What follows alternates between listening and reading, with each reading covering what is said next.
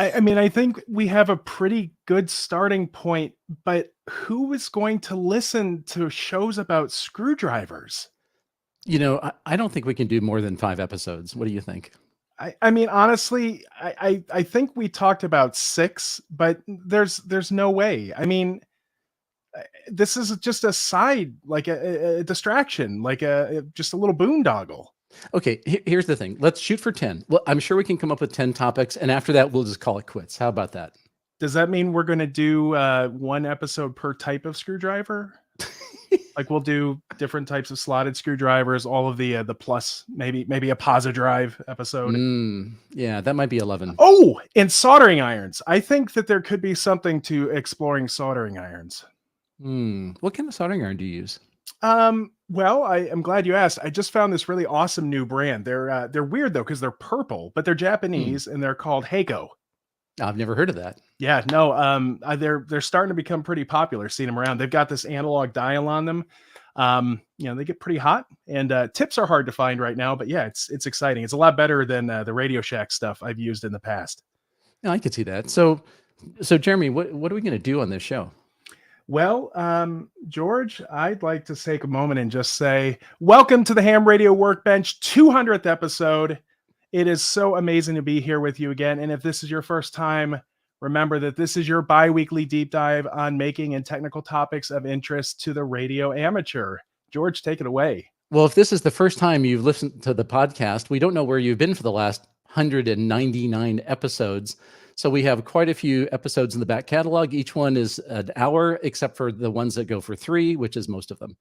So if this is the first time, you could check out our website, go to hamradioworkbench.com. You could follow us on Facebook. The group is Ham Radio Workbench. You can also go to Discord and you can check out a bunch of great folks and channels there. You can chat with us or text with us, talk about portable operating, what's in your workbench, and all kinds of great stuff.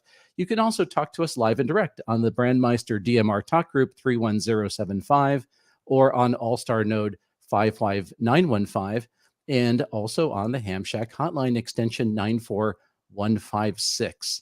So check those out. So on today's show, this is our 200th anniversary edition. So we have quite a crew. So originally when we started out, Jeremy, it's just you and me, pal. It was kind of lonely here in the studios. And over the last several years, the family has grown.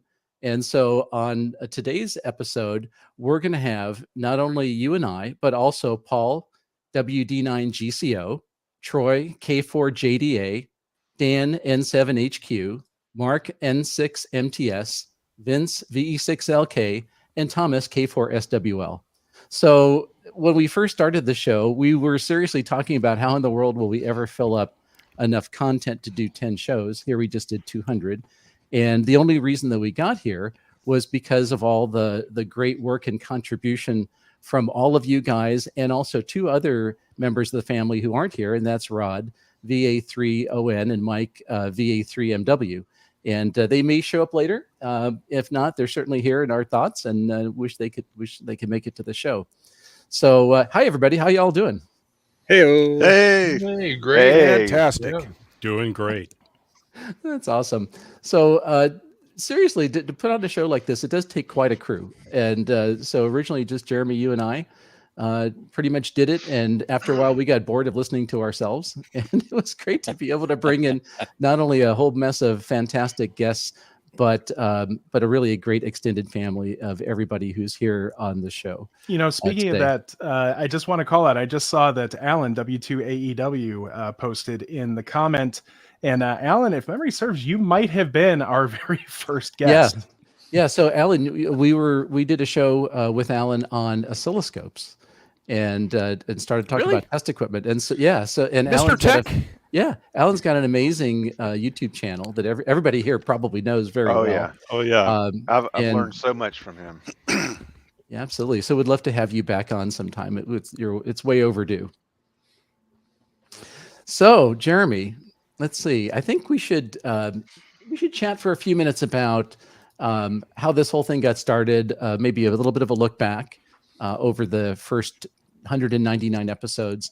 After we do that, we're going to have a special cameo appearance from our good friend Eric Guth, 4Z1UG, who cannot be here on the live stream. But in the final recording, there will also be an interview with Eric talking with us about the podcast and how are things on QSO today, and how does Ham Radio Workbench kind of dovetail into all that.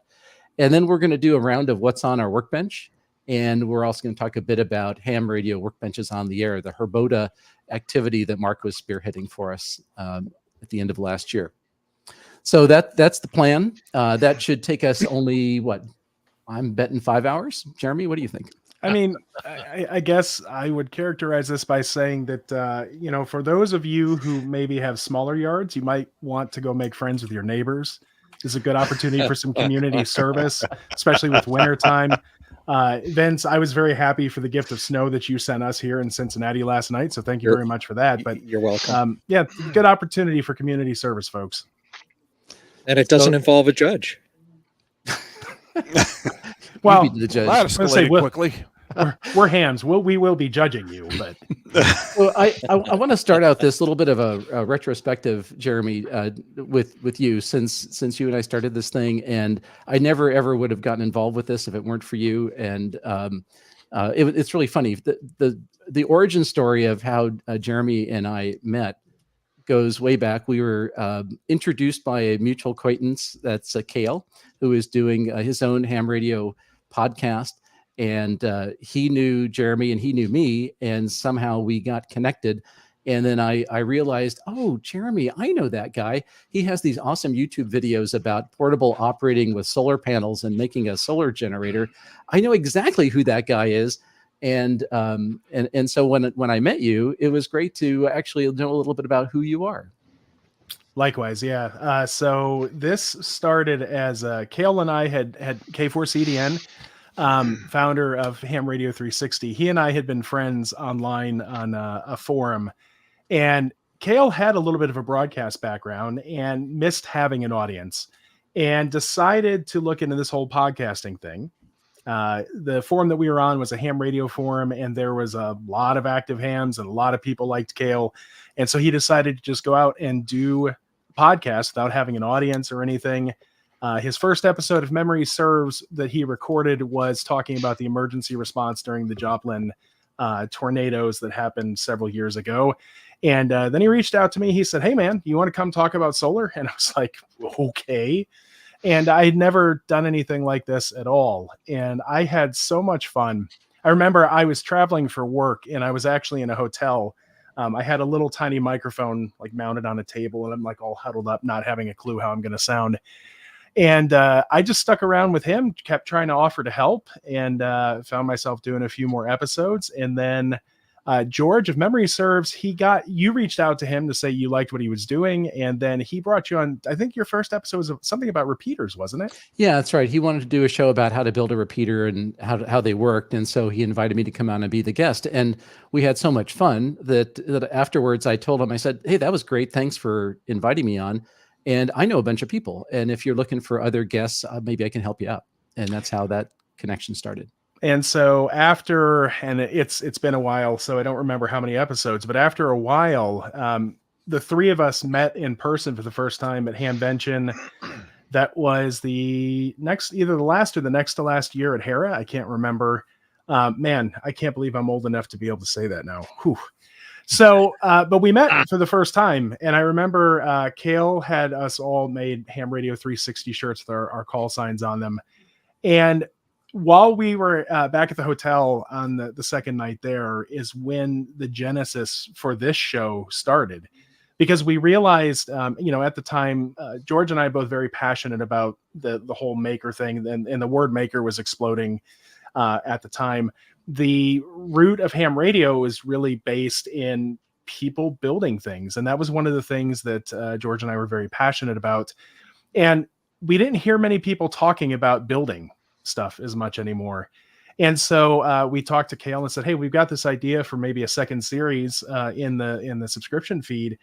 And we want to focus more on the technical and hands-on side of this in an effort to get people motivated and excited about, kind of the roots of ham radio."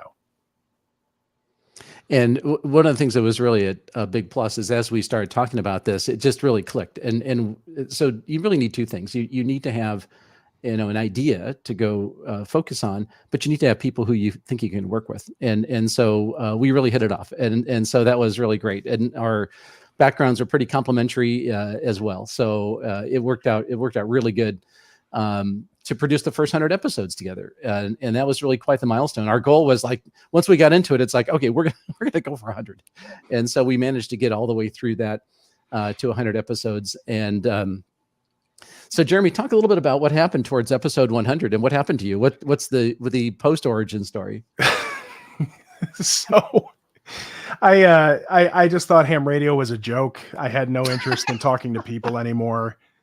Making stuff is for losers. No, no, just things in my life had gotten to a point with, as my kids were getting of a certain age, work was incredibly busy. And so around, and actually I don't even remember what my last episode was, but around the 100th episode, I announced that I was going to be stepping away to be able to spend more time focused on the family thing, which one of the things, George, I believe we talked about this once, that if we could go back and do it again, we would have set the show up to have seasons, because at the first 100 episodes, with very few exceptions, it was every other Friday night for years. Every other Friday night we were recording. There were a couple times where George might have had to travel for work, or I did, and we would, bring friends. That's actually Mark, how I met Mark early on, as far as helping to come fill in the other chair a few times. But it was a lot of work, and we were good and diligent about keeping it up. But it got to be too much to me. And then, quite frankly, there was the part of me also, first of all, my interests were changing as far as the things that were personally fulfilling, because a lot of the radio operating that I enjoyed doing, I couldn't do. I still don't have an HF station at home. I didn't have time to go out and operate portably very much. And so my interest in ham radio was waning a little bit. I felt like personally I had set out, or, the mission that we had set out for, as far as getting people interested in making, the feedback that we got at Hamvention from people stopping by overwhelmingly told us that we had accomplished the mission that we had set out to start on. And I felt like I had said, everything that I had come to say at that point. And so I stepped away and made such a huge impact that they had to replace me with like 7 different hosts. We had to go out of the country to find enough other people to work on this. So around about that time, we probably started talking maybe, 20 episodes or whatever before you made the transition about, well, how could we actually make this work, but have it, work for you and the family and all that sort of stuff. And so one of the things that we started to do was we have guests, as we do now. We had, regular guests, and we started to work with a few folks who became more and more involved, becoming more regular guests on the show, and also expressed interest in helping out. And so that's how the team really morphed from Jeremy and I to myself and the rest of the team. And Rod, who's not here, VA3ON, was an enormous help in encouraging us and helping behind the scenes. You didn't hear him very much on the podcast, but he's very much active and involved with figuring out, shows and topics and guests and things like that, and just generally providing some great counsel. And so he was a really big advocate for keeping this going. Also, you'd mentioned Mark, who is here. Hello, Mark. So hello. Go ahead, Mark. Hello, Mark. So it was really great to start working with Mark, because you have not only a really good electrical engineering and radio background, so you can bring a lot to the party, but you're a really good communicator, and it was really good to be able to start to bounce around ideas with you and kind of get you starting to be more involved with the podcast. I actually just looked it up because I was curious. I couldn't remember how long ago you brought me onto the podcast. After your first 10 episodes, I remember you guys were saying, all right, we're kind of running out of topic ideas. Listeners, if you have a topic you want to talk about, reach out to us, and we'll see about putting you on the show.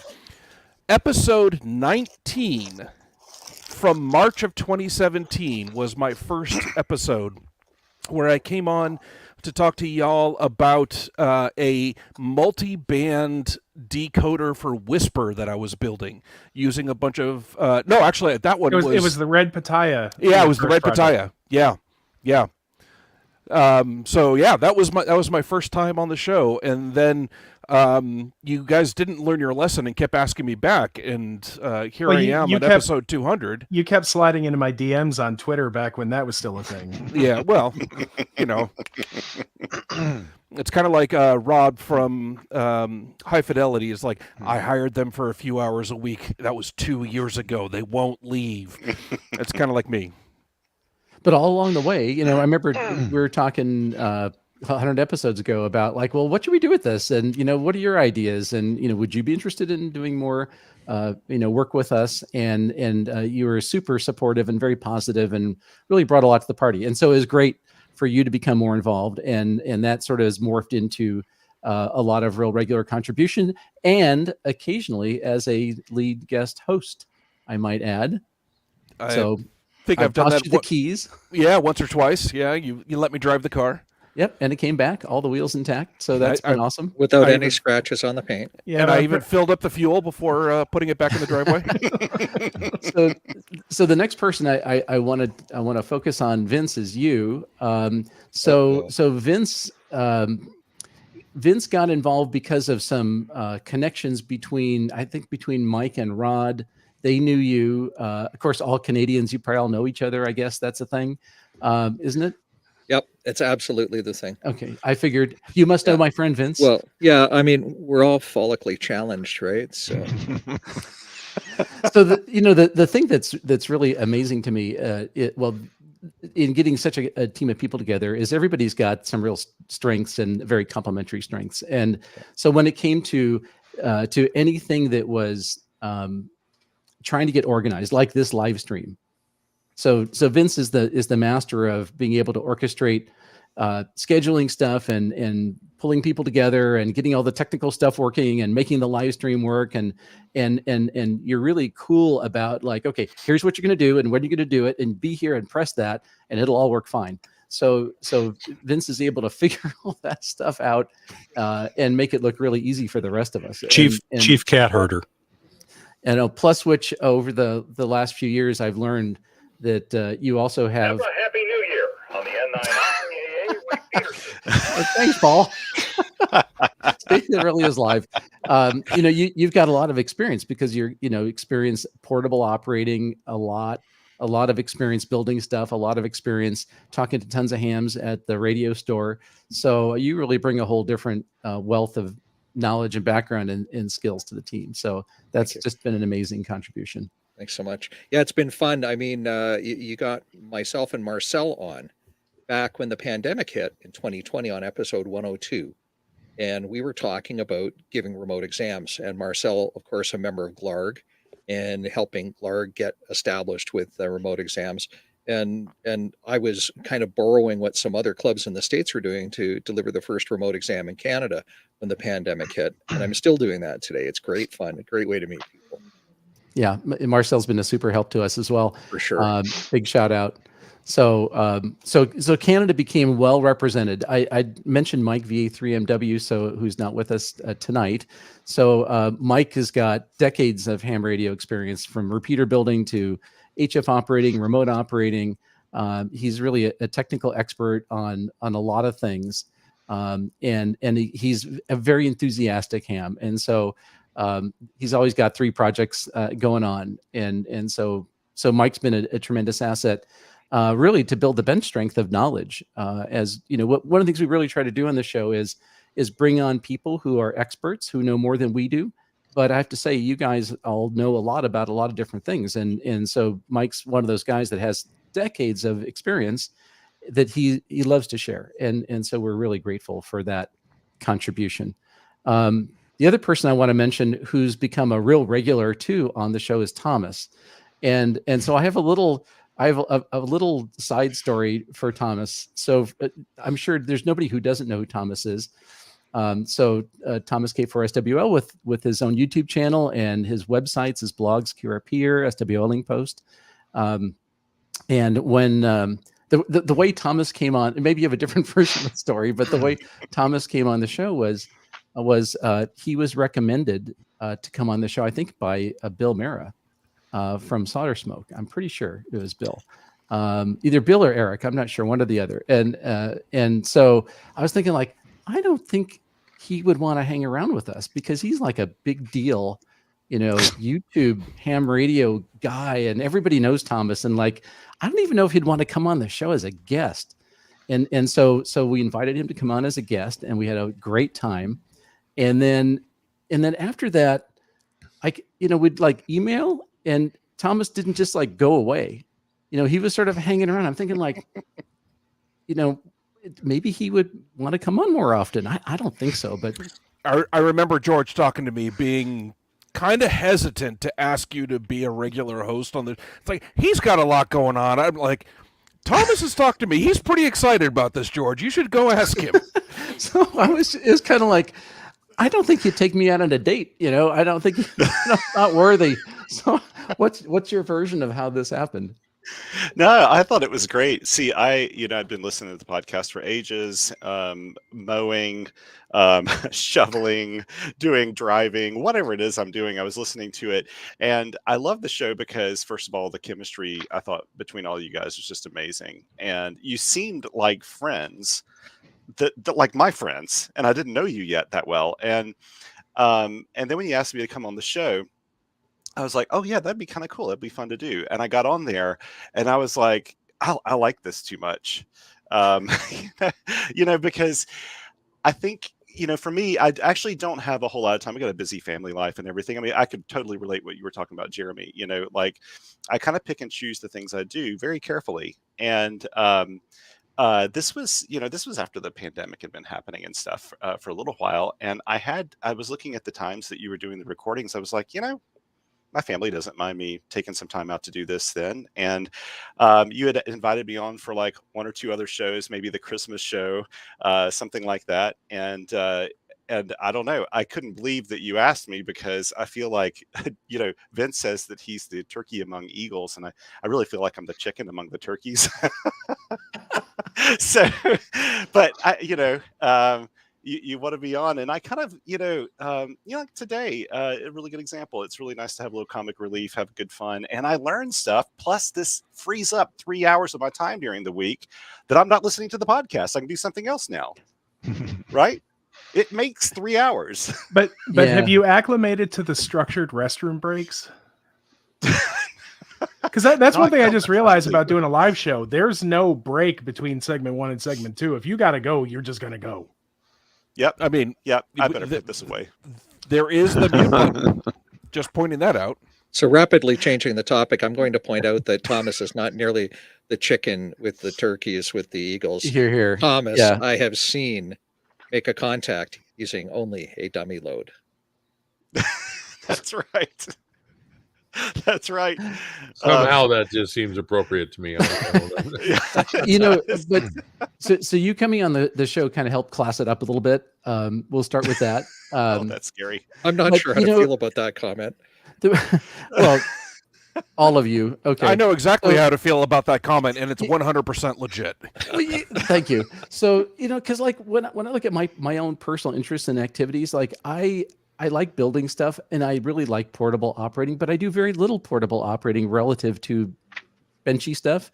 And so it was really great to have you come on, because you do so much of that stuff, and you use so many different radios, and you've got a very good perspective on the pros and cons of different ones, and how do they work, although I don't think you've found one you really don't like.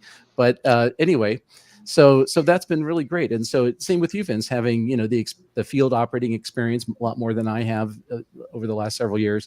So it's kind of good to get a balance of different perspectives and experiences. So Thomas, it's been great to have you be on as a regular, and we're The finally pleasure's all mine.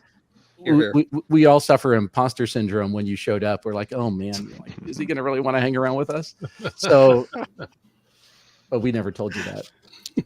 Okay, so the next person I want to point out, Paul, is you, and Paul's one of these guys that's like, you're kind of in the Thomas zone. It's kind of like, oh, he's kind of a big deal. He's kind of a ham radio news anchor-y kind of guy with a really good voice.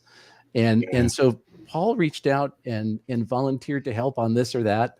And it's like, man, I don't know why, but I'm grateful. And so, yes, please. And so it was so nice because like we do the QSO Today hangout things and you'd participate in those. It was great to have you there. That was pretty much where I spent my entire event, was hanging out in the Ham Radio Workbench room. That's where all the fun was. That's where we were. Yeah. But like, doing the spots for us that we now put in every episode was great. So we're not sure what attracted you to this thing. I've been listening for years. I live in a condo, so I don't have a yard, so I've had to find other things to do. But I enjoy the chemistry. I enjoy the banter, and I learn stuff.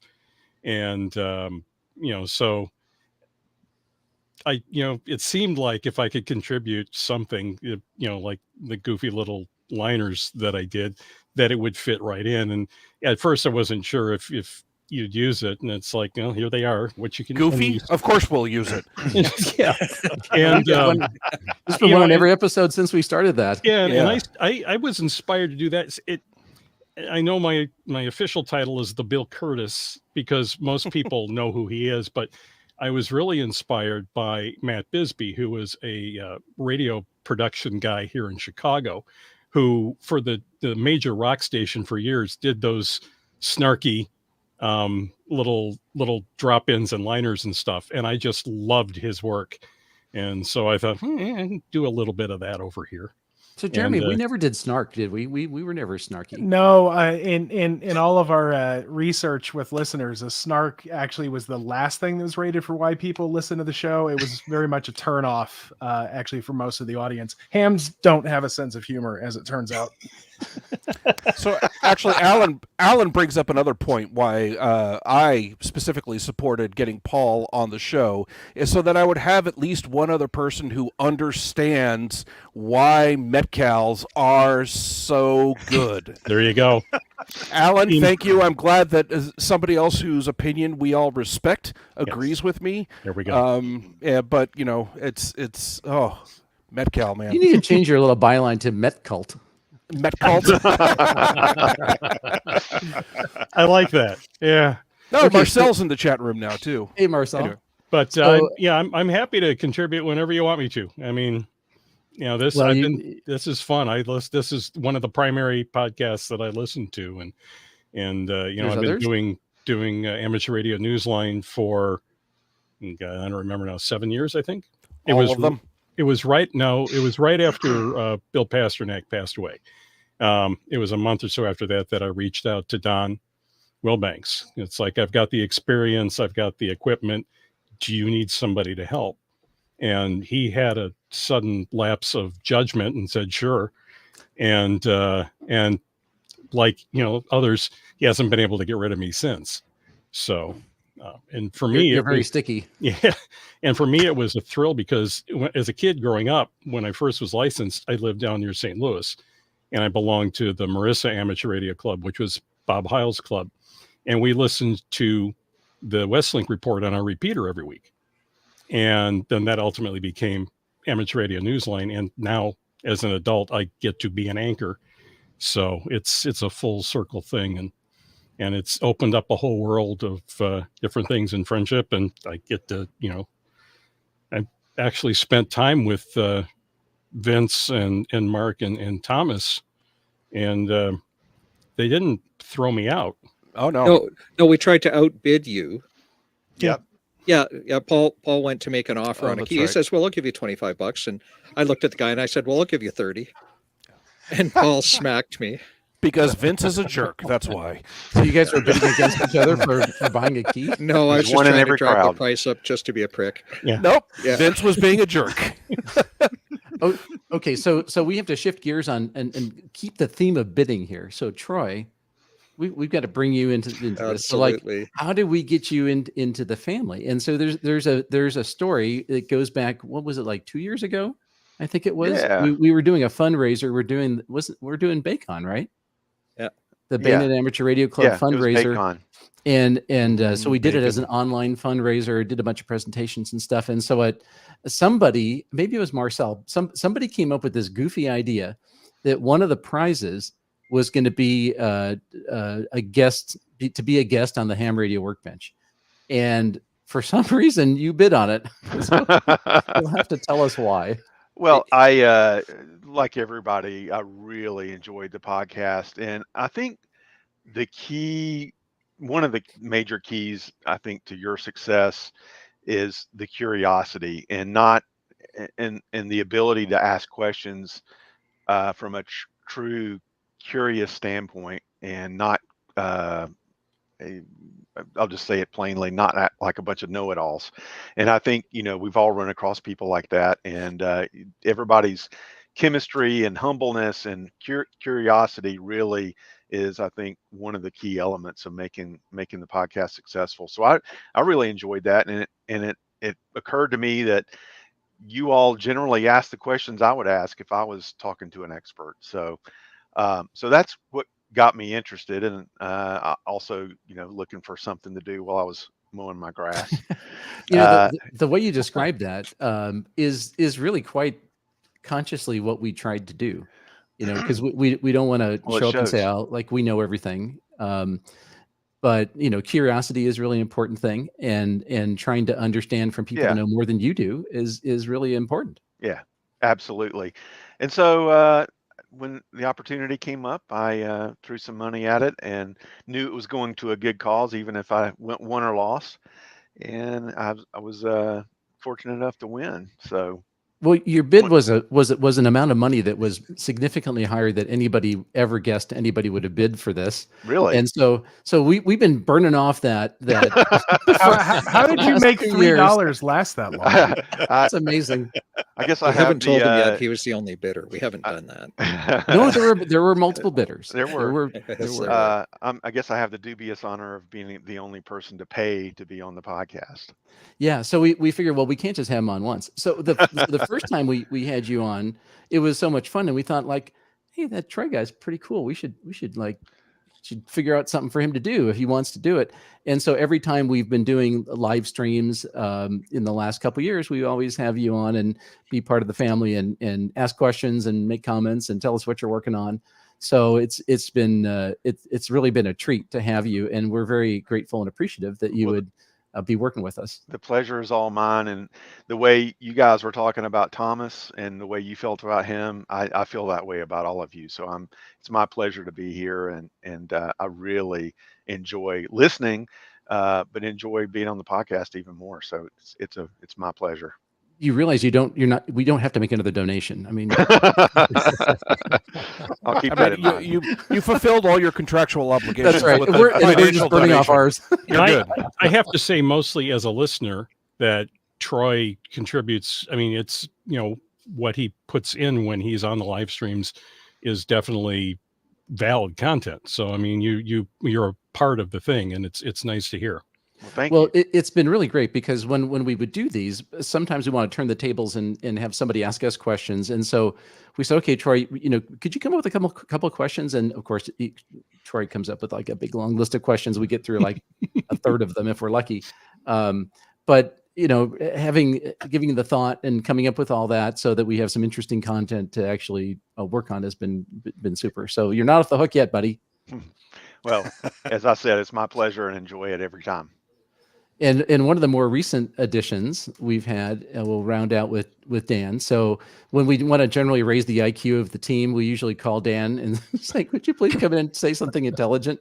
And so it started, the first time, Dan, we had you on was to talk about, I think, the network in the shack was the first episode. Yep. That's correct.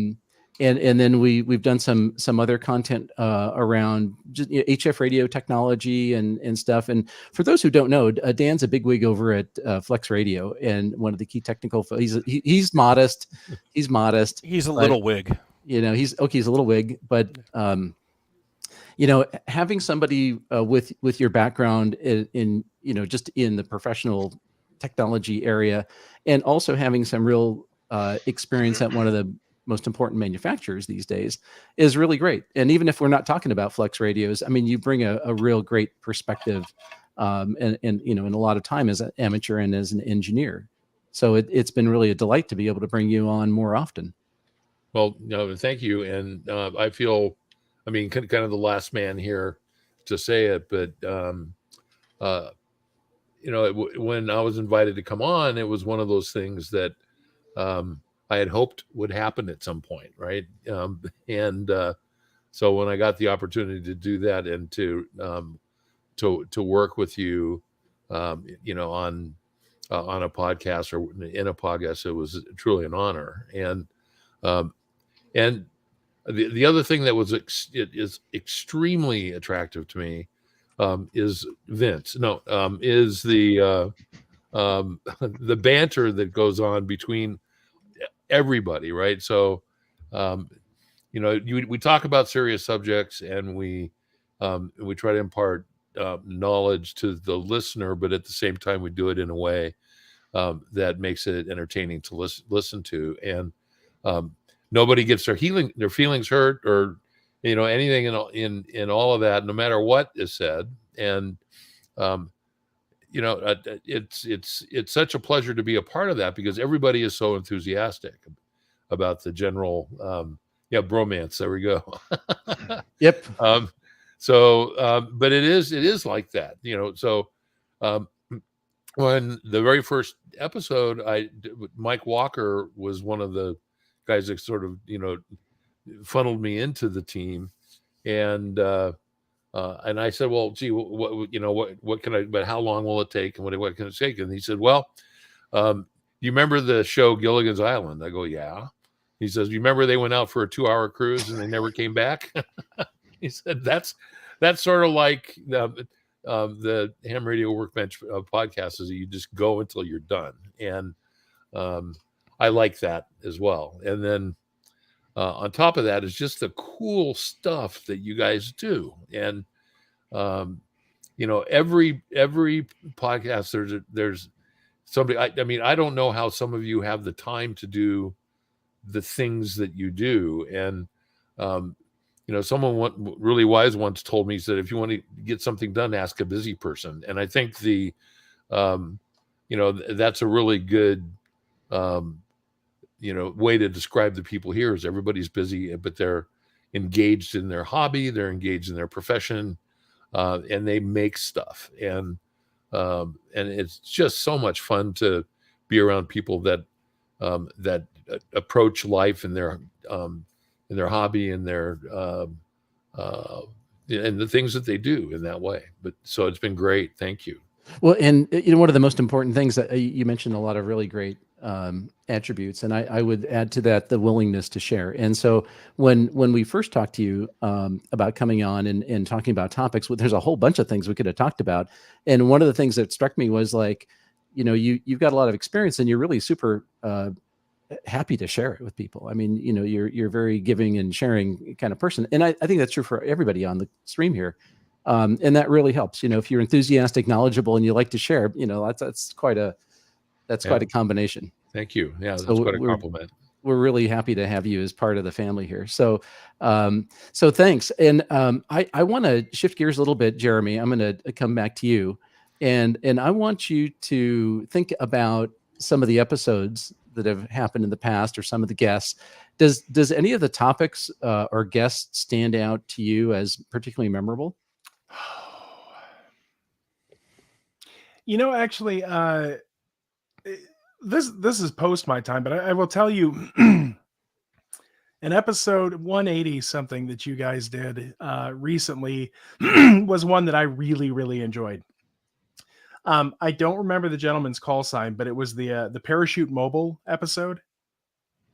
And what I really liked about it was that it was a very story-driven episode. Like, you know, we talked about the gear and the operating considerations, but it was truly fascinating to hear very articulately somebody who was doing something I'll never do.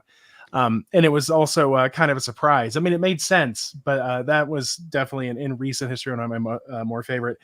Also, George, you guys also recently just did another deep dive on repeaters and the joys of repeater ownership. And as somebody who has been foisted into service of servicing a repeater now, which, by the way, folks, I didn't stop ham radio. I stopped doing HF by and large, but I'm a Hytera dealer now also. So if you need a Hytera radio for DMR, let me know. But yeah, I'm now part of a team of people responsible for maintaining your repeater.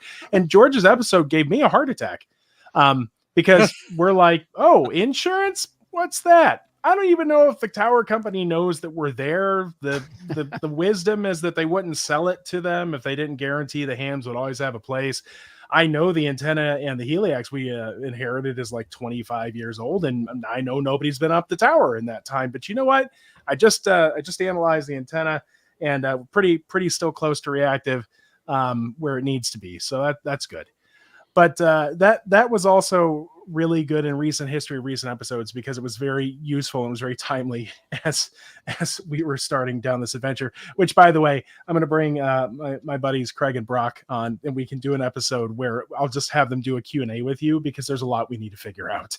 Oh, that would be awesome. We're getting ready. We just picked up an MTR 2000 to replace the Bridgecom, so we're going from 40 watts that we dare not run at 40 watts and going up to 100 watt big boy repeater with I can't remember who makes it, but there's an MMDVM card, and we're going to get 5G internet. If I go back to the episodes before that, honestly, those listener project episodes were some of the most fun, because for me personally, I was very enamored of the making thing. Mark, your credit is being the one to say that what I'm going to get the names wrong. I was the Simplicito to George's. Who was it? I think it was Plato. Plato, yeah.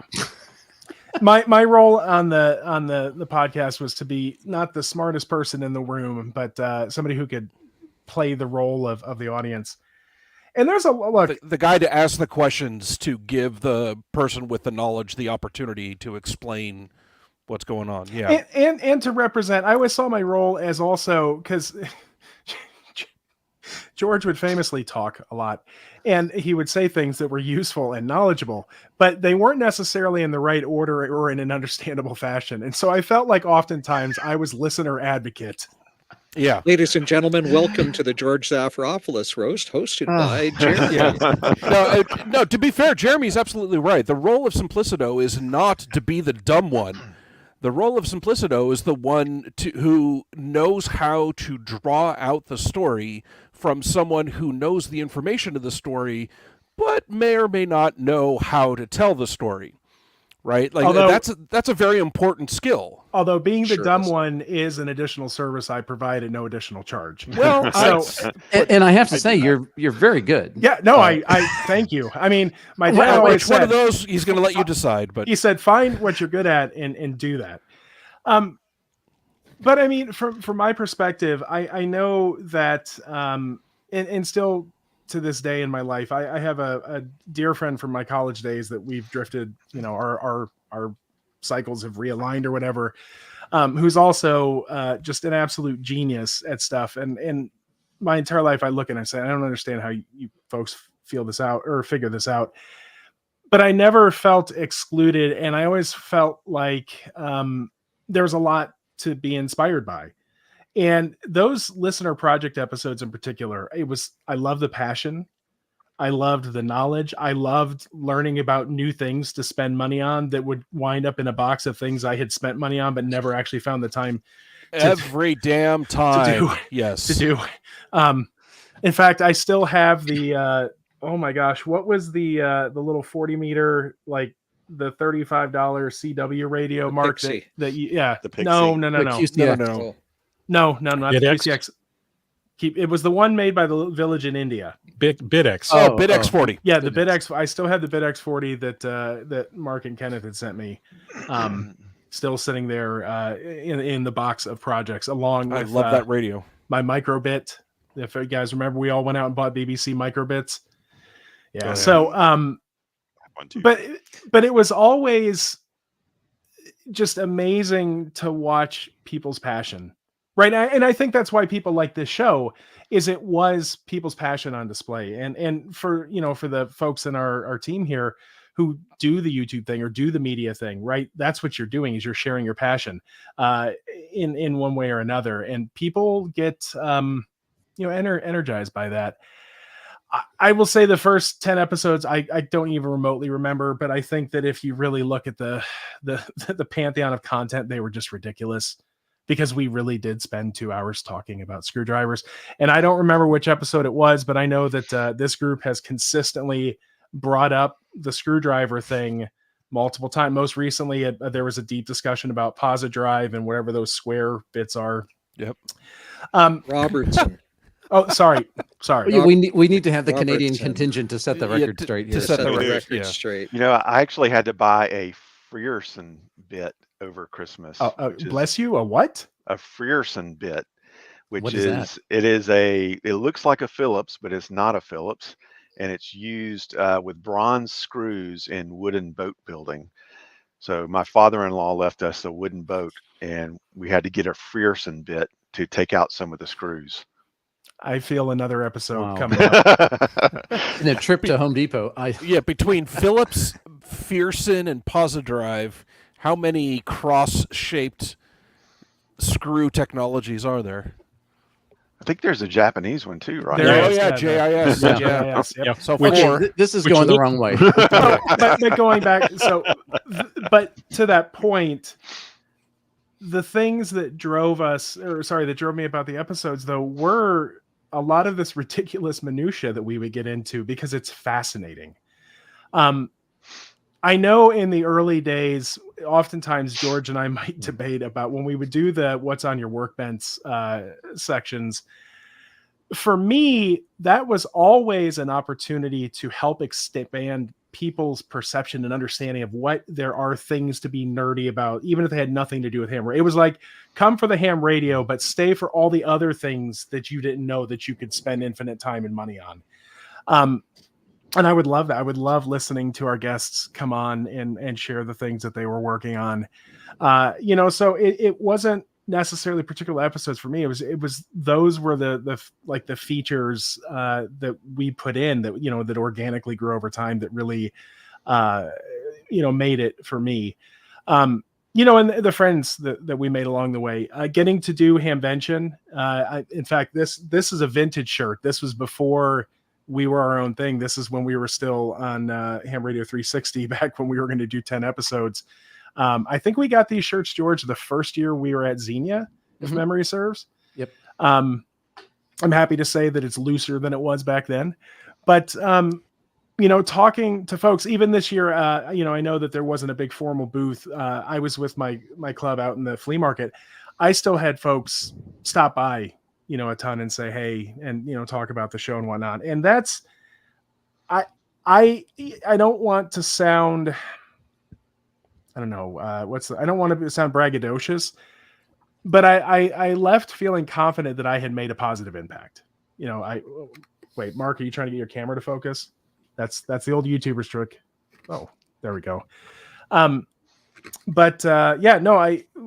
as I said earlier, I felt like we had accomplished the mission that we had set out to do and far exceeded it. I know I will speak for George. 100 episodes was never, that was ridiculous. That's still ridiculous. 200 episodes is doubly ridiculous. And y'all keep going. And I got to say, a key success factor for us, Jeremy, was working with you to get things set up, because there's a lot of stuff behind the scenes that nobody will ever see that you have to put together to do a show, which I won't list. But there's a lot of thought to how to structure things and put all the infrastructure in place, and how do you want to run a show, and what, all that stuff, and the format and the structure and everything that we put in place together is still what we're doing today. So today you've had a fairly big impact, and it's great when we can drag you back on and bring you in from time to time. So I'm really happy that you can make it to this and subsequent shows that we could drag you. I'm honored to have been asked to be here, and it's really cool to see that not only has it continued, but it's continued to evolve organically. I expect that by the time we do this next time, there will be 30 hosts. So just remember, folks on screen right now, be thinking about your friends to open those applications up to. And I'm dead serious about bringing my friends Craig and Brock on to do an episode about, oh my God, we wound up at the repeater site and then we went out and bought something. Now what? So if it makes you feel any better, I have an MTR 2000 in the garage, literally. That's good. Does the power supply still work on it? Well, I'm running it on 12 volts. So yes, externally. And I ran a 100-watt MTR 2000 on our repeater back in the Bay Area. So I'm pretty familiar with those. Be careful, Amazing. Jeremy. He'll sell you a repeater controller too. Well, to be honest with you, that's on the list of things to talk about, because the MTR 2000 apparently does not by itself ID in a ham legal way. At all. Correct. Ours will ID. It won't ID if somebody is talking. You might have to solder up the controller, though. Just be warned. Yeah, get a pound of solder. You'll be fine. So I want to open this up instead of picking on everybody else. Does anybody want to volunteer to comment on any particular show you thought was interesting, useful, a particular guest you really enjoyed? It's a hard one because the answer is most of them. Right? Yes. Like there have been a few discussions that just weren't my jam, right? And I mostly kept quiet for those. But your superpower, George, is to be able to interview people who are talking about things that you have no idea about. And I can't remember who it was who was commenting about your curiosity. But I think that really is what it boils down to, is that you are so curious that when someone gets started talking about something that they are passionate about, you pick up that passion. And you want to know as much about that particular topic as you can, and you will dive deep and really draw that out of the guest. I have a hard time with that because my brain makes a bunch of assumptions. It's like, oh, he just explained this part of it, and I can kind of assume the rest of it, and I don't bother asking. But then there's like the one topic that I hyper focus on, and I just go deep on that and forget the rest of it. So my ADHD makes it hard for me to really be good at interviewing guests, but you are an absolute pro at that. So my superpower is actually ignorance, because it's a lot easier to ask dumb questions when you don't know anything about the topic. As a listener, for me, the most fascinating thing is there's quite a bit of these that talk about stuff that I'm interested in. But then there are a few where it's like a topic that it's not really a thing that I do, but you guys make it to the point where even if it's not a thing I'm going to pursue or not part of my radio world, I'm going to listen to it because I'm going to learn something. Yeah. So, Paul, that's so true. And by the way, I say this about Eric's QSO Today podcast all the time, which is like, here's a guest who's going to talk about a topic. I kind of don't really care about the topic, but 5 minutes into it, it's like, oh, well, that's kind of interesting, So I think, this is true for a lot of our episodes on topics I know nothing about, because it turns out that most of these things, really are interesting. Either they're technically interesting, or the journey the person went through is interesting, or what they were able to do with it was interesting. And like some of the things that I was not at all interested in, eventually I come around to finding fascinating. Jerry, Are you flashing your screwdriver? He's answering a text. I mean, a chat room question. It's after 10 o'clock Eastern. Or no, it's not 10 o'clock Eastern. I better not do that yet. Oh man, Vic's asking brown a chicken, question. brown cow. Oh, actually, sorry. The answer, Vic, to that question is both. I have all the Wera micro tools outside in the little toolbox. This is sorry, just for everybody else. This Weha is a driver that won't focus. That I use specifically for maintaining all the modules back here in my modular synthesizer. So put it back up so we can see it. Oh, sorry. Now that I've got you highlighted. There we go. Yeah. Made in Germany by Put Germans. me back up though. I've got that outside. All I got to do is open that door and grab them. I've got all their micro drives. Yep. Here. So I'll throw one out there. Oh, hold on. No. Thank you, Rod. This is a Rod thing. Because that really was the true unspoken mission, was that Ham Radio Workbench is economic driver. Because if there's one, I wish, forget, I'm not talking about affiliate earnings, but I wish we had a way to account how much impact, how much other people's money have we spent over the years. I was gonna say that Christmas episodes are always, I always look forward to those. Those are fantastic.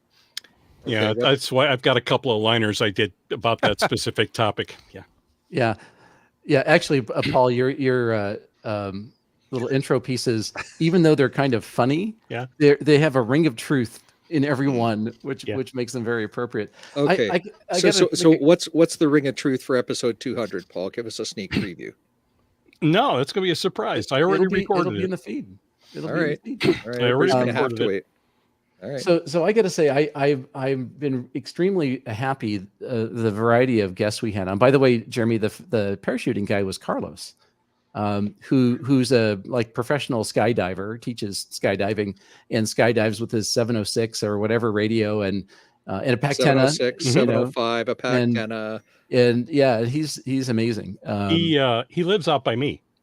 Yes. He lives about 40 minutes away from me, and I'm located between where he lives and the airfield that he normally jumps from, which is on the south side of Chicago. So I've talked to him a lot on our repeater as he goes through. And at Xenia, he did a jump with the 2 meter HT. 3 jumps. Jumps with 2 meter. So he's working people at Hamvention on 2 meters as he's going too. So Carlos is a cool guy. I got to actually work him too when I was in the car and I was going down the road, and I just happened to have on the mobile. I was with my buddy Eric, and I got to work him. That was really cool. But Paul, I was just thinking, you got to be kind of careful with Carlos, just to ask him to drop by your place. Don't you? If he's that close. Do you still have the sad trombone? So they're on the. No, that's not it. Every week, that's not it. That's not it. That's not it. Yeah. 4 tries a charm. Well, it's as close as we get. That's close. Parachute into my driveway. Yeah, he's actually going to come out to our radio club next month and give a presentation on the parachute mobile thing. So Carlos is cool. I like Carlos a lot. He's a very cool guy. He's super friendly. He's very smart. The man knows more about coffee than the group of us will. He'll forget more about coffee than the group of us will ever know, because he owns coffee plantations. He's a very interesting fellow. I pasted the link to the podcast episode. I think it was 160. Yeah, it's 166. I pasted that into the chat earlier. And he's a super active POTA activator. Yeah, he set out to do a kilo in a day. And he got 503 contacts, I think was the number, 502 contacts. Yep. And an active VE for sure. Yeah. I want to throw in, I'll ask myself my own question, which is a memorable episode. It's like picking your favorite child. I mean, it's not fair. And having said that, though, there's one that really kind of bubbles up for me that just I enjoyed so thoroughly. And that was when we had Bill Mara on the show. Yeah. So Bill is the host of Solder Smoke, and one of the founders of Solder Smoke, and now of course with Pete Giuliano, who's an amazing home brewer par excellence for sure, and funny guy. Who we are going to get on the show at some point. You stole my thunder, George. I mean, that was going to be Bill Mara's episode. Yep. I tell you, the reason why I'm picking Bill is because he's a really fun guy to talk to. He knows a lot about radio. He's very good in explaining things. His book is very good at that. And he's really fun to listen to because he brings in stuff that's radio related, but is not some technical, some non-technical stuff. And really, he's one of the inspirations for me for wanting to do the podcast, because I was listening to Solder Smoke when he was doing it with the fellow up in Alaska who tragically passed away. So they only did like a dozen episodes, and then Bill started up doing it on his own. And so Alan is commenting on his Drake 2B, and like, so here's a guy who likes building stuff, but also he has this classic tube radio, and he can talk for hours about that Drake 2B, and it's just so much fun to listen to that. In addition to the circuit design stuff, so he's really quite inspiration. Paul, I have to recommend his book. Yes. You can buy the physical one, but he put the Kindle version out for free. Oh, did he really? And I got it, and I read it. It's like his story from childhood through all of the, the foreign service stuff that he did and his adventures in radio in foreign countries, and it's fascinating. So to be clear, you're talking about his book called Solder Smoke, because I think he has 3 books total. Well, no. So he did one ham radio book. It's Solder Smoke, Global Adventures in Wireless. That's the one that I read. Yeah. And then he has some other non-radio related non-ham radio books. Yeah. But one of the things you triggered a thought here, Paul, which is when Bill would be in the UK, or he would be in Italy or somewhere, and you would also get these sort of life in that country from a ham perspective was really, really fun to listen to. So I got to say, out of all of them, that was one of my absolute favorites, and was certainly I'd like to get Bill back on. We talked about that, so we'll work on that in 24. So like then I could kind of go down a big long list of everybody else, but which I'll sort of hold off on. So any other comments from anybody about kind of our look back before we look forward here? Yeah, the episode that the first Ham Radio Workbench I heard was a Maker episode, and I don't remember exactly about it, but right at the time I was like just getting involved in the Maker movement, and teaching some classes at like a local Maker place, and it just rang a lot of truth to me, and I went, oh wow, this is a cool thing. And there's somebody that likes radio too. How about that? So that was my introduction. Oh, very good. And there's hope for the future after you listen to that one. Yes. That kind of reminds me, I can't say much about this because I think I interviewed myself, but George, I remember that the introduction to 3D printing episodes were like some of the most controversial that we had ever done, because I think those were the first episodes we did that weren't directly related to ham radio. And I remember you and I debated vigorously about, like, hey, this is a skill that people should be aware of having to have. So yeah, that just in the annals of Ham Radio Workbench history, just that 3D printing was controversial, folks. Well, that's funny, Jeremy, because now that's just like another tool in the toolbox, right? Of course, you've got a 3D printer, or your buddy's got one, or whatever. And, that's just become such a standard thing now. Yeah. You still do much 3D printing, or is that? No. Well, the funny thing is, like, at this point, I don't actually own any printers. I actually donated the last one here to a family in the neighborhood who had a kid that like was getting super excited about it. But my sister-in-law, or not my sister-in-law, she's my sister. Sorry, that's a big difference. My sister actually owns a side hustle that does 3D printed jewelry that she's quite well known for. And so if I ever need a printer, I have access to a farm of them. But I've had to model a few things here and there for making little tools or utilities, or just trying to rapidly prototype something that I wanted to actually hold in my hands and see how it would work. So I think that's one of the angles that I always really wanted to foster on the show, which is if there's a tool that would be useful especially to hams, let alone general maker type folks, it's good to learn about it. And a tool could, literally be a tool like the screwdriver, or it could be something like the 3D printer, or a piece of test equipment, or even like Mark, Jeremy, we've talked and done stuff on making PC boards, like, well, how do you do that? And really like demystifying this stuff. I think this is one of the goals that I've always had in the episodes. It's okay, how do we take this kind of complicated, seemingly weird, difficult, whatever topic, and how do we sort of demystify it and try to figure out, well, like, how approachable is this for just anybody to get into, and what does it really take to get into it? And if you did, like, what would be the benefit of doing that? I think that's kind of a key for what we're trying to do. I can tell you how not to learn how to do board layout. with 4 people trying to help you. With 4 people, multi-generationally, 4 people. Hey. Because there were some people who still haven't accepted the fact the mouse exists, George, and then there are the rest of us. But in all fairness, you're faster on a keyboard than anyone is with a mouse. So I was not using a keyboard to do word layout. Everything was, it's this keyboard shortcut. And well. Kenneth and Smitty were like, no, you right click and select this. I've got a patented time estimation technique for engineering products, and that's you take the time that you think that you could get it done, or with your team, and then you raise it to the power of the people involved. Right. That was definitely true of the episode where we tried to help Jeremy make a mute switch. Yeah, it was 4 hours for a 10-minute project. Yeah.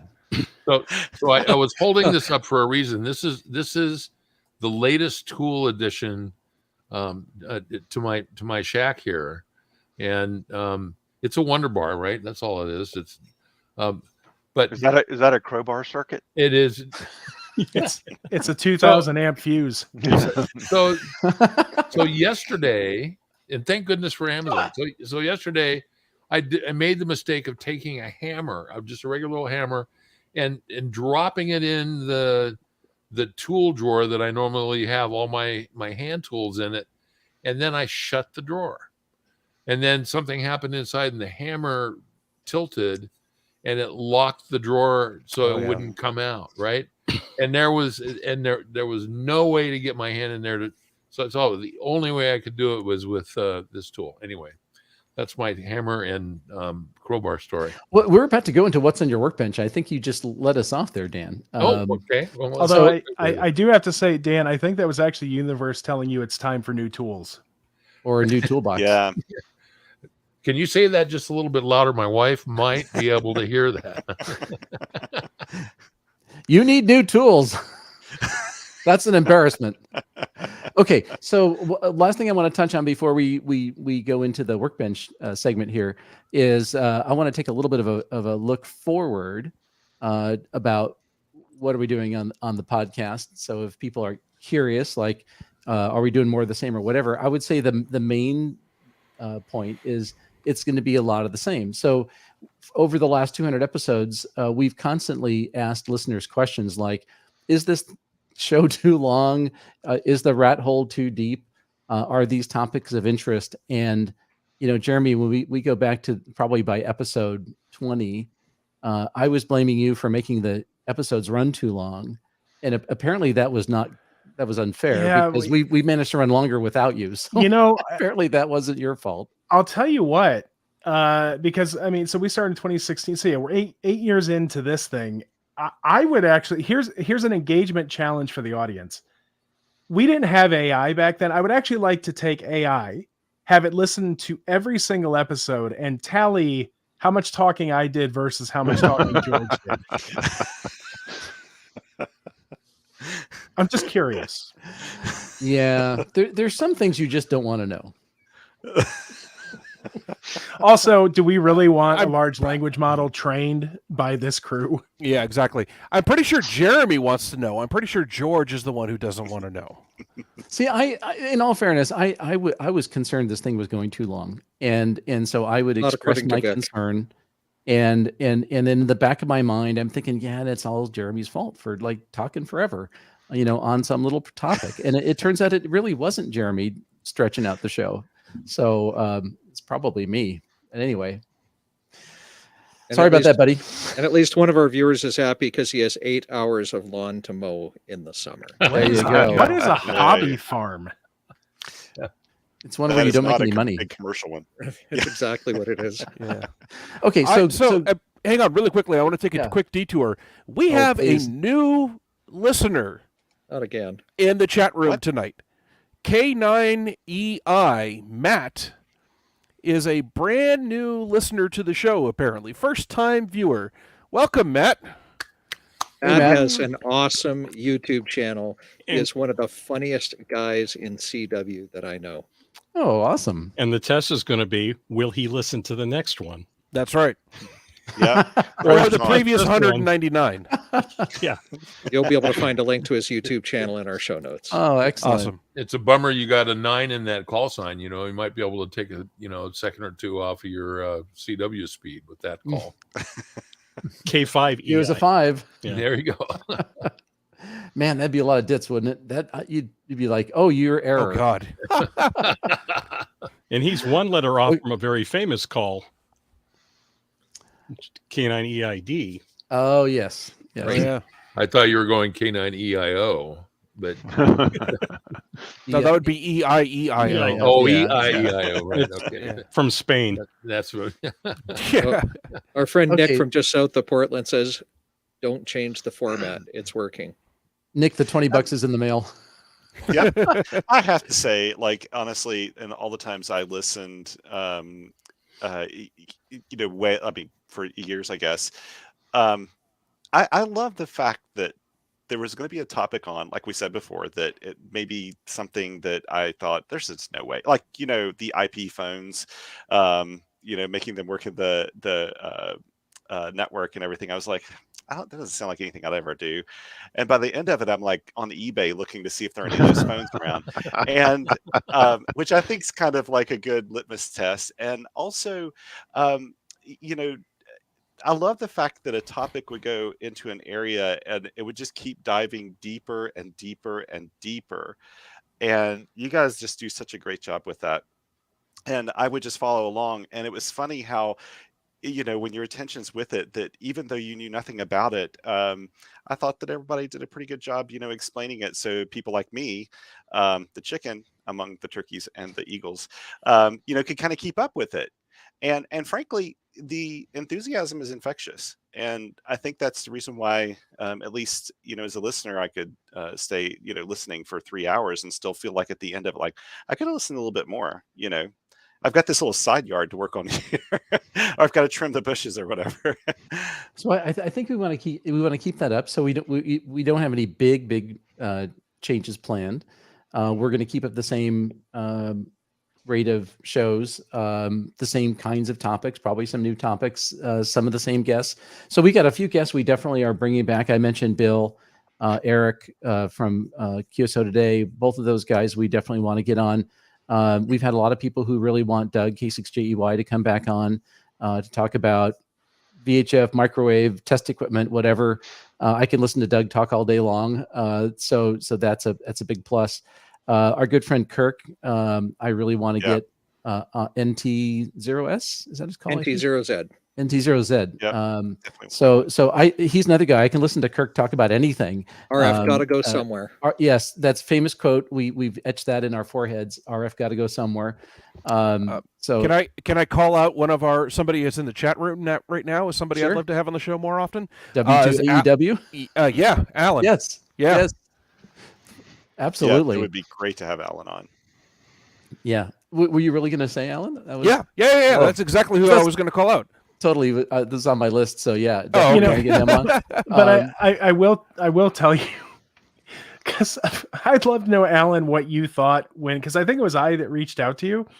You had no idea who I was. I don't even think you knew what Ham Radio 360 was, but you were gracious and agreed to come on very early. And in fact, I think you posted earlier that you had forgotten that you had done it or that it was so early.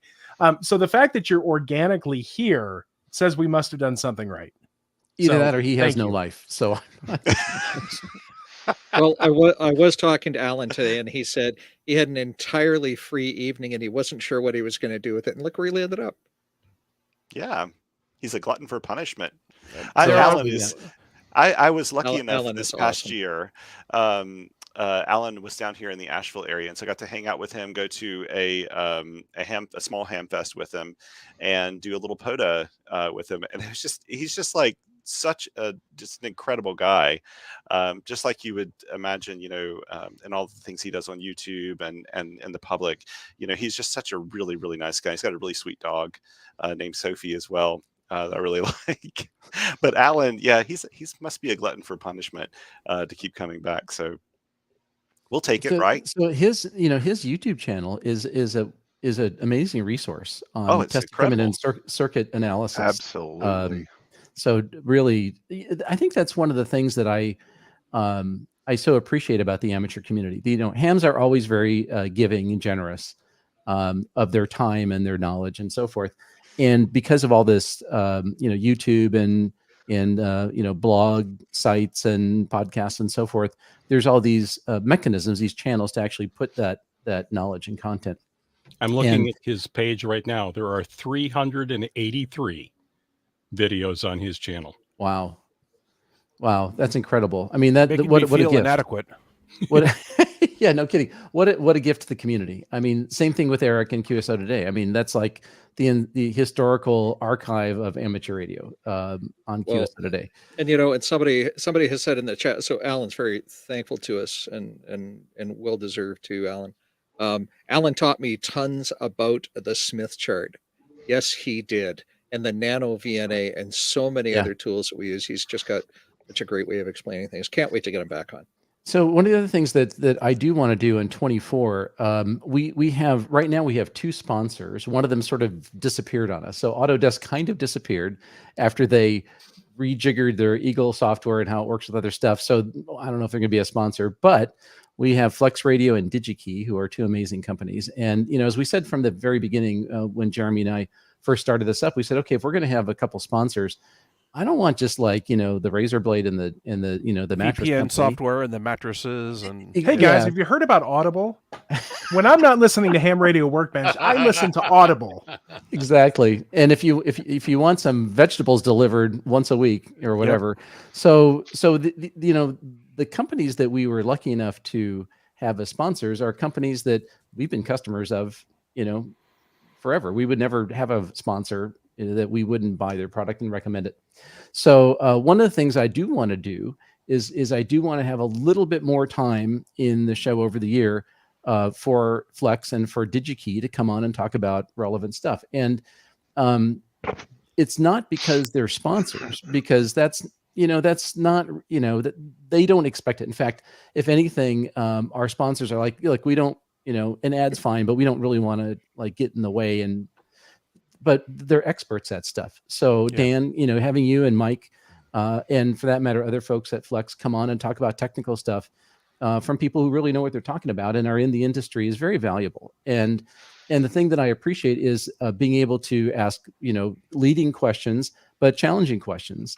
And, it's not like, we're constrained in what we're going to ask. So we've been really open, and you guys have been also very open, except maybe there's a question I'll ask. You're like, hey, I don't want to answer that question because it's a secret. Like, well, okay, fine. But we try to be very transparent. And so we have not done that with DigiKey. And I've been talking with them a lot lately, and they'd be very interested in participating more. We put up a webpage, by the way. We help them on the DigiKey webpage. There's actually a whole page on amateur radio.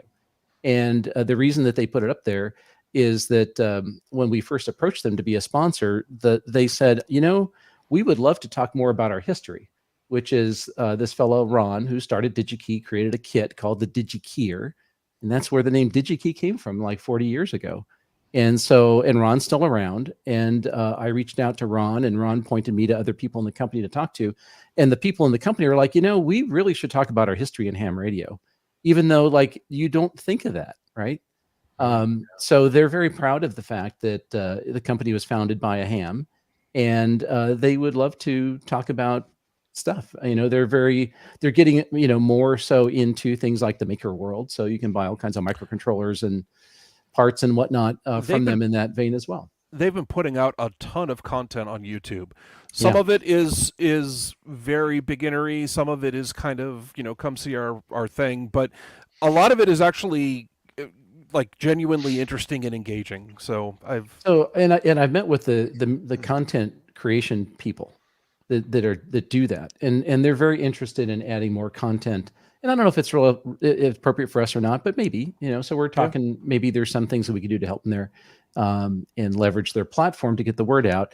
Also, they are selling our power pole outlet strip kit. And that's been great. So in fact, Eric in Israel ordered some of them, and they were able to ship them at a reasonable price to Israel. If I tried to ship it, it would be very expensive, but they have an amazing logistics system. They do. That's the really cool thing about DigiKey. Like when I post something on QRPer and there's a DigiKey component there or something, I get all these emails back from people in like the UK and Europe and all over, and they're like, I just ordered it and it like arrived 2 days later and I didn't pay. It was free shipping or something. And Yeah. that just never happens. I can't wait to have them on because I really want to learn how they came into being, how they were able to build up over time, build up capacity, and manage it so well, because I've been a customer of theirs for ages, and they never ever disappoint. Like everything's the way it's supposed to be. It's high quality. I love their stuff. Yep. One of the cool things that I like about the way things are now, as opposed to when we were kids and we have a project, you'd write everything down on a piece of paper and then mom would take you to the mall and you'd go to Radio Shack and you'd look for all the parts. You can design a thing, you can build bill of materials in the store, there and publish it, and then put a number to it and say, if you want to build this, go here, and you just click this and they just put all the stuff in a box and send it to you. Yeah, that whole bill of material manager is really handy. It's sure. incredible. Yeah, I mean, if you design a project now, I don't have to go to the store and look for all the different stuff. I just click on the button and they throw all the parts you said in a box and I get them. So one of the comments I had for them was I said, one thing I really appreciate about what you do in your business. I mean, you're a $4 billion company. I mean, that's not a mom and pop shop. And I said, I could place an order and in the order I can have like one 10K resistor, and you'll go pull the one 10K resistor and put it in a bag and ship it to me. And I said, like, I am very grateful that you're willing to do that, because a lot of times we just need one of something. We're not going to buy 100 of something. Now, resistor we would, but they're going to buy 100 switches, right? Mark's going to buy 1,000. Okay, but I have of many values. Yes, but like they're willing to do that. And I said, I'm just kind of curious, in your business model, how does that? Do you think about that? I mean, I'm just observing this. What do you think? And they said, well, no, we really want to do that because you never know who's buying parts. A guy who buys 3 resistors is an engineer who could be building a new product for a company and blah, blah, blah. And like, it's good customer relations, and they're happy to do it. And they have an amazing logistics system that supports it. So that's very cool. So anyway, I think one of the things I'm looking forward to is as we've been brainstorming with the DigiKey folks about how we could do stuff together, maybe more kits. So I think that's something that we're interested in figuring out what to do. We got to figure out what kind of kit. Mark and I have been brainstorming about what kind of kits there could be. One of the comments in the chat is bring back the DigiKeyer kit. They actually did. So in the last, year or so, the management went to one of the engineers inside DigiKey and said, we want you to take Ron, who's the founder of DigiKey. We want you to take Ron's original DigiKeyer design and relay it out in a modern way. And they did. So in fact, they did it. And the guy, Don, who's the engineer, is one of the guys we're going to have on the show to talk about it. Nice. Don sent me a built-up DigiKeyer keyer. And I had it for a couple of weeks. I just mailed it back to him. And basically it's a circuit board with the keyer made out of a 555 timer and some logic gates. And he made little paddles with PC board material vertically mounted on the board, and it's a little 3D printed carrier. And then he put an ESP32 on the board. And what's just like they had back in Don's days, or they did Don's 40 days. years ago. Yeah. And but the actual keying logic was done in the original circuit. And what the ESP32 does is it decodes the CW and displays it on a little LCD on top of the ESP32.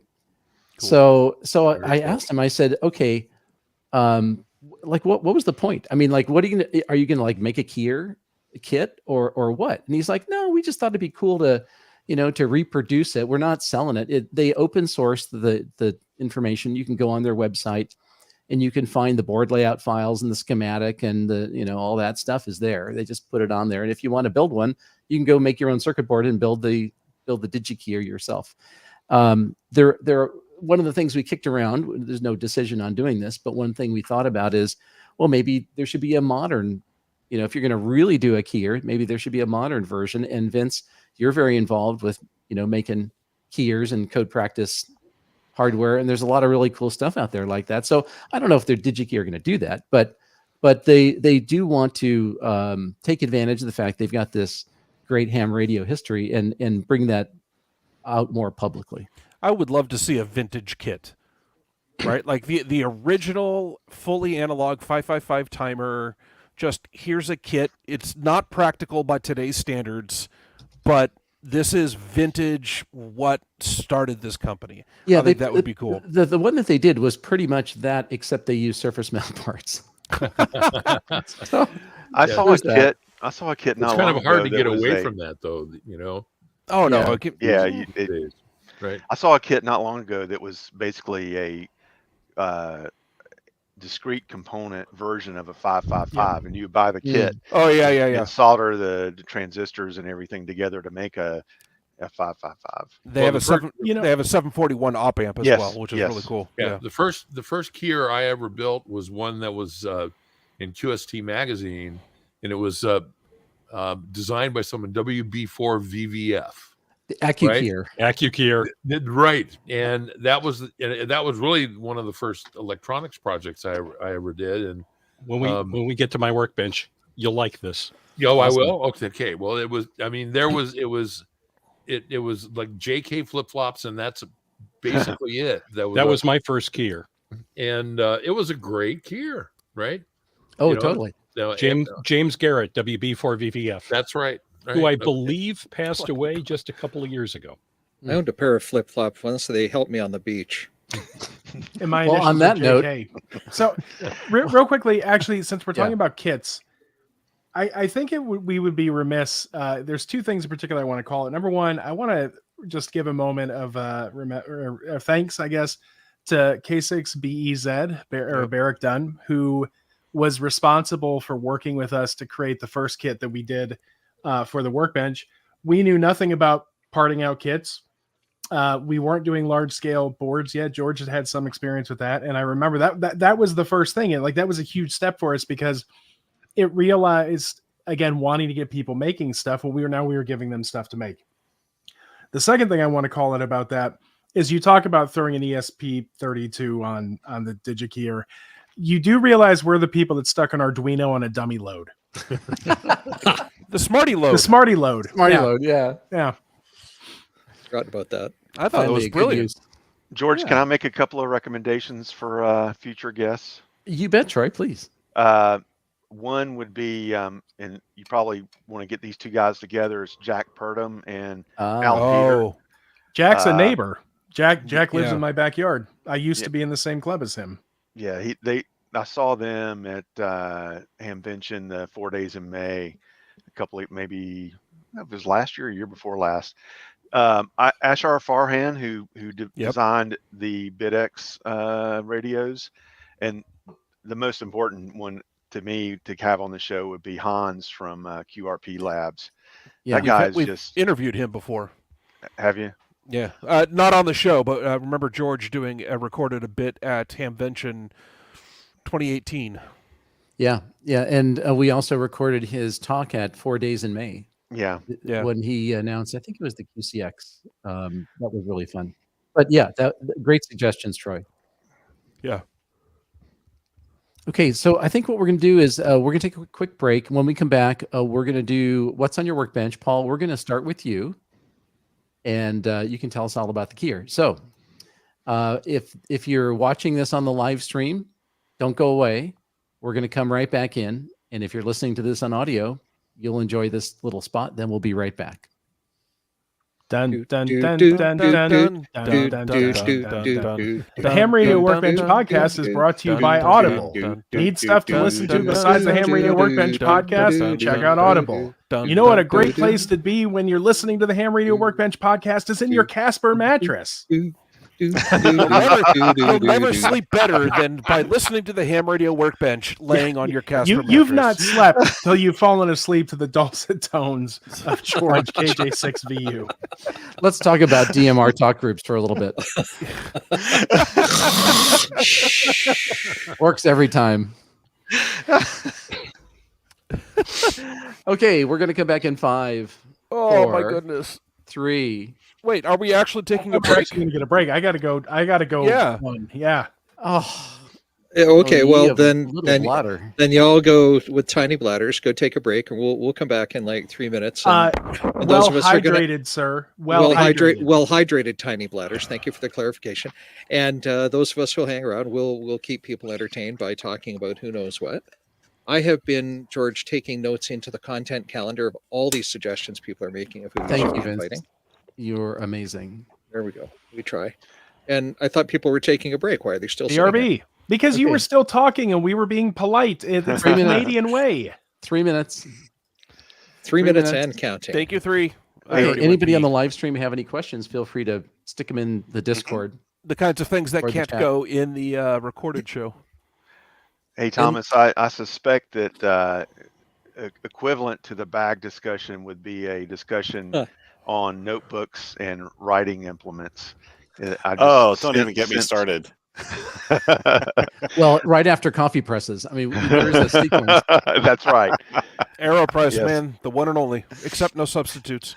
So I call it a mechanical pencil, the Staedtler thing, and it holds leads that we used to buy in the old days in one of these kind of cases, and so it's a Staedtler mechanical drafting pencil is what I called it. And I put this innocent little photo out with my pencil on top of my notebook, and somebody commented, "Oh, that's such a nice lead holder you have there." And I'm like, I didn't know it had a proper name. I had no idea. It's great fun. Yeah. Sometimes you It's do really- something you. Go ahead, Thomas.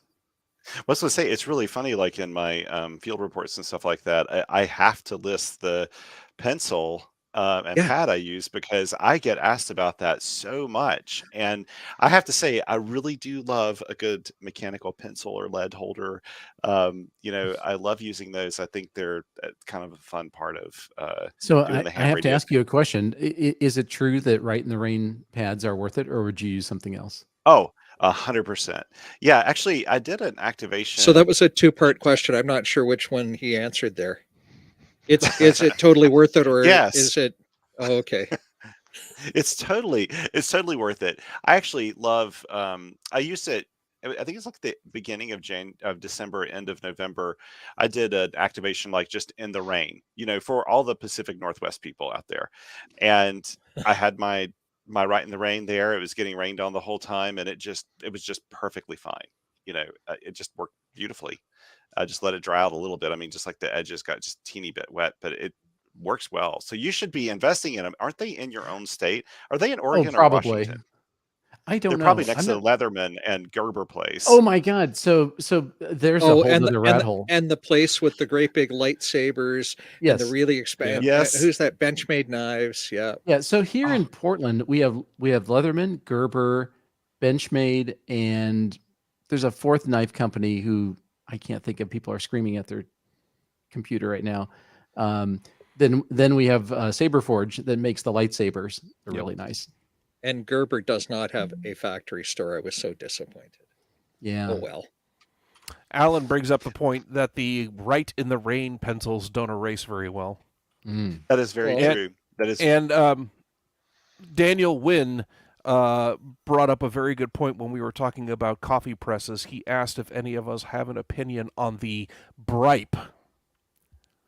Oh, I never heard of is that the You've one nev- that you stick in the cup? I and thought that was a typo. No. It is a brewer pipe. It is called the Bripe. It is the most ridiculous thing ever.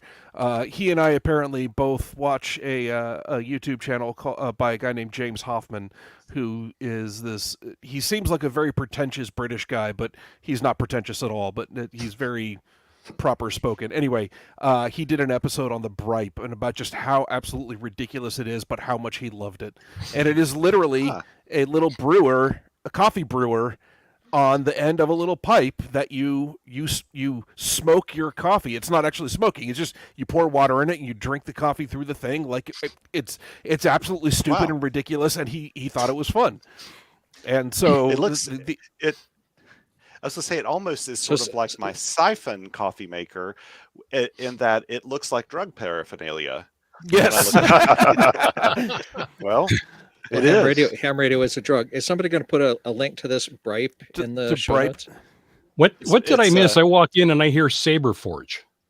Yes, you missed the local stores here in the Portland area. So we got 4 big knife manufacturers. Okay.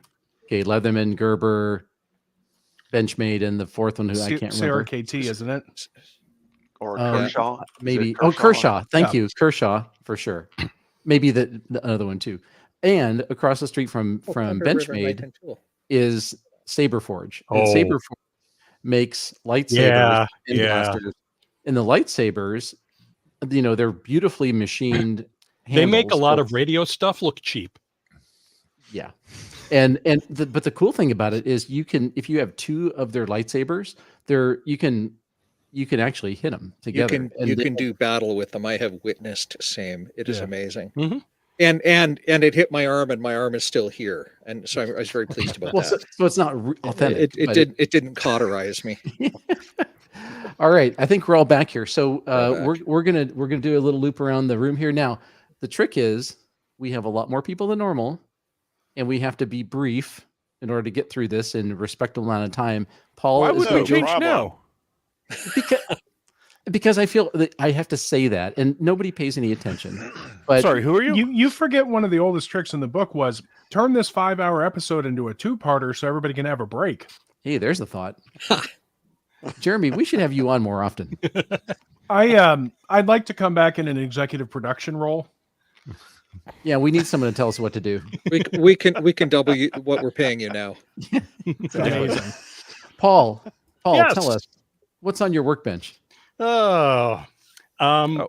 Well, one of the first things that's not actually on my workbench is that you guys really kind of got me interested more in doing POTA, and I actually got out and did some this past year. I had my 857D and I had a PAC-10 and stuff, and it was just that first step that was like, man, this is something I really don't know, and I'm not sure how to do it. And then I found out that a friend of mine locally, one of our VE teams, does it all the time. He said, Saturday, me up at the dunes, I'm going to show you how to do this. And Sounds like a threat. You, Yeah. me, the Up- dunes on Exactly. Saturday. so You we pick the weapons. So we went up there, and he helped me get set up, and he showed me how to do the logging and how to spot and call, and that was it. And then I keep learning stuff from you guys. So it's a never-ending parade of experimentation, which is one of the things that I find cool about it, because I live in a condo, so I'm very limited on the antennas I can do. But I can play all over the place with POTA stuff. So one of the things that I'm going to try when it stops being stupid cold is I've got one of those Hustler mobile antennas with the resonators on top that I've had in my garage for years. A long time ago, a friend whose father passed away had some ham stuff and gave me the antenna with like 5 resonators. And I'm like, I don't know what to do with this. And all of a sudden I realized, oh, I bet this might work for POTA. So I tried on a tripod on the mount, I tried the whip with the 40-meter resonator sitting on a Faraday cloth on my driveway. And I set the radio on the recycling can in the garage, and I put it out there. And with the 20 watts on the Xiegu, the G90, I worked a net down in Alabama or something during a part of the day when 40 shouldn't have been working. And I'm like, oh, this may give me 40 meters to play with. So I've worked with the PAC-10, I've worked with the 17-meter whip, I've worked with other stuff. Now I got another toy to play with. So, but one of the projects I got going is this all ties together with the AccuKeyer, is that when I first learned, I grew up near St. Louis, and my Elmer had an AccuKeyer that he built, and he taught me how to use a paddle and the keyer. And because we lived near St. Louis, he had a Brown Brothers paddle, because Brown Brothers was from St. Louis. And I learned that, and I loved how it looked and how it felt. And so for the Christmas the following year, when I got my General, my parents bought me one, which I still have. And then I decided, if I'm Karen, our editor, Karen Eve Murray, is dragging me back into CW, and you too, Vince, it's also partially your fault. So I figured I'm going to need a key that I can take with me. Now, unlike George and Thomas, who go hiking way up in the middle of nowhere and need a key that weighs like an eighth of an ounce, Negative an eighth. Yeah, I just wanted another paddle that I was comfortable with, and I never see these things in decent condition, and rarely see them at all. But then I was at Huntsville, and I'm walking across the table, and there's another one. It's a little rough. I mean, mechanically it's solid, and the chrome is pretty clean, but it needs cleanup and that. So I'm going to strip this down, and I'm going to completely clean it up and restore it.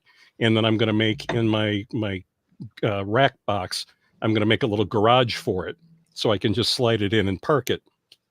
And that will be, because when I go to POTA, I'm never far from the car. So the fact that this weighs like 32 of what your keys weigh doesn't bother me. Wouldn't that be so cool if your home garage door opener also would open the garage Open a door little for garage door for the key? It'd just be like a little linear actuator to lift the door up. Exactly. So That sounds like I a have project. to say, though, it does. And Paul, I got to say, I actually do really appreciate having a heavier key when I'm doing like a POTA activation or something where I'm at a picnic table, because it is really nice just to have something that's solid, that sits there on the table, that you can whack about and it'll stay put.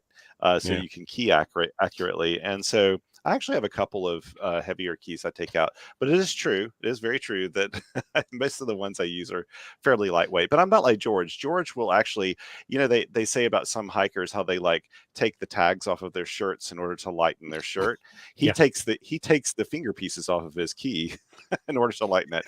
I don't go that far. Yeah. I stopped there. I thought you said he was going to cut the shirt off of the tag and just wear Just conveniently placed tags to minimize weight. Yeah. But I mean, to me, this is the one I've used my whole life, and I'm very familiar with how it feels. And over the years, I've tried a bunch of different paddles at Hamfests and stuff, and I've always come back to this BTLA. I'm a Brown Brothers guy, so I got that. Now, we talked about the AccuKeyer. I built one. That was he told me how he had done his, and I ordered the circuit board from Garrett, and I built mine, and that was my keyer for a long time. And then eventually something happened with it, and it stopped working. But there was something I always wanted as a kid. There was a follow-up article for the AccuMemory keyer, which was the same circuit, but then a stack of memory boards with discrete logic chips. And that was more than my skills could do.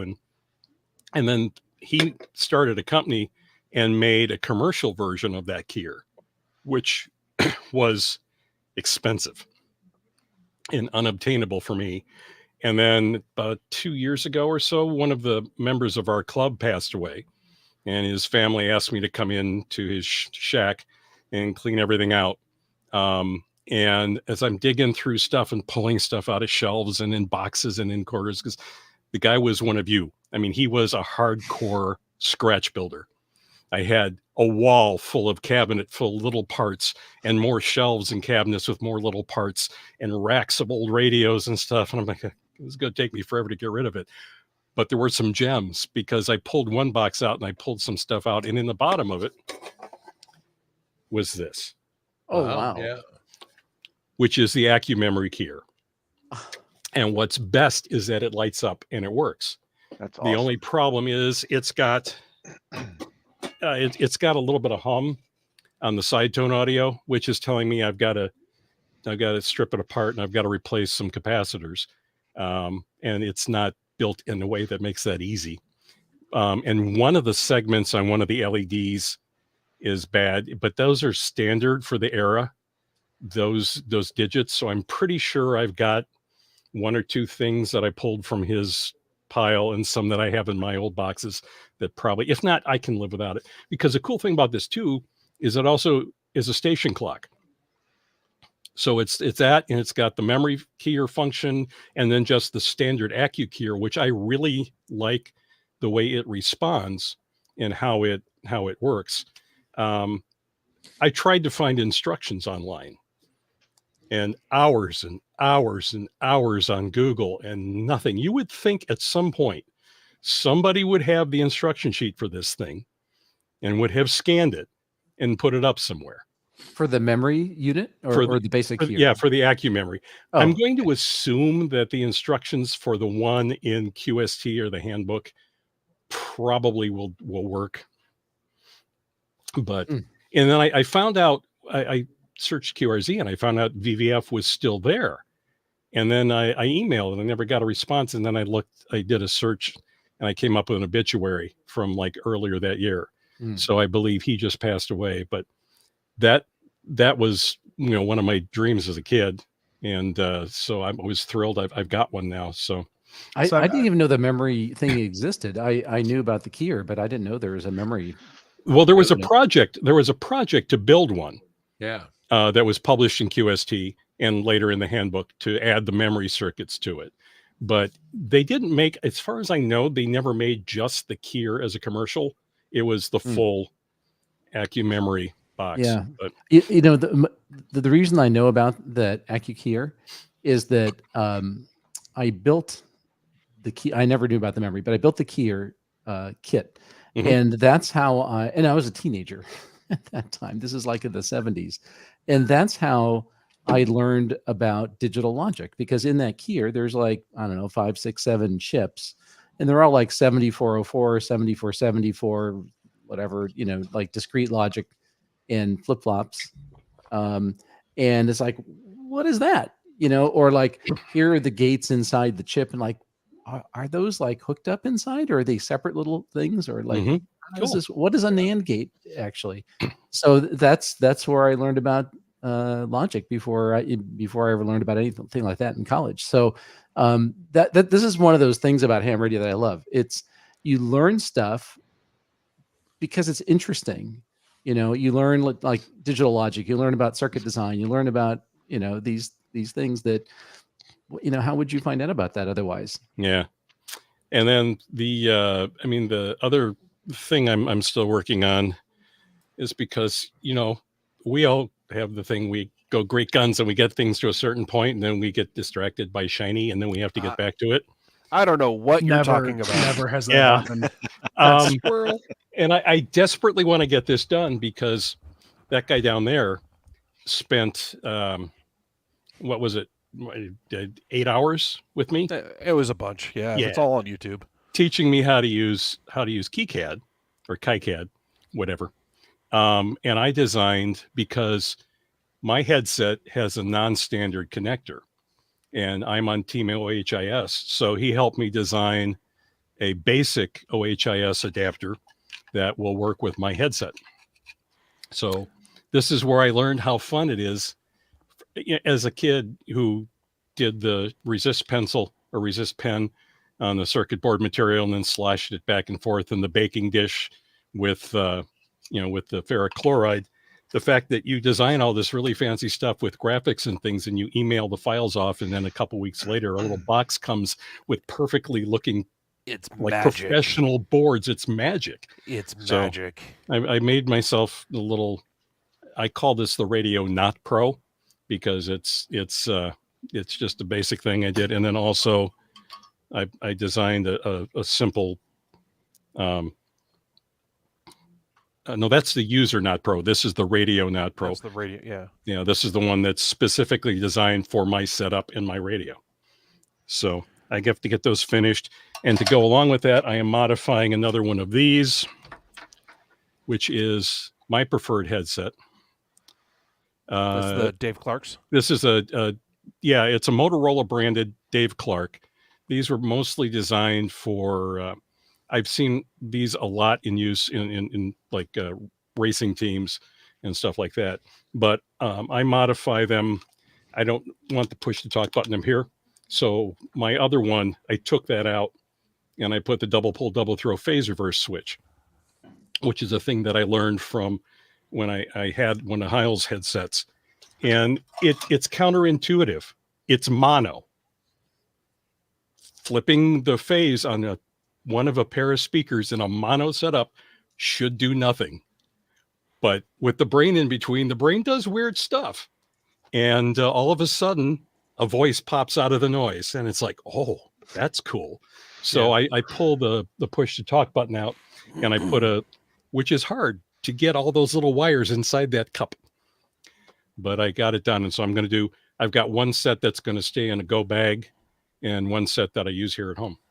So, quick question for you: is that Motorola headset? It's been a while since we talked about it. Does it actually use a carbon equivalent microphone, or is it an electret microphone? Nope, carbon equivalent. Okay. Did you have to do anything to make your User Pro or your User Not Pro work with that with OHIS? Well, Mark, when I get it finished, I'll be happy to tell you. Okay, so the reason I ask is because we actually have someone in the chat room right now, Ham Radio Technics, and he and I have been working in email on figuring out whether a modern aviation headset that is designed to work in a system expecting a carbon equivalent microphone, but is actually implemented with an electret microphone, whether that would work in a circuit designed for electret microphones. And he just told me earlier tonight in the chat room here that it is working. So yeah, let's see here. This one's got a military number on it. Yeah, who knows? I think they're really low. I think they're like 60 ohms or something. Now I use right now I've got I just took another one of those boxes and just wired it up with a pair of wires for now to go into the 857 until they get the OHIS stuff finished. Yeah. That element works fine. Okay. I've not had any problems feeding straight because the 857 uses a dynamic element. Dynamic, yeah. And I've not had any problems being heard using that straight into the 857. Well, then that means it's a dynamic microphone element. Interesting. Okay.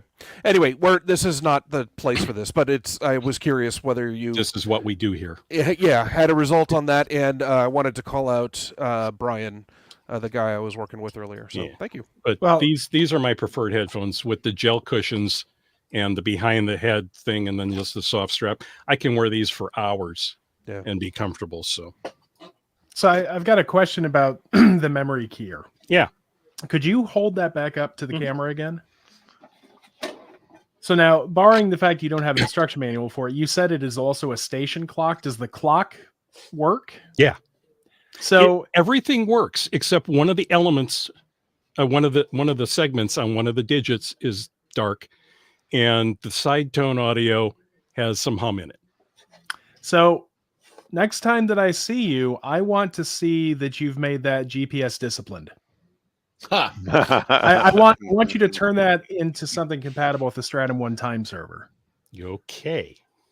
If you go up to my my GitHub page, MGI2212, there is an NTP server up there for an Arduino, and also some drivers for some GPS gear. So it should be very easy to do. Thanks. Jeremy, you asked for it. Yeah, that's right. Hey, This is right behind me is my Heathkit SB104 line station console that has a GPS disciplined receiver, clock in it right now. Yep. Okay. Hey, Dan, I didn't catch the GitHub. Can you type that into our show notes? Yeah, MGI 2212. MGI 2212. Okay, got it. Thanks. Man, that's a lot of hardware in that memory thing. Well, yeah, really it's all. Got to remember. Now, is the keyer in there? Yeah, it's all self-contained. Right, but is the original keyer board in there, or no? Not the separate board. It was the circuit is included on the board with the memory chips. Yeah, that was such a fun project. I still remember, turning that on for the first time and was just amazed that it even worked. So an NTP server on an Arduino. Sorry, Yes. the first time I parsed that, you said Arduino, but I heard Raspberry Pi, and I'm like, that's super that's easy to easy. do. Yeah, What is right. this? Yeah, exactly. Right. No, that's impressive. Yeah. No, it worked. I mean, it's not like the full NTP server, but it works. It fools Windows, right? So you can use it as a local NTP server, which is great for me. Yeah. Yeah. This would be awesomer if I had a schematic for this thing too. Yeah. But well, this Okay. is where I have to drag in some really smart people. Yeah, well, we'll get on that if we only knew some. So only we Dan, knew of any. you probably have a few interesting things on your bench. What's on the Oh bench my now? goodness. Okay. Well, yes, I do. The first is I called myself the Ant Man for a reason here. Oh, and Dan's been vaporized. Well, while we're waiting on him, did Mike ever finish his 70 centimeter amp? Of course not. Okay. So for the PGXL, the 2000 watt amp that we sold, the calibration for it requires some very specific precision loads, 6-to-1 and 3-to-1 specifically, right?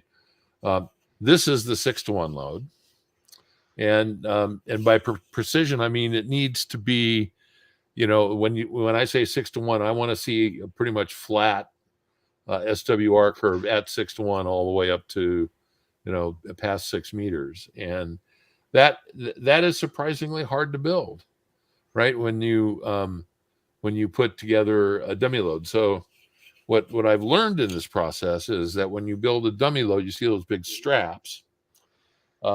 You don't use narrow wire to connect, but each one of these 4, I call them pods, are they're 4 100 watt 50 ohm resistors put together. So each one is essentially a 400 watt 50 ohm load.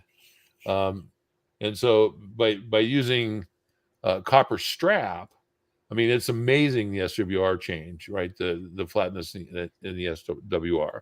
And the thing is quite heavy. And the other thing is that I put a copper heat spreader on it. So, aluminum heat sink, copper heat center. So it should pretty much do 2,400 watts. Probably keep it running for a couple minutes on this load. So Dan, when you're using that, so the 6-to-1, it's a 300 ohm resistor, I would assume. No, I go low, so it's 8.3 ohms. Oh, so it's oh wow, so that's interesting. Why low? Thank you. I was just going to ask. It's easier. It's actually easier to build in terms of the combos is basically Putting 4 resistors in parallel is easier 6-400. than series. It does paralleled resistors, so that's easier. Mm-hmm. And you can put it together in a star configuration. I mean, this is really not a star configuration, but it's close. To maintain a flat SWR curve, you need. I mean, the ideal dummy load would be something built in a star configuration, right? So here, let me hold that up there. So, so that is 8.333 ohms at. So those parts that look like those plastic cases that look like transistors, yeah, like TO220, right? Yeah, that's actually a resistor. That is a resistor, non-inductive, right? Mm-hmm. So there are 4 put together in a series parallel circuit to give you 50 ohms at what would be 400 watts dissipation.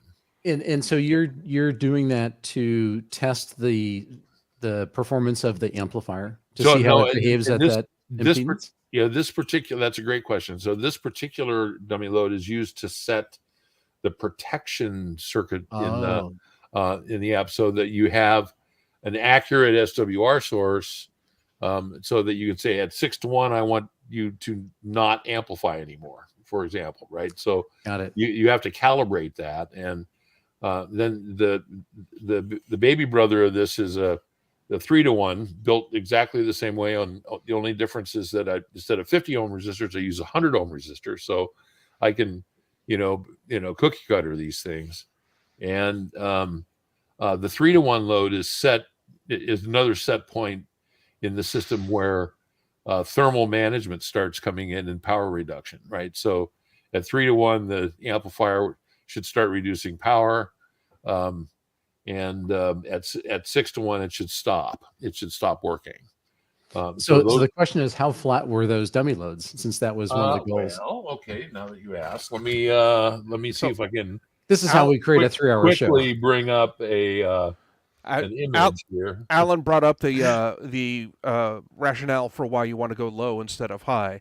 The parasitics, so like the series inductance and parallel capacitance. When your impedance is low, those parasitics have less of an effect on the overall thing. Yeah, George, when the impede is low, it's less. Yeah. Yeah. I mean, nobody wants parasites hanging around. So Jeremy, we don't want to show up our guests and like be know-it-alls. That's right. Dan, please continue. I don't know. Okay. Well, I was going to say, actually, Dan, I don't know if Vince is thinking the same thing I am, but you're already showing me enough that I know that Vince and I need 2 of those so we can do a park-to-park contact with them. Absolutely. So there's the SWR curve of the of that 6-to-1 load. So flat. This line right here, if you can see my mouse, that's 6-to-1. The dark line or the red line? The dark line. The red line is the actual measurement, right? Got it. So so it's pretty good, right? This is 5-to-1 down here, and if anybody is running 6-to-1 on and the 6-to-1 load impedance with an amplifier, they should not be doing that anyway. But this does set the self protection. So now, is that used to test a unit, and then now you have calibration numbers that you put in the other amplifiers, or do you test each one is individually? You have to do each one, right? So there are ADCs in the management logic, and you have to calibrate those. So in the manufacturing process, when I buy my amplifier, at some point my amplifier will be put on various loads and calibrated so it trips the right way. It would depend on the manufacturer, but no, I mean for you guys. I mean the way you by Power Genius, right? So and then if you service the amplifier, that you have to go through that calibration as well, because you change LD-MOS or you do some other service, then it changes something, and you want to make sure that that it's tuned up, right? We call it send it in for a spa day, right? So my maestro had a spa day recently. So that's one thing on my bench. The other one is software, and so I'm one of the with Flex Radio specifically, there's an open API, so you can go to our wiki page and you can read all about the API, and it's the same API that we use with the like the Windows client or the the iOS client. But all of that is just using this public API that we have. So being able to give somebody a tool that allows them to explore that API is fundamentally an important thing. It's hands-on documentation. So I've been writing some software that allows you to do that and kind of peer inside the radio and see how it works. I mean, I can demo that too if you want to see it, but let's see. While Dan's pulling that up, Mark, did you ever finish your Linux client for Flex Radios? Oh gosh, no. Although Andrew Rodlin, who's a friend of the show and I'll be talking about a little bit later, has written NCAT and NDAX. I think it was Andrew. or it was Jeremy. I All think it's right, Andrew. So here's another little thing on my bench that I've completed. You notice that I have the Tuner Genius and the PGXL, the Power Genius Windows apps running, but they're not talking to anything. So here we go. Computer, turn on the Genius group. And now we're connecting, right? So there you go. There's the Tuner Genius, and now the... Why do I suddenly recall the Star Trek episode where Scotty picks up the mouse and goes, "Hello, computer"? Yeah, I'm sorry. Exactly. So, all right. So I'm going to bring up a user interface here real quickly, and then I'll bring up the tool. So while the tool is loading, all right. So here we go with my 6600, and I'm on a dummy load, so we're okay. So here's the tool, right? It discovers everything on the network. I know this is like, everybody's going to have to look really quickly, but you can browse through all of the data that comes over the network in the discovery process, and this is just a property browser with all the data that comes over with the property. But then you can double click into the radio, and now you're connected to the radio, and you can interact directly with its API. So I can type in info, for example, which is a valid command, and it comes back with a message that is parsed here for you, and you can see all the data that has been provided by that message. The other thing is documentation. Like it provides content sensitive help, so you can click here, and now it takes you right to the wiki page and right to that API that you've typed in. Now, peering inside the radio is also kind of a cool thing. So inside the radio, we've got a number of meters, right? So this these meters are you listening. Let's see, what am I listening to? Am I connected to the right radio here? Maybe not. Oh no, that's the 9600. Hold on. Yeah, let's do 6600. There we go. I'm sorry, Right. 9600. Yes, that's our commercial radio. Ah, all right. So here is the same interface, only now it's connected to the right radio, and so peering inside how the radio is worked, like we normally see meters that are presented in the user interface. So, for example, over here you can see there's audio, an audio level meter. There's meters that measure the signal of the passband that you're looking at here in the user interface. And then if you tune, then you see power meters, or if you're transmitting, there's power meters. Well, there's actually many more meters, and this is looking at all of the different meters that are inside the radio, and incidentally, meters that are provided by the amplifier, because the amplifier will send meters over a UDP stream.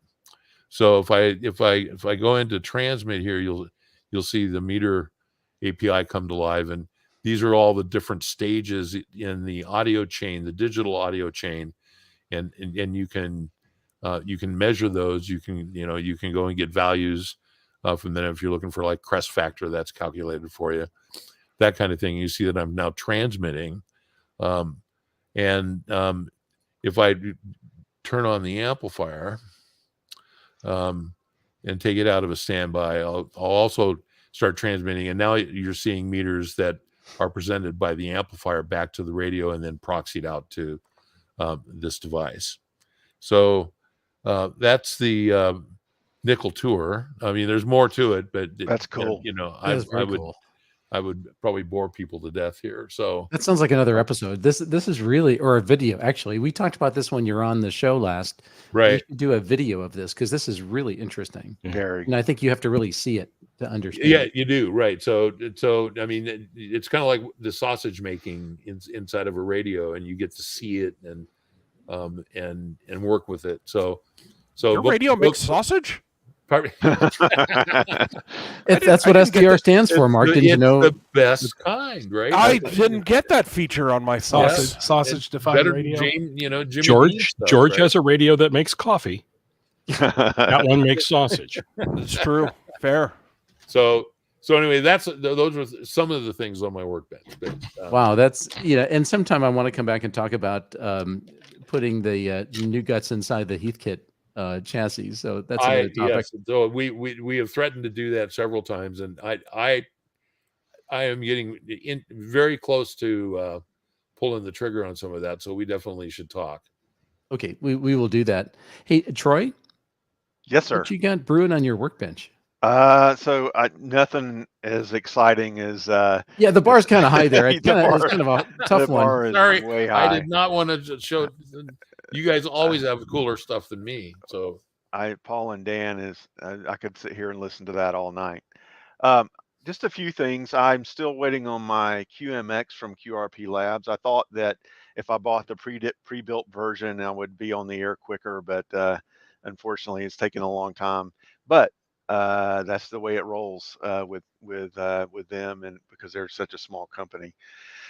So I'm looking forward to getting that. Hopefully, it'll be here in the next few weeks. Do you know are they they're shipping those, right? They just haven't gotten to yours. They are shipping. They are shipping the kits.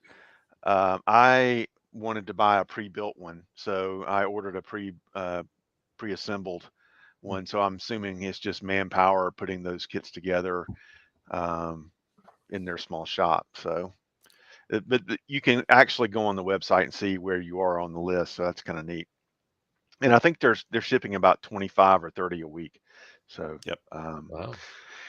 Anyway, I saw a couple of videos on YouTube about this radio. I ordered a Quansheng UV K6, and quite a few different people have built custom firmware for this radio. I don't know. It apparently has some, I haven't dug it deep enough to understand it all, but there's some common chip that's being used in the radio that allows custom firmware to be written. And there's, I think, 3 or 4 different firmwares various people have written, and it's out on GitHub, and some of them have various options you can compile in and load this, and it basically opens up the radio to where you can listen to the full amateur radio spectrum. So it's an interesting radio, and it's only about $30. So when you say you open it up, I mean, a lot of those radios, they're already kind of opened up to receive their band. What would it do different than that?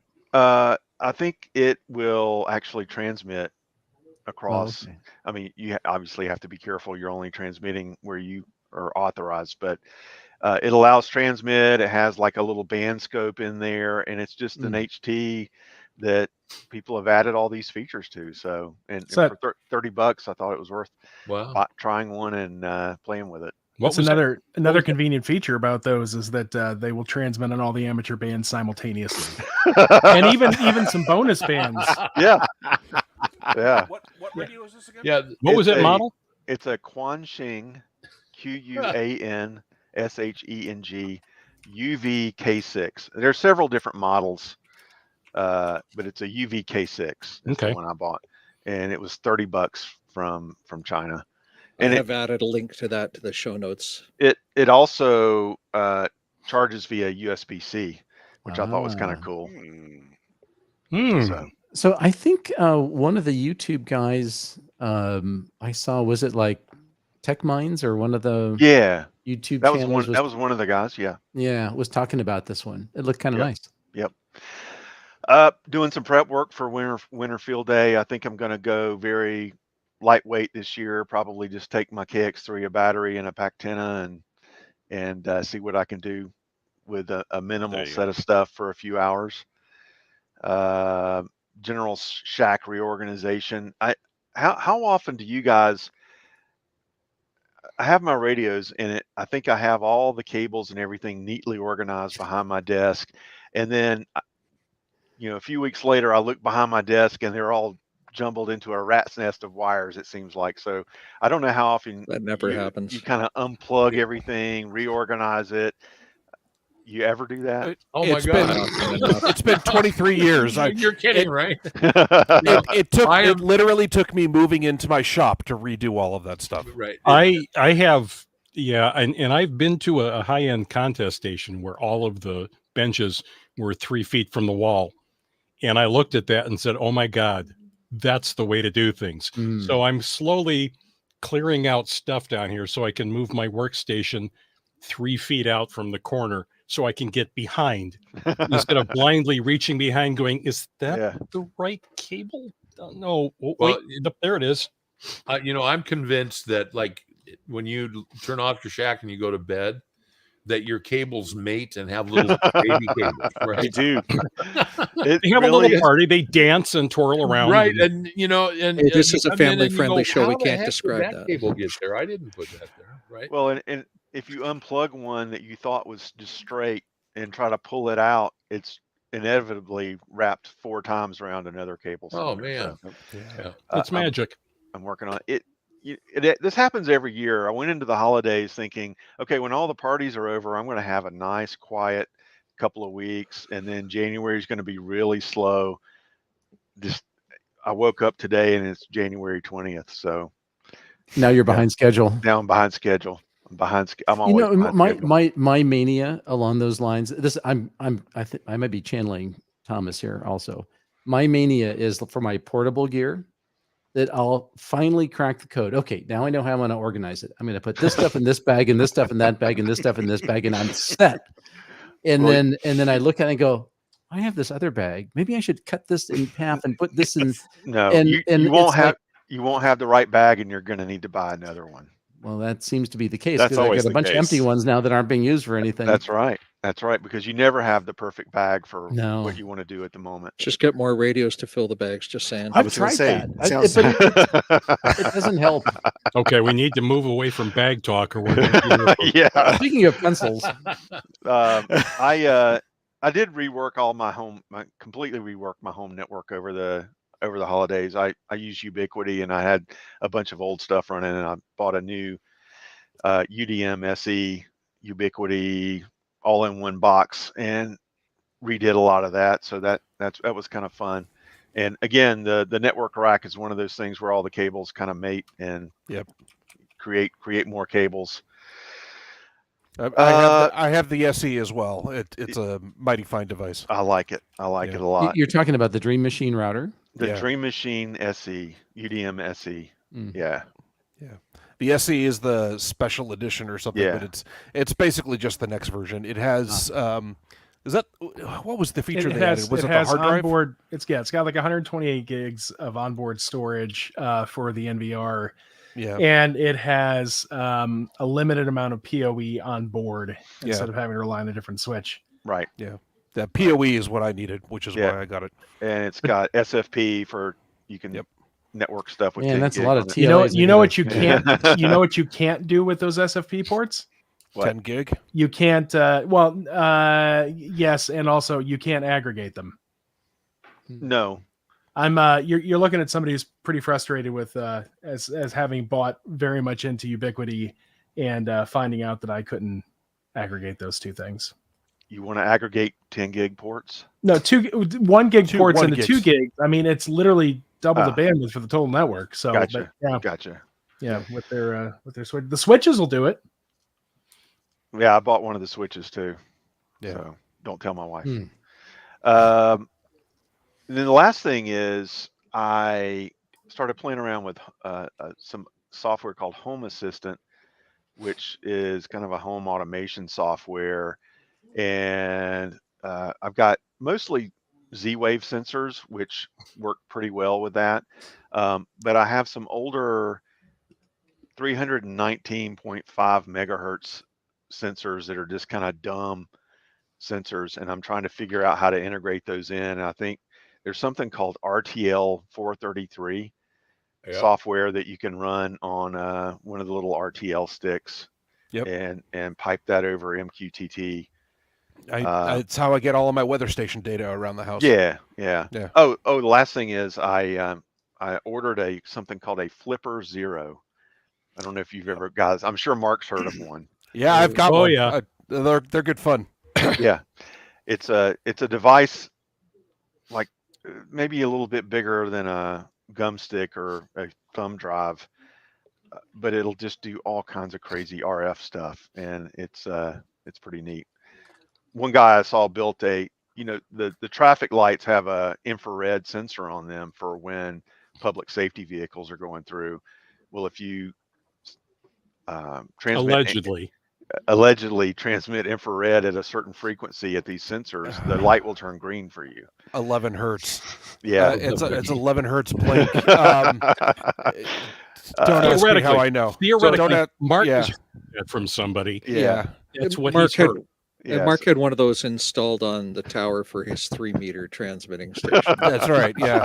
So speaking of sensors for home automation, there's a company out of Bulgaria called Shelly, Shellly or EY, and they make a line of sensors and contact closures, and they're all many of them are Wi-Fi / Bluetooth enabled, and they're small. They're like this big, and you can stick them inside of units. So I've got one sitting inside of the TGXL here to toggle power on and off. And so I've turned my TGXL into being able to control at least power, by one of their little contact closures, and they're about maybe a fifth or 20% of the size of a pack of cigarettes or something like that. Very small. I would show you one, but it's buried inside of a unit. But I'll have to check that out. They're very cool, and and you can stick them behind light switches, and there's all sorts of things. But Shelly, I've been reasonably impressed with them, and not all sensors work in a high RF environment. Yeah. And so far, I haven't run into an issue with that. Interesting. With these, so yeah, I'm a little bit OCD about turning the lights off when you're not in a room around here, and I want to have some motion sensors that would basically turn lights on and off when somebody's occupancy, basically, and also same with the thermostats. So that's kind of what I'm working on. Well, send me an email off list, and I'll be happy to help you with that. Yeah, that's one of my shticks. Very good. Well, there's at least 3 or 4 websites to go buy stuff from. I'm still stuck on Flipper. I'm trying to figure out what this thing does. Flipper Zero. Yeah, it does a lot of things, and some things that it shouldn't do. No, it's fine. Josh from Ham Radio Crash Course has a video on that, I believe. Yeah.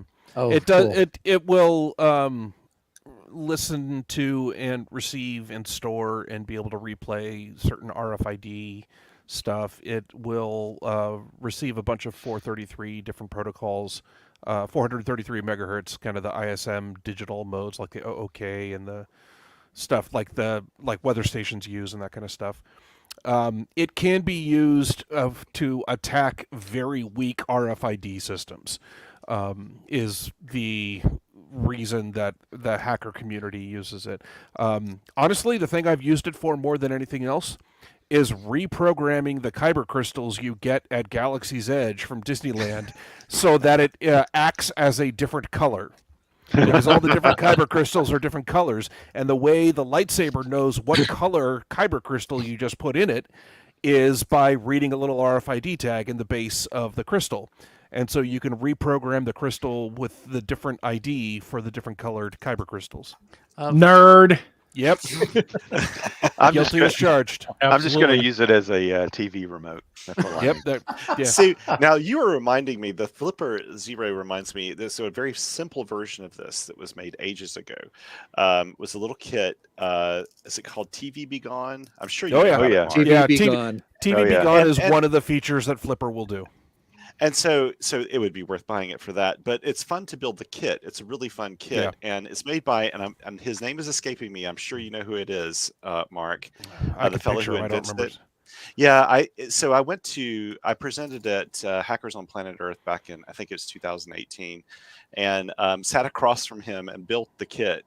And it is like one of the most amazing devices. I get drunk on power with that thing because you just press like one button and you can go into, I hate going into like a hotel lobby for breakfast or something, and they got the news blaring, like hate stuff and all this stuff, you just like fear and everything, and I just press that one button and it won't just turn off like the TV in the room, it turns off anything that's got like a is remote controlled, it's a monitor. It just turned off everything. It's so powerful.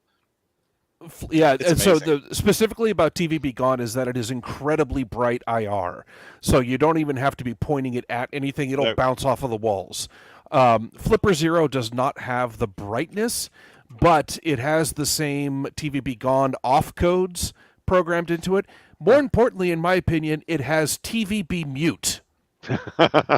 So you can send a string of different mute codes, because I don't mind having the visuals on in certain places, but I just want it to shut up. I found a link to that kit on Adafruit's website, and I put it in the show notes, but I have to read you the description really quickly. When we were putting together the ultimate TV Be Gone kit, we started imagining a dystopian future filled with televisions where this kit would be super useful, and we'd be a hero for having one. And that might be dramatic.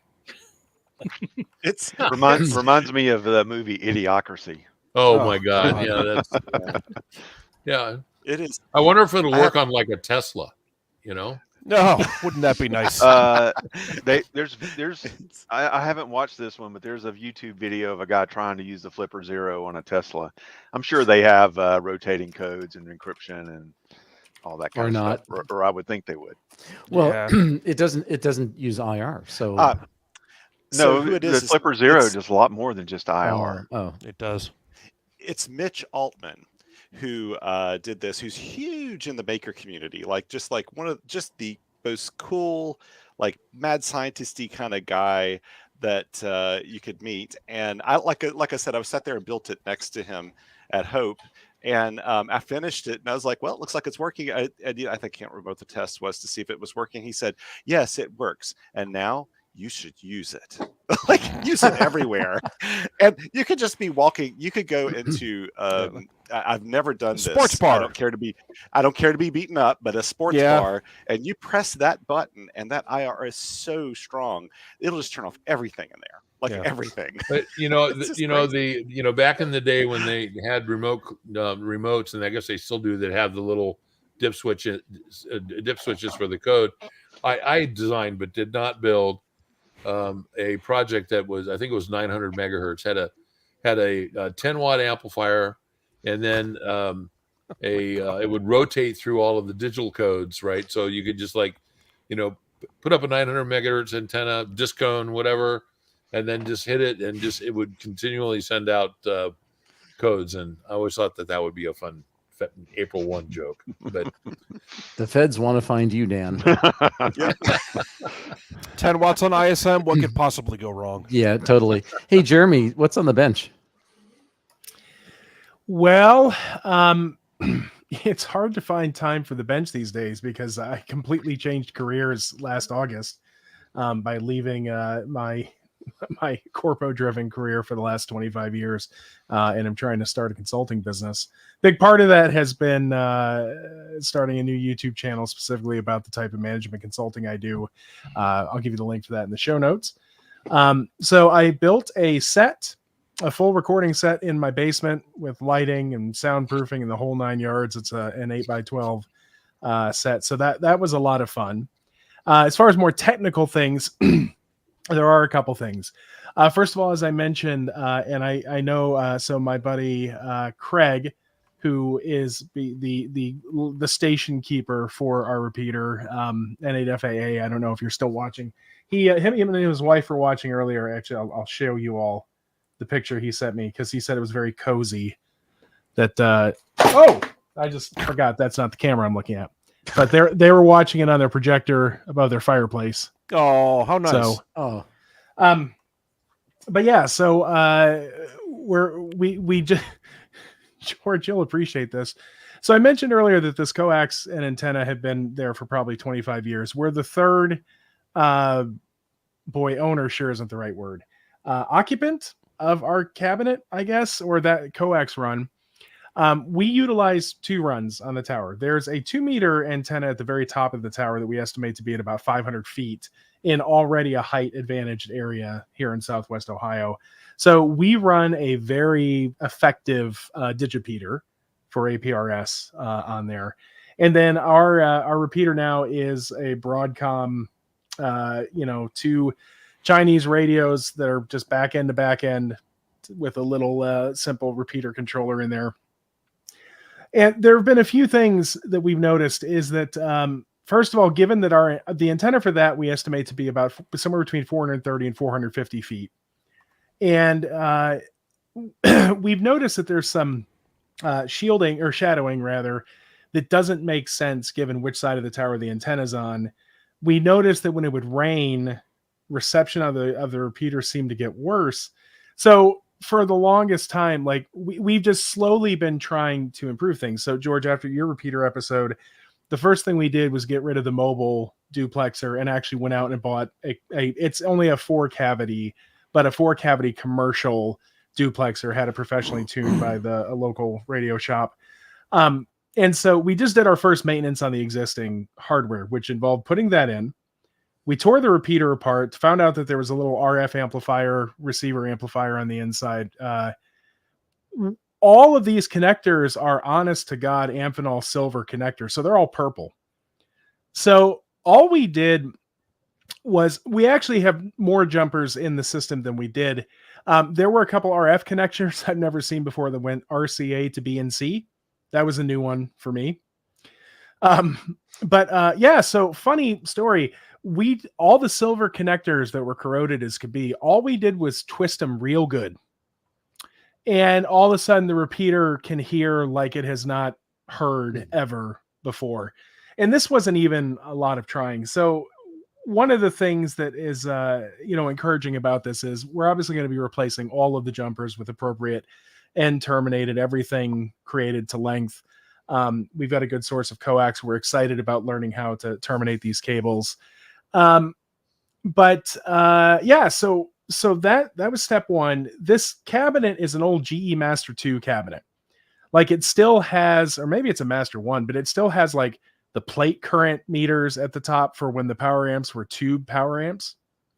And the cabinet's cool. We need to do some refurbishing it because at some point somebody ripped the panel meters out and raccoons.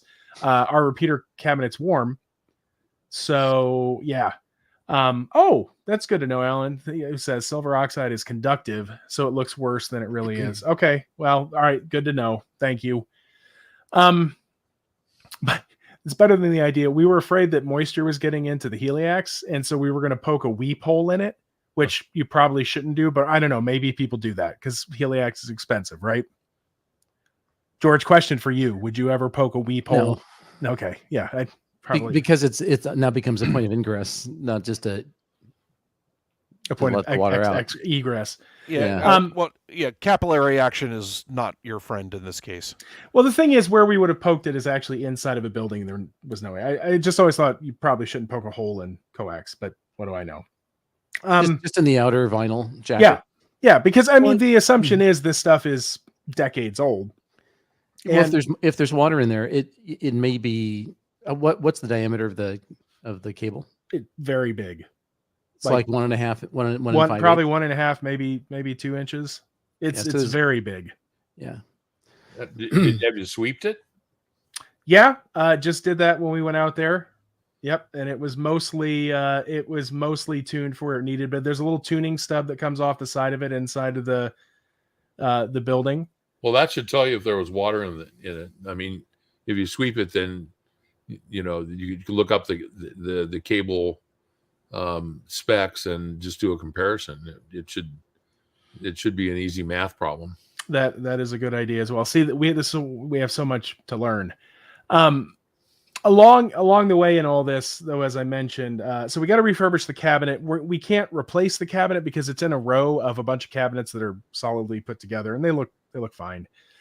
There's actually a 70 centimeter to 6 meter remote site in that site. It's not on or hooked up, but that was just very interesting to me to see a 6 meter all tube old radio, and then a more modern 70 centimeter deck in there as well.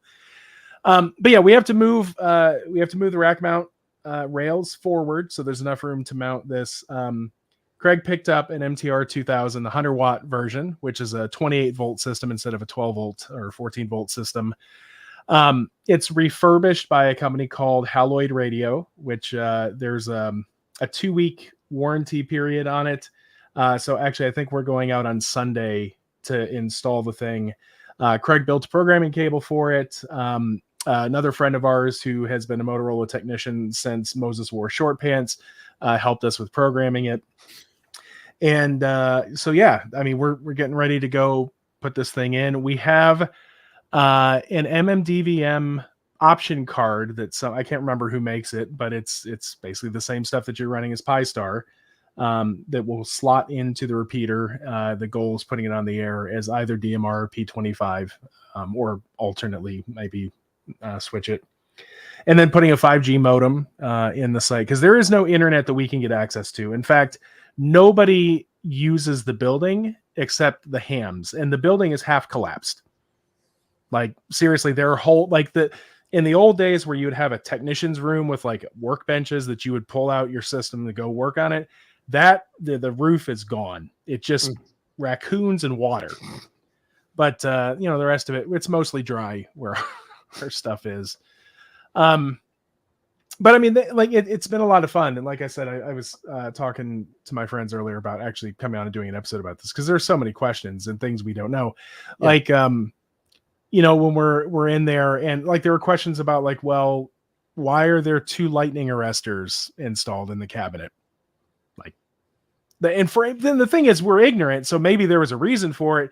Maybe it was somebody was using the second lightning arrestor because they didn't have a barrel connector. I don't know. Right. So that has been interesting, and it's been fun. Because I mean, like, I'm not kidding. Like, the coverage this thing now has on reception, like walking around downtown Cincinnati, you can hit it with an HT, whereas before you could have had a 40 watt mobile down there and you wouldn't have brought it up. The other thing that is actually something I've only been working on for the last week, and is related to the music hobby back here, is so when you want to make music, you often need something that can generate notes. And with modular, this is all control voltage, triggers, and gates.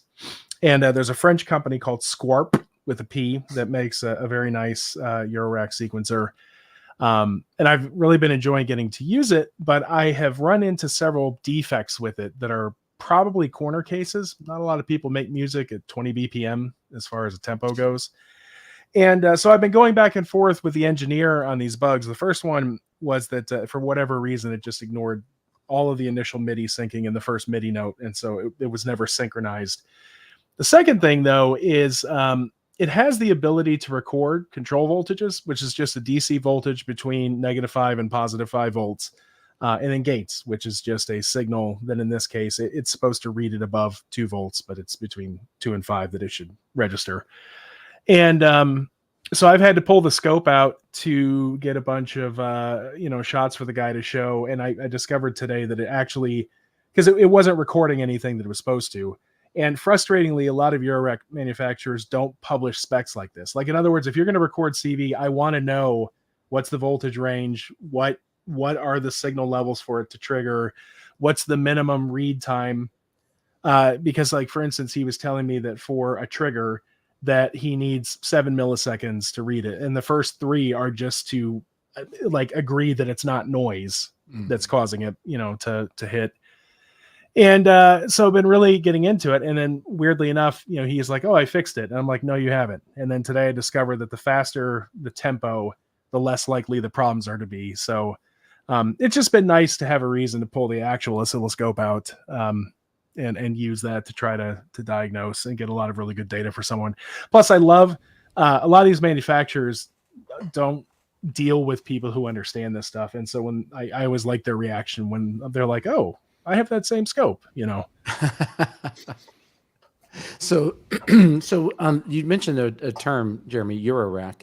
Oh, yes. Describe what that is. Oh boy. The short version. Well, I mean, it's a modern standard for modular synthesizers. So in the old days, the original like Moog modulars were the format was called 5U because the modules are 5 rack units tall. Eurorack modules are 3U tall, and then George, you'll remember from the Vector cages, they use the standard of HP to talk about how wide a module is. So Eurorack is a case. There's a standard definition for power for plus 12 volts, minus 12 volts, and plus 5 volts. There's a standard 16-pin power socket that goes inside of these things. So every module has the same power connector. Then on the front, you're using patch cables, which are just they're 1/8 inch or 3.5 millimeter tip sleeve cables to move voltage from one place to another, or audio signals from one place to another. And it allows you to basically build your own instrument with whatever capabilities you want. So the only thing that comes in, sorry for the diversion rat hole, but the only thing that comes in from the back is power.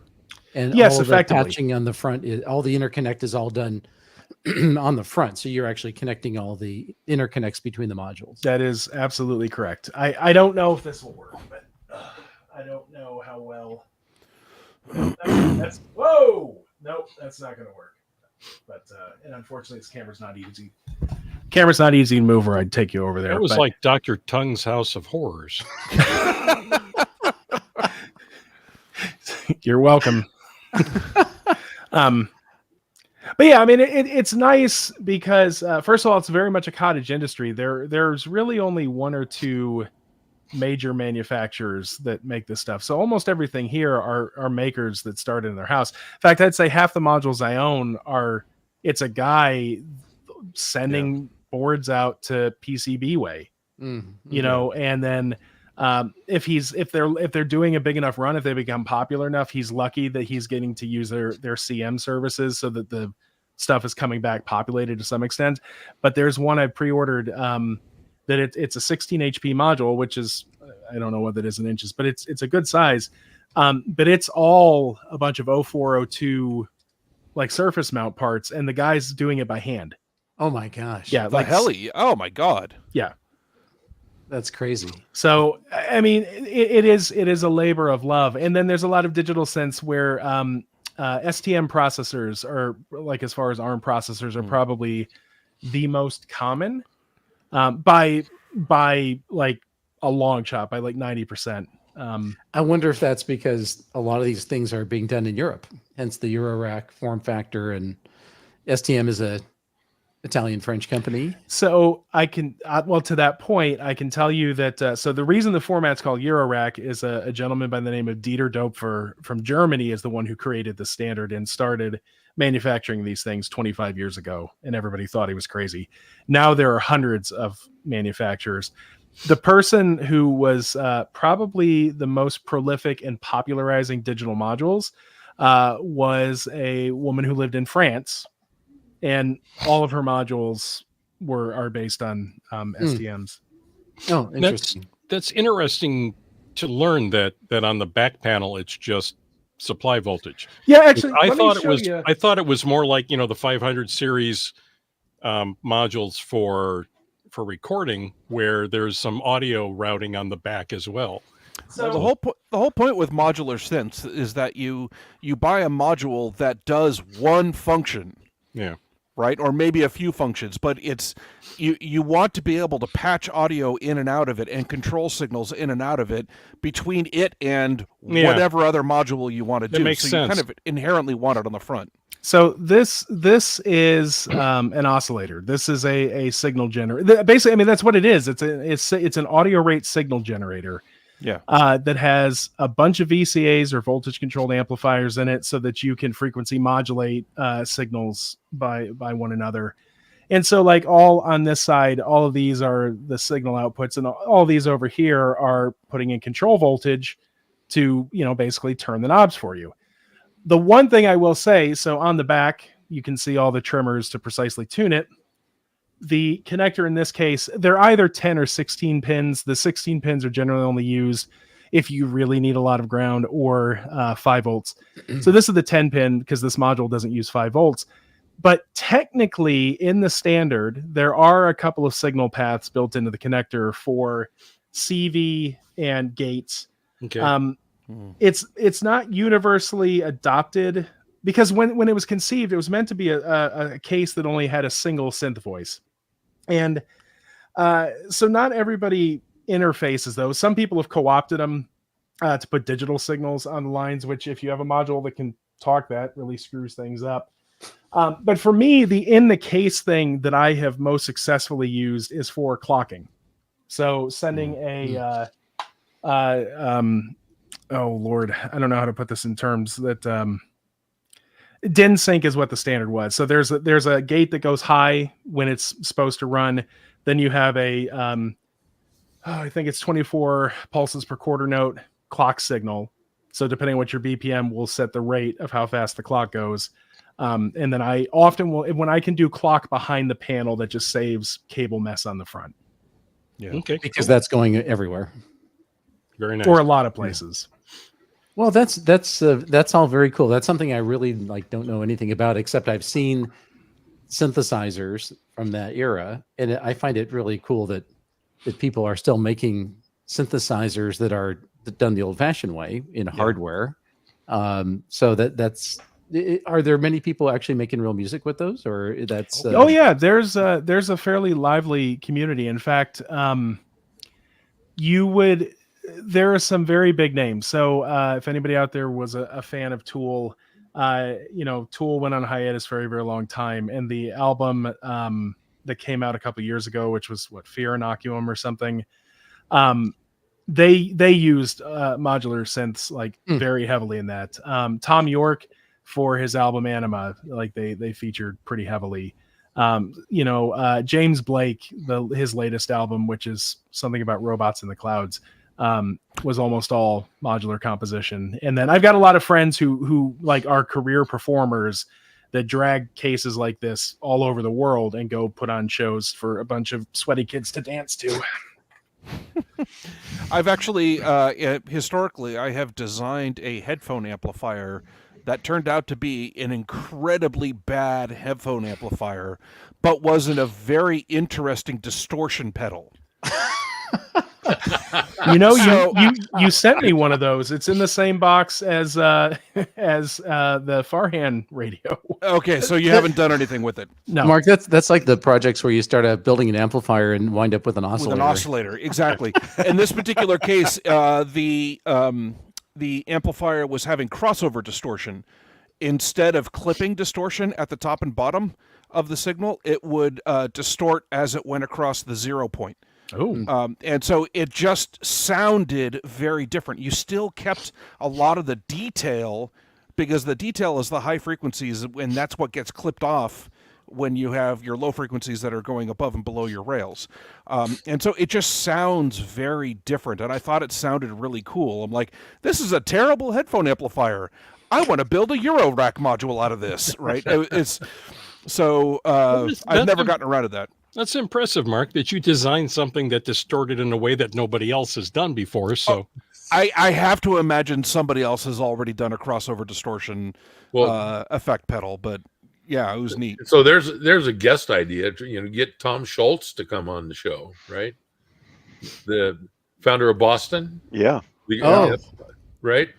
from the SR&D. Yeah. Is he a ham? No.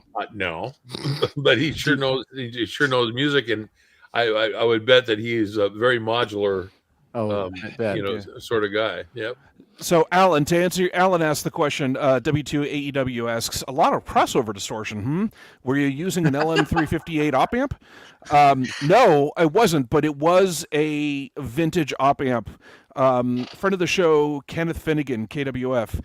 He sent me a pile of old semiconductors, and I tried making a headphone amplifier out of these old semiconductors, and I want to say it was like an original 741. It had a 7 in the part number. I can go get it, and anyway, it was an old school op amp that was known for being very slow, and to increase its power output, I followed it with a NPN and a PNP pair, but I did not do anything to get it to cross over more quickly. So I was relying on the op amp to turn it from a Class B into a Class AB, where it would jump across the zero area, the 0 point quickly. I didn't put any of the diodes across the bases to fix that. And that op amp was apparently not the right device for that. And it was causing this horrendous distortion for a headphone amplifier. So one of the things I would have to do is try and see whether that still happens with a more modern conventional op amp, or whether, it was the dead zone of a push-pull stage, exactly that. I need to go see whether a more modern conventional op amp that's actually attainable will do the same thing, or whether the effect relies on this like ancient old school op amp that I have a few of. So, one other thing I'll just add to this, because if you're not a musician, a lot of this stuff seems inapproachable. But one of the things I've actually enjoyed recently is because, first of all, human beings actually, in terms of what makes interesting music, the reason we love tube amps, the reason that we love music from the 60s and 70s, is because we like the imperfections, the nonlinearity of things. Yeah. And so I work very hard because, for samples, right? It's a small wave file. It's the sound of a drum. My brain is really good about picking out the exact same sound happening in repetition, and it drives me nuts. It's like nails on a chalkboard for me. So I spend a lot of time trying to add imperfections into things that I create. And so lately, I've been playing with a bunch of primitive elements. Holy crap, Jeremy, speaking of stuff hiding away in dusty old box. But a lot of primitive elements in terms of random voltage generators that I can run through something called a quantizer, which takes said random voltage and applies it to a note in a musical scale. I have modules that are literally just a comparator or sequential switching, like a lot of just really primitive electrical circuits that you set up and try to push it into motion, like knocking dominoes over, to see what music comes out of these primitives. And that's actually been a lot of fun here lately to create slightly, technically none of it's non-determinate, but humanly indeterminate, music creation. Actually, I can't find it now. This has been several years ago, probably 7-8 years ago. There's a company that made an effects unit that was sort of one of these little tiny rack mounted deals, really small modules that would inject HF. How did I miss this? Do it again. Do this again. You're on a Mac, aren't you?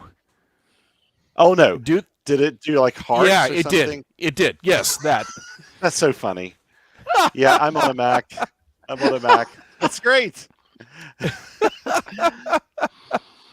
Yeah, it's all right. I'm sorry. What were you saying? Because we completely lost track. We love you too, Thomas. We love you too, Thomas. Thank you. So yeah, this company made. Oh, that's what I was doing. I was using my hands. I talk with my hands. Keep them down.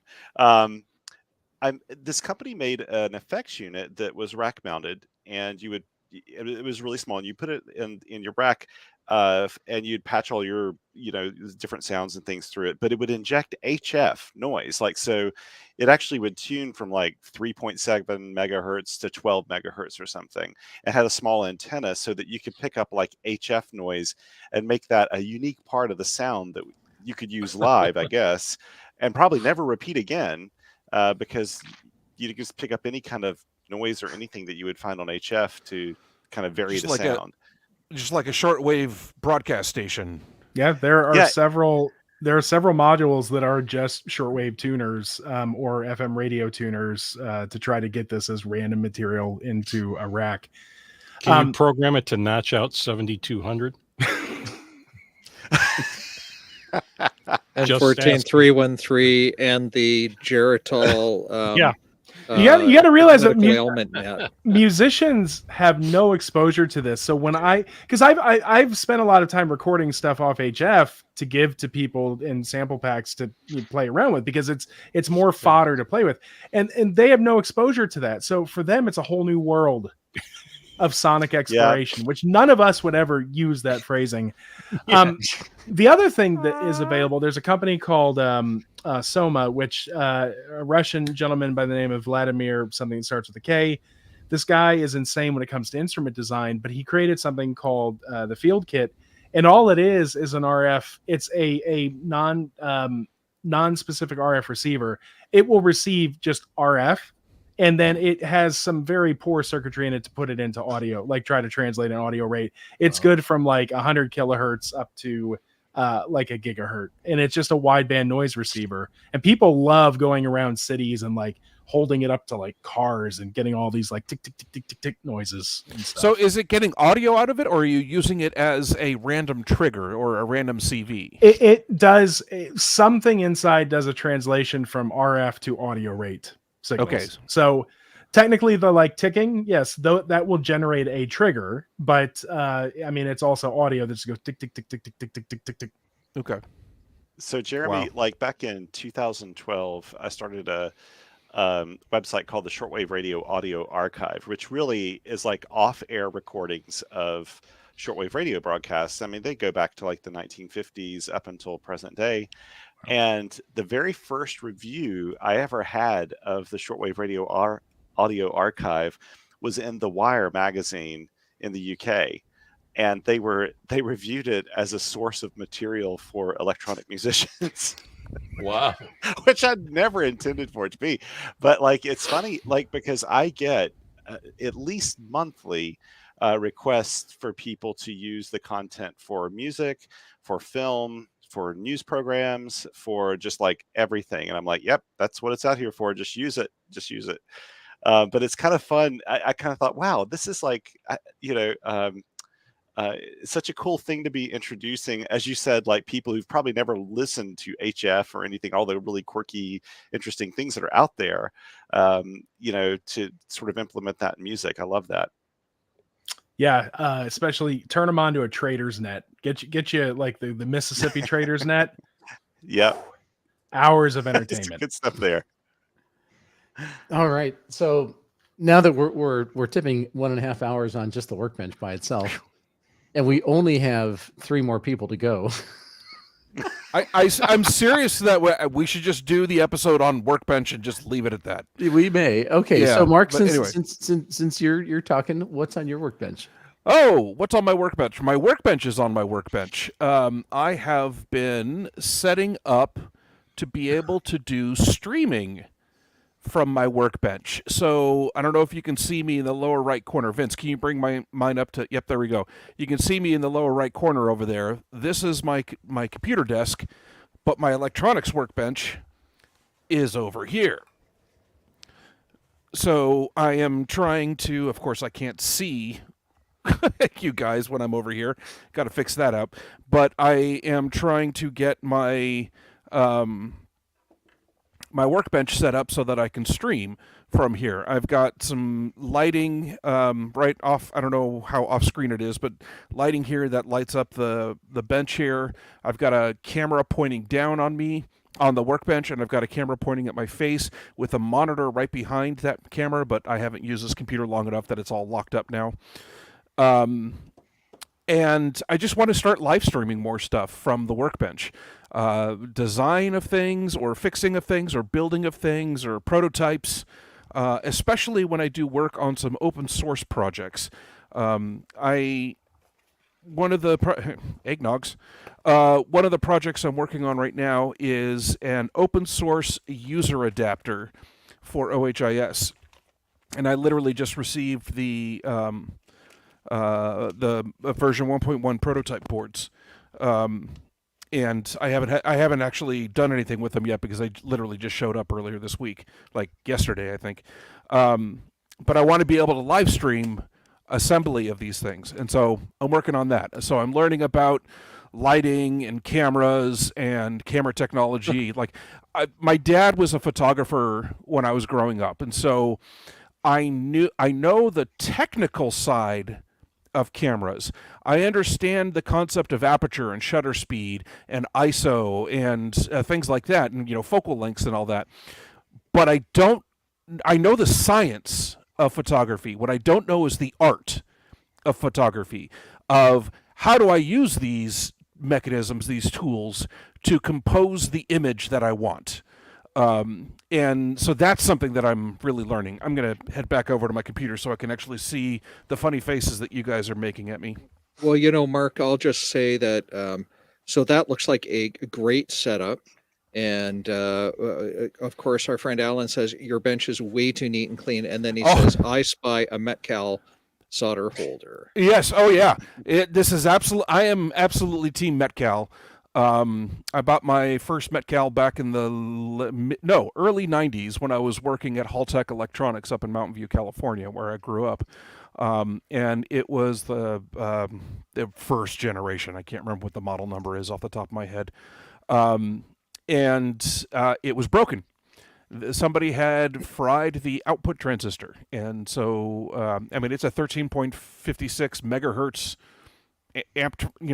transmitter.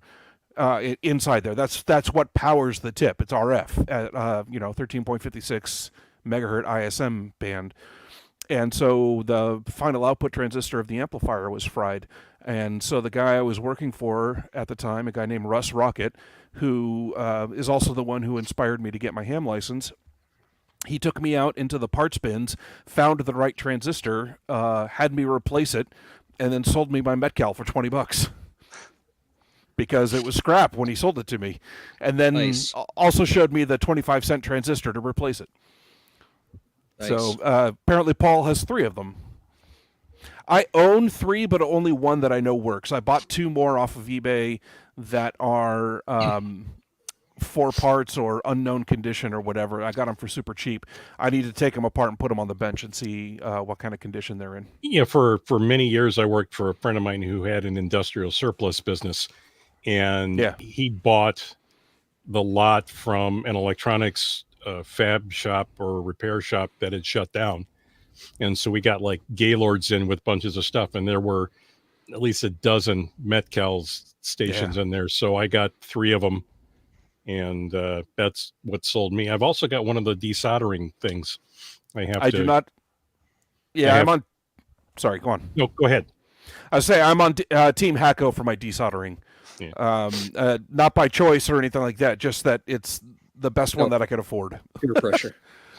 Yeah, that too. Peer pressure. Peer pressure. Yep. Yeah. Alan said, if I could take 2 things from the lab, it would be a nice Kennedy multi-drawer toolbox and the Metcal. Yeah. So what else? So the streaming stuff I'm working on, photography in general, I created a photography channel on our Discord. So if you are a photographer and want to share news, puppy dog, share news about your photos or share the photos or help people like me learn about photography, hop on to our Discord. You can go to hamradioworkbench.com and click on the link to join our Discord. Okay, and then for the stuff that I'm actually doing on the Workbench, I mentioned the open source OHIS user adapter. I live streamed the design of those things, and I live streamed the assembly of the previous version. I did not live stream the actual testing of it after I got it assembled, but the mic, it needs a mic adjustment. So I added a trim pot to be able to adjust the mic level. That's the version that I just got. So I'm going to live stream an assembly of that and probably the testing of that. So follow me on YouTube, youtube.com/@SmittyHalibut if you want to follow along with that. And then if there's one thing that I can plug, it's that my common mode current choke test rigs are back in stock. I have bumped the version from 3.0 to 3.1 because I have added onboard open short load isolation and through calibration standards on the board itself. So it's a little bit easier to calibrate your VNA using my common mode current choke test rig than it was before. You don't have to use the SMA calibration slugs anymore. Nice. Sweet. Note, only good at HF. You're not going to be doing this at VHF and UHF because the calibration slugs are way better when you're at higher frequencies. At lower frequencies, you can get away with some evil stuff. But. So that's really handy because especially if you have the SMA shunts and opens and stuff, they're just so easy to lose. Yeah, that's really handy. Great idea. So I got switches on there that you can use to keep it open, short it to ground, short it through 50 ohm resistor, all the things that you need for doing the calibration. So all that's available now. And one other thing, sorry, I have been doing active work on eggnogs. I wanted to throw a special thank you and shout out to Derek. I don't know your last name. I didn't think to look it up before writing the show notes. But listener of the show and regular on Discord, Derek, has been helping me out with testing of various different things on eggnogs and doing a lot of research on common mode current chokes at VHF and UHF. Boy, howdy, have we learned a lot about choking common mode current at VHF and UHF. Everything you learned about that at HF, very little of that actually applies. Very little of that wisdom of how to build a common mode current choke actually applies at VHF and UHF, which is not something I expected. So I believe that would be Derek, November 9 Tango Delta. That sounds right. Yes.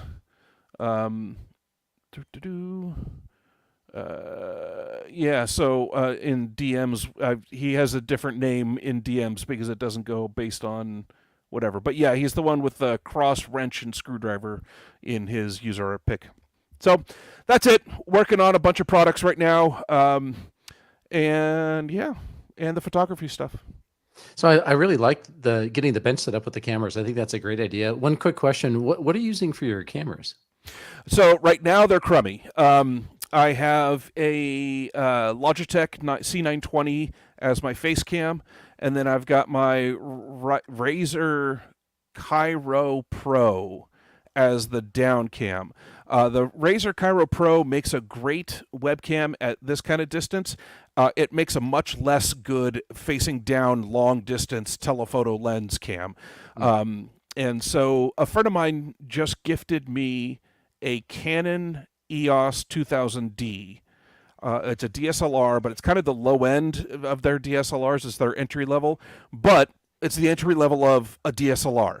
And it still takes the full Canon lens ecosystem, the EF or the EFS lens ecosystem. And if you have no idea what any of that means, don't feel bad. Neither did I. The only reason I know this is because I am learning about all of this.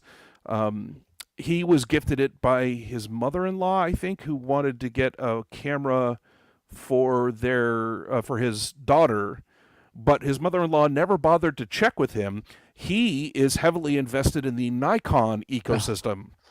Yeah. And so she bought him a Canon camera. He's like, no.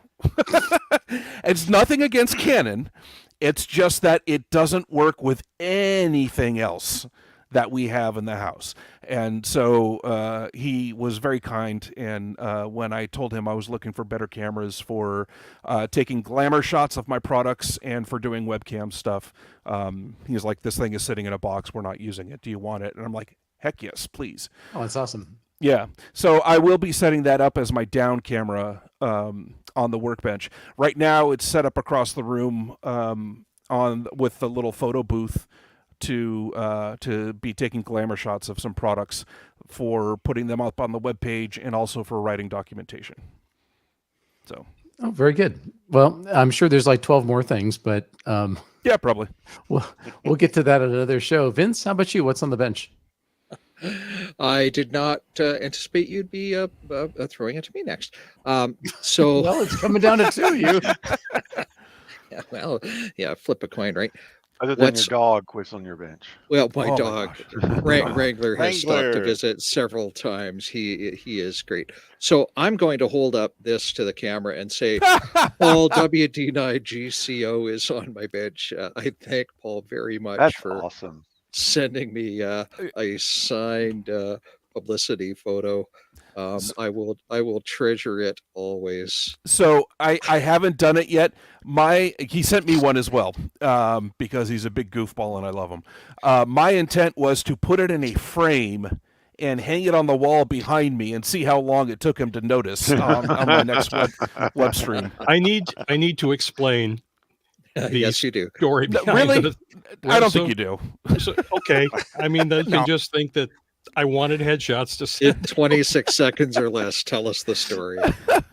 My friend and co-anchor Neil Rapp had done his own podcast for a long time, and he always broadcasts from Xenia in the hotel room on Thursday night. And I had always, with our group, I always joked that whenever I went to one of these things that I needed to bring, headshots because people are going to line up and they're going to want to see me and get them signed. And then 2 years ago, or this past year, Neil actually went through with the joke and took my photo off of the Newsline bio page and had 100 of those printed up and presented them to me with a Sharpie and said, "Here you go. Here's some headshots." So Oh, Neil Neil carried printed through those? that far with the joke. I had to give them to some people. Otherwise, Heck yeah. Yeah, you don't want them. I've got this many here. And Brilliant. so I have added that to my cherished collection of QSL cards and other things. So I have to say, it's a darn handsome photo. it's a very it really handsome is. And photo. it's one that I took. I mean, I set it up Oh, with really? my camera on a tripod and the cable release. So And a cable release, indeed. Yeah. So I will point out that Paul is one of Paul's over there. Paul is one of the people who has done the most to help me learn photography and stuff. So thank you, Paul. you're very welcome. yeah, as soon as I saw that photo and Paul told me he took it himself, I'm like, oh, this man photos. He knows how to take pictures. So I've rebuilt one of my Morse tutor kits because my Morse tutor kits. We sell these Morse tutor kits, and the link will be on the show notes. The W8BH that my buddy and I, Dan, sell. Dan, 926 feet apart from me. Don't have time for that story tonight, but we've heard it before. Well, so anyway, my kit got taken apart and put together so many times. It was pretty much a bench service unit. So I have relegated it to that and built one for myself so I can keep studying, which is good. Now that kind of comes on to the next piece I'm doing. And I have been doing some very short interviews with CW operators and instructors and enthusiasts to ask them. I have one CW question for you. If you could give one tip to a struggling learning CW operator, what would it be? And so by the time this podcast drops, you'll see some of those videos up on YouTube with the likes of Alan W2AEW, Tim N7KOM, Thomas K4SWL, and a few other people when I get these things recorded and put up. And I intend for them just to be little quick hits, nothing really long, just little bite-sized niblets. So I've been working on that. That's been great fun. Like Troy, I rebuilt my home network very unexpectedly. And this is a troubleshooting story. And I'll keep it brief, but $700 of Ubiquiti gear later, my home network is stable. So my home network used to be a commercial grade firewall. And I don't share the type of firewall I ran, but big organizations run it. It's open source stuff. You can figure it out from there maybe. And my firewall suddenly stopped responding. And it suddenly stopped passing packets one night. And I'm like, Whiskey Tango Fox, why is this happening? And so I'm like, oh, my firewall's died. So I pull out my bin of DD-WRT routers, my backups, and I start to configure one. Well, they're not working right. Well, I haven't used them for a while, and they're old D-Link WRT 54Gs. These things have got to be pushing 15 years old. So I'm like, what the heck is going on here? A buddy lends me a core switch. Maybe it's my 16-port core switch. Well, it was $100 14 years ago. Maybe it's time for it to go. So he lends me a core switch, and well, gee, that's not it either. By now, I've invested in this gear, and my Apple Wi-Fi access points, one of them isn't working right, and one of them isn't kind of talking. Are you getting the picture that my whole network just wasn't working right for 3 days? Because that's the hell I went through between Boxing Day and New Year's Day. And so how did I fix this? Well, I dropped in a new core switch, and as soon as I did that, my firewall started working. By then, I had replaced my access points, taken out the Apples because they're 15 years old, and put in some new Ubiquities, the Mesh-tastic ones. And so I'm adding items back, and here's the key piece to this story. One at a time. I'm plugging in one device at a time, and I'm tagging all my cables. I don't know about you guys with Homelands, but tagging is for nerds, right? Yeah, I tagged my cables. And so every cable is tagged on the front of my Ubiquity now. I haven't gone so far as to label them in the Ubiquity management software, but that's just a matter of time. Yeah, I actually go the other direction. I put them in the software, but not necessarily the cables. But yeah, well, and then you get the AR capabilities to be able to just hold your phone up and so I plugged in one cable, and all of a sudden, everything on my network came down. Oh, I found a chatty device, or a device that's really bad for the network. I trace it back to the newest switch. So I had two switches, one cascaded off the other. The newest switch in my configuration, a 60, that's 60 Canadian dollars. That's about $24.95 US, 8-port gig E switch that was sitting on my lab rack in the other room behind me. You can see that on the video feed. And it had gone sideways. So my old 16-port core becomes my new lab switch. My new 24-port Ubiquity becomes my new core switch. I have new APs, and I'm $700 poorer, all for the sake of a $60 damn switch. Am I a little bit ticked off? Yes. Anyway, that's the troubleshooting story. So as you're trying to find these things, just unplug one thing at a time until things start working again. When you talk about disconnecting a switch, or rather, when it's connected, you get a whole bunch of traffic. To me, that screams of a switching loop.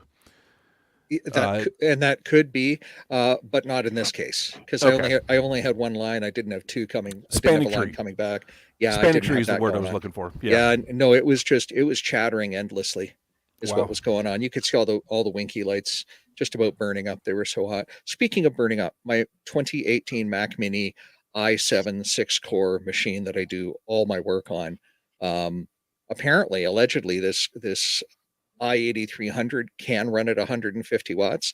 And somebody says the Mac Mini chassis, the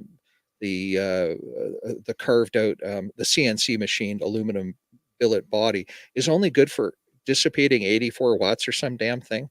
So what they do is they throttle the processors. Yeah, my CPUs have been running at 95 degrees Celsius all evening.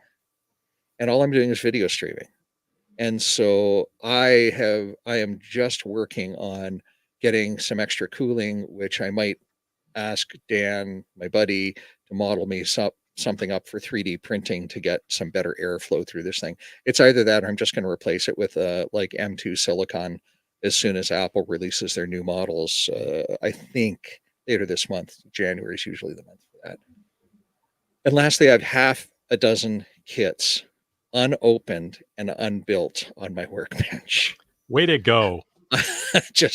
And the one I'm holding up is from Halibut Electronics, and it's the version 3.1 of the common mode current choke testing kit with the built-in load kits. Paul's holding his up. Mine's an earlier version. Yeah. And then I discovered on New Year's Eve, as I was sitting with my buddy Dan hanging out, I discovered a new vendor in Canada called Universal, where'd it go? Universal Solder is the company. They're based in Windsor, Ontario. They ship across Canada. They'll probably ship around the world. But they have little bitty kits and little bitty modules at really reasonable prices. Universal Solder. So I've got half a dozen widgets from them, including some little bitty NTP setting. These are pre-built modules, NTP setting, time clocks, just little 1-inch modules. And They set from Wi-Fi, and they've got battery backup to them, and you Nice. can choose which UTC time zone or which time zone you want them in. They're super tiny. They were cheap too, like $16 Canadian. I'm So on that web page right now, Vince. Yeah. That could hurt. Well, you got to watch out because there's a different thing on sale every week. It's just it happened to be on New Year's Eve that everything was 20 or 25% off. So I loaded up my cart with too much stuff. Anyway, Well, the nice thing is they did the math. It's already in freedom dollars. oh well, that's awesome.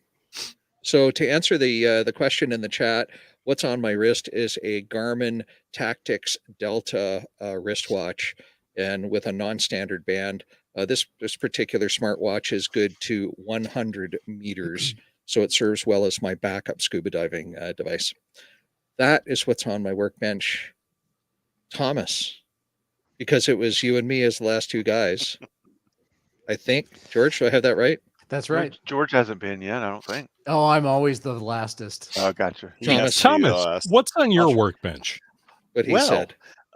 Actually, so I haven't had a ton on my workbench here the last couple of weeks. Some of you know my mom passed away recently after a long battle with cancer and stuff, and my father-in-law, like the next day, has been in the hospital. It's been crazy here, really crazy, and pretty stressful if I'm being honest. So really, I haven't been working on any projects, but I have kind of reinforced my whole radiotherapy idea, which is I find getting on the air and making some contacts and just tuning around to be very therapeutic. I don't know why. I find the same thing with soldering. Like if I'm working on a kit or something, I just find it relaxing. And I think that I think soldering a project, hopping on the air and doing some CW, and mountain biking, for some reason, they all take my mind off of everything else that's going on in the world and free me up to just do like one thing that's pleasant, that's fun to do. And so I've been taking little short sessions, mainly with the Elecraft KH1, because it's kind of always with me now, and I can just take it out like in the backyard of wherever I am or in a parking lot or whatever and make a few contacts with it. And that's been really good fun, actually, here the past couple of weeks, because I haven't even had time to do POTA activations and things, which I can fit those in almost anywhere, but I have had no time, no time at all. In fact, this afternoon, we got back home from town. My daughters had some stuff to do in town. They're doing like a Shakespeare class right now. They're coming up to their performance time. Another daughter's in the middle of robotics competitions right now. And all that stuff was happening today, all while snow started pouring down in Asheville and the temperature started dropping. And we had to cut short the afternoon. So instead of coming back home around 4:30, 4:45, we came home like around 1:30, and that's because the snow accumulation wasn't too bad in Asheville. It was snowing really hard, but it wasn't really accumulating much. But our house is almost 1,100, 1,200 feet of above sea level higher than Asheville, so we get snow, and we had snow this morning, and it sticks. And I have about 1 mile of our drive down to the bottom of the road. You go down like almost 1,000 feet of elevation in that time. So it's really treacherous if there's no salt on the road or something like that. You can slide very easily because it's just so slippery. So we came home, and I got home, and I like laid down on the couch and just nodded off. And I was like, this is the first time I've done this in like 3 weeks or something. It's been so crazy.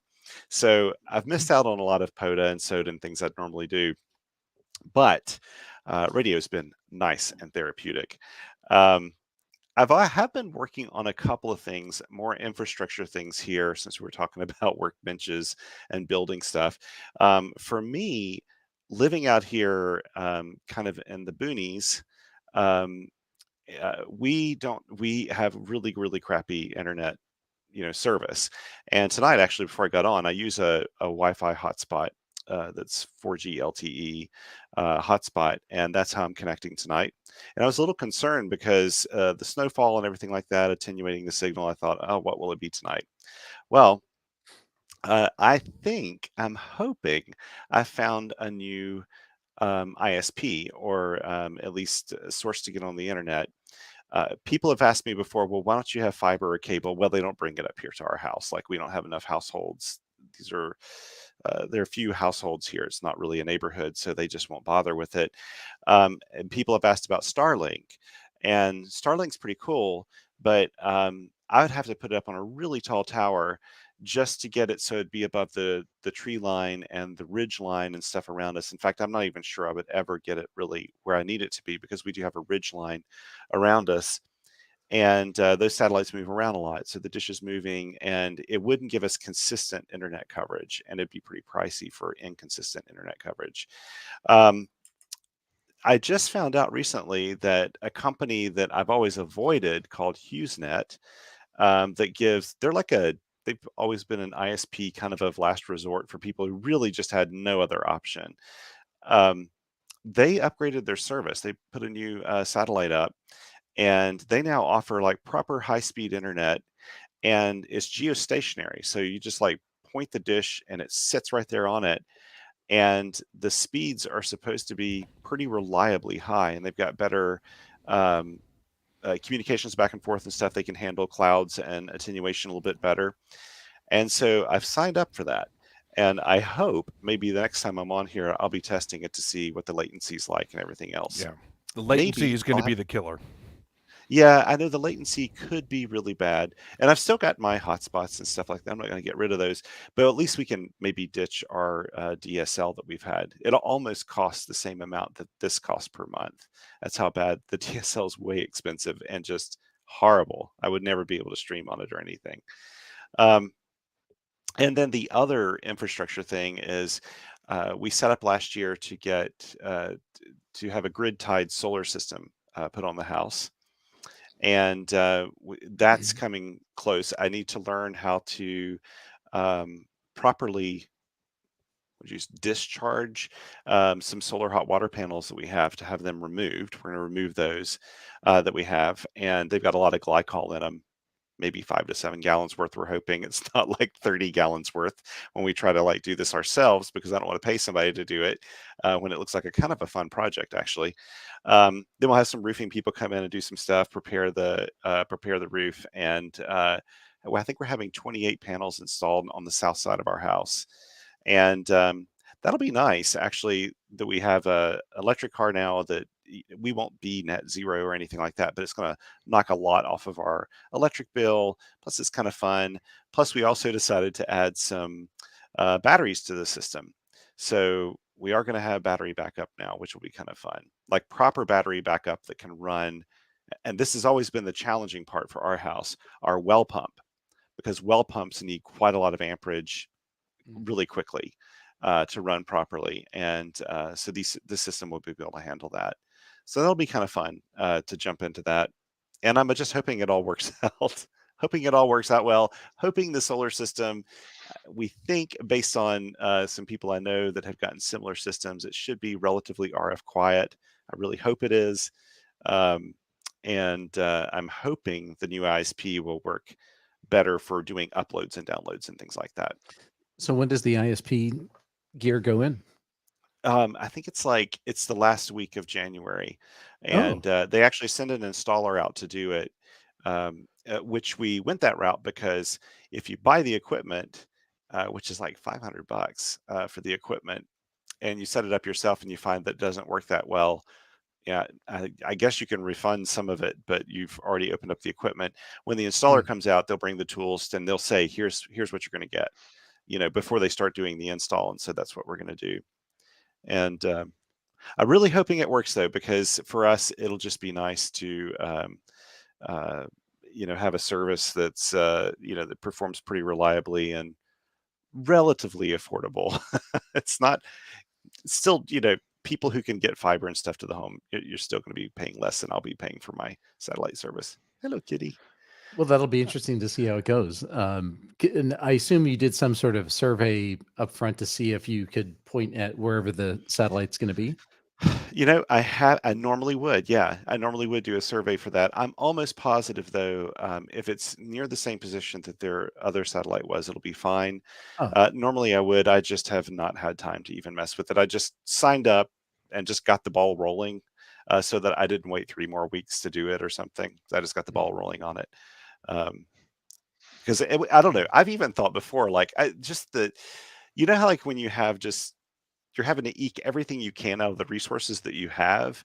I've gotten so used to doing that with internet service because I actually keep at my parents' house, they have a killer internet connection, even though, they just use it for really simple things.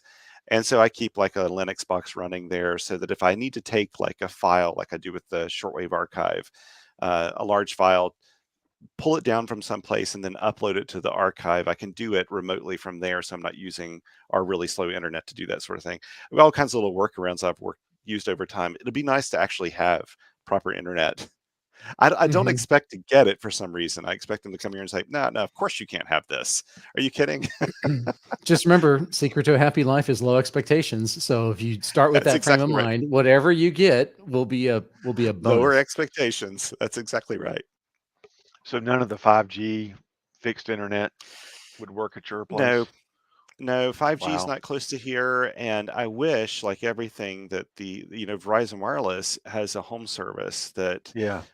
is really effective. T-Mobile and actually all Yes, AT&T, Verizon, and T-Mobile all have it now. Yeah, and I've got a cell phone booster. I picked a really good one, thanks to my spirit animal Vince here, and so I've got a really good Wi-Fi or a cell phone booster, and that would work beautifully. But they just don't make it available here. Like they don't have capacity or something, so they don't let you add it.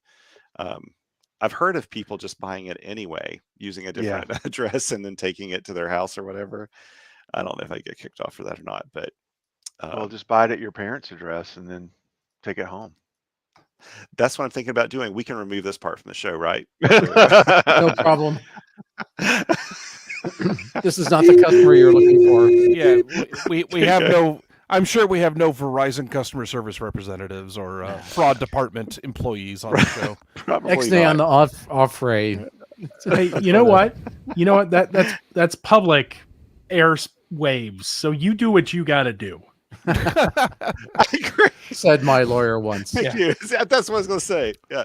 Thank you for being my lawyer, Jeremy. Yeah. I appreciate that. Bandwidth or die. It is, bandwidth is just such a weird thing. Like there really was a time, I think I kind of thought, really good bandwidth is kind of just, it's nice, but not required. Now it's just kind of required. Like so many websites, they're not low bandwidth. They don't expect you to be low bandwidth. They expect everybody to have good bandwidth. So a lot of just routine sites I go to, my power company and things like that, they take forever to load when you're on a slow connection. So I work from home 1 day a week at least, and I would be dead if I had the old DSL I used to have. So, my gosh, that's crazy. I believe. Paul. Okay. So George, what's on your workbench? Nothing. All right, let's go on to Ham Radio Workbench. I don't believe it. Wait. All right, folks. Thanks very much. We'll be right back.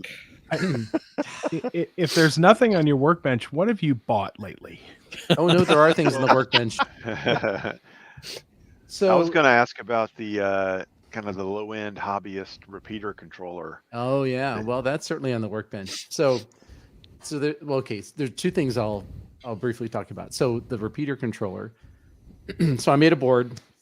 The original impetus of this was to make the Adventure Radio protocol controller. So it's got some audio circuitry, and it's got a scanning PL decoder, and it even has a DTMF touchtone decoder in it, and a processor. And the whole idea is that you stick that on your at your repeater between your main controller and your 2-meter 146.58 Adventure Radio remote base, and it scans for the right PL tone, and if it detects a PL tone, it takes a particular action. So that hardware is built, and while I was writing the firmware for it, I got the firmware done, and I thought, everything on this board is what you need for a repeater controller, for a single port basic repeater controller.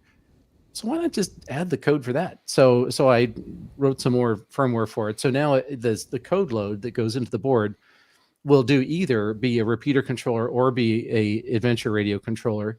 And when the thing boots up, there's a dip switch that you use for some stuff. And if one of the bits on the dip switch is in one position, it boots up as an adventure controller. If you flip the switch, it boots up as a repeater controller. So now if you're using it for a repeater controller, it'll decode the PL tone. In fact, it'll scan and tell you, you could even still do different PL tones. Has DTMF decoder and commands to execute to, do stuff, send CWID, and all that. So basic repeater controller. So it's all working. In fact, when Vince was here last month, we installed the local repeater here in the racked it. Willamette Valley, and Vince installed the controller. I can say that the controller does exist. It is a circuit board with parts. I have heard it go beep, beep, beep. And beep, boop. Yep. And various beeps. So yeah, so it's on the air. There's a few more things I want to do in the firmware, but it's basically running. So I'm sending off for a second rev of boards with a few little extra cleanup things. The next thing I'm doing is designing a motherboard that'll fit in a 1U chassis. That's basically a backplane. So you could take 1, 2, or 3 of these things and mount them on a big flat motherboard. What's that sound I hear? Them. That sound is all these solder manufacturers cheering. You can smell it from here. Yeah, So- no, I've seen this backplane. It's not anything like the station controller rack that we Yeah. 20 sockets of 128 pins each or whatever it is. No, it's much simpler. Yeah. And it's also, as multi-port repeater controllers go, it doesn't have a ton of features. It's very bare bones. So there's a very small number of components. It's just the essential bare minimum that you need to make it, cheap and easy to kind of get up and running. So anyway, so that big board, the first one I made, and then I goofed up some parts of it like you do, and I want to add more stuff to it. So I'm designing the next version of that motherboard. So when the new ARP controller, Adventure Radio Protocol controller comes, and the new motherboard is done, both of those things will be done in a couple months. Then they'll go together up at the repeater site. So one port will be the repeater, one port will be the 2-meter adventure controller, and the third port will probably go to an all-star PC to gateway into the internet. So that's the plan. So there we are. Now, what am I? Once I get all that working, my normal MO is like, don't try to push it until you get it to work, because if it doesn't work, then it's kind of like annoying. You have to explain yourself out of why it didn't work. So I decided that I'm just going to get it to work. And so once it's working to my satisfaction, then I'll figure out if we're going to make circuit boards or kits or pre-assemble them or whatever. If people are interested in any of those versions, then that's great. But I want to get it working first, and then we'll figure out what to do with it. I have questions. Yes. And this admittedly falls into the realm of feature creep, but will this thing have the ability to play audio? Well, play, like a as in like message. Record audio files, stick them on the thing. Yeah. So one of the things that I'm going to do is make a Raspberry Pi host adapter. So imagine there's 3 slots. One slot goes to your repeater, and then you could take a Raspberry Pi and plug it into one of the other slots, and then you can have the Raspberry Pi do a whole bunch of things. And one of the things the Pi could do is it could be a set of audio files and messages and whatever. And there are some control lines. There's 2 ways for the boards to talk to each other. There's some hardware control lines that connect between the different boards that you can program to do whatever. Like, pull this pin low will trigger playing an audio file off the Pi. Or they're all connected with an I2C bus, and they're all connected with an RS-45 bus. So you could, for example, you can say, well, send a touch tone sequence, star 1, 2, 3, and then the local controller decodes it, and it sends a command over to the Pi that says, play audio file 15. Audio file 15 comes back, it gets played, and when it's over, then it shuts off the transmitter. So yeah, you So- can do stuff like that. The reason that I bring this up is because my buddy Craig, the now owner of our repeater, had a great idea for our repeater back when we had all the All-Star to DMR bridging infrastructure set up so that people could use our repeater remotely. Is that he was going to record a bunch of useless facts, as in my favorite being there are more airplanes at the bottom of the sea than there are submarines in the sky. And instead of being like a lot of repeaters where it's like, welcome to the Kilo Delta 8 Lima Bravo Sierra repeater, the time is, right? It was just going to play random facts. Mm-hmm. So I think it's important. I think there's not enough humor in ham radio, and the repeaters take themselves way too seriously. Oh, something like, this is the KD8 LBS repeater. Please insert another 50 cents for another 3 minutes. Yeah. Oh, great. Now I've got some ideas because I've done all the voice work for our repeater. Yeah, there's that. Yep. So I actually have a whole voice library. So I started for our big repeater controller system. This is like 10 years ago. There's the natural voice synthesis technology that AT&T developed many years ago, and they licensed it off to a bunch of different people. So you can get a program and you type in some text and it will synthesize the voice, but instead of sounding like a robot, it's pretty good. It sounds pretty human. So I spent like too many hours, and I typed in a bazillion different words, numbers, phrases that I could think of, and so I created a library of hundreds of little tiny wave files. And I wrote a little Python program. It's like 10 lines long. The Python program, it's called Speak, and you send it at the command line in Linux. You say speak, and then you give it a list of words. So you can say speak, hello, Jeremy. What it'll do is it'll say, oh, there's an argument hello and an argument Jeremy. And so it goes and looks for a file called hello.wave or MP3 and jeremy.wave or .mp3. And it runs one of the wave play programs and just stitches those wave files together on the fly. So you just say, speak, hello, Jeremy, and it goes, hello, Jeremy. So anyway, and you could either have a big, long pre-canned message, or you can build one on the fly just with a text string. So I have a sound clip to add to your library, and I'm kind of curious to see who's going to recognize. Is it some bodily function sound, or is this legit? Oh no, it's a legit sound. Stand by. Let's hope this works. Oh yeah, I know exactly what that is. That's going to be the courtesy tone of my repeater. What is that? That's a quarter, is what that is. That's that's the sound of a quarter dropping. Oh, I love it. I was actually probably going to do a dime, just have two of them, but just. Yeah. Boop. That's 2600 guys. My incoming email notification sound on my phone. Oh, that's awesome. No, 2600 is a blue box. This one's a red box. Yep. Okay, very good. Yeah, you at least. I figured Mark. I was wondering who else would recognize that. That's awesome. I know that sound anywhere.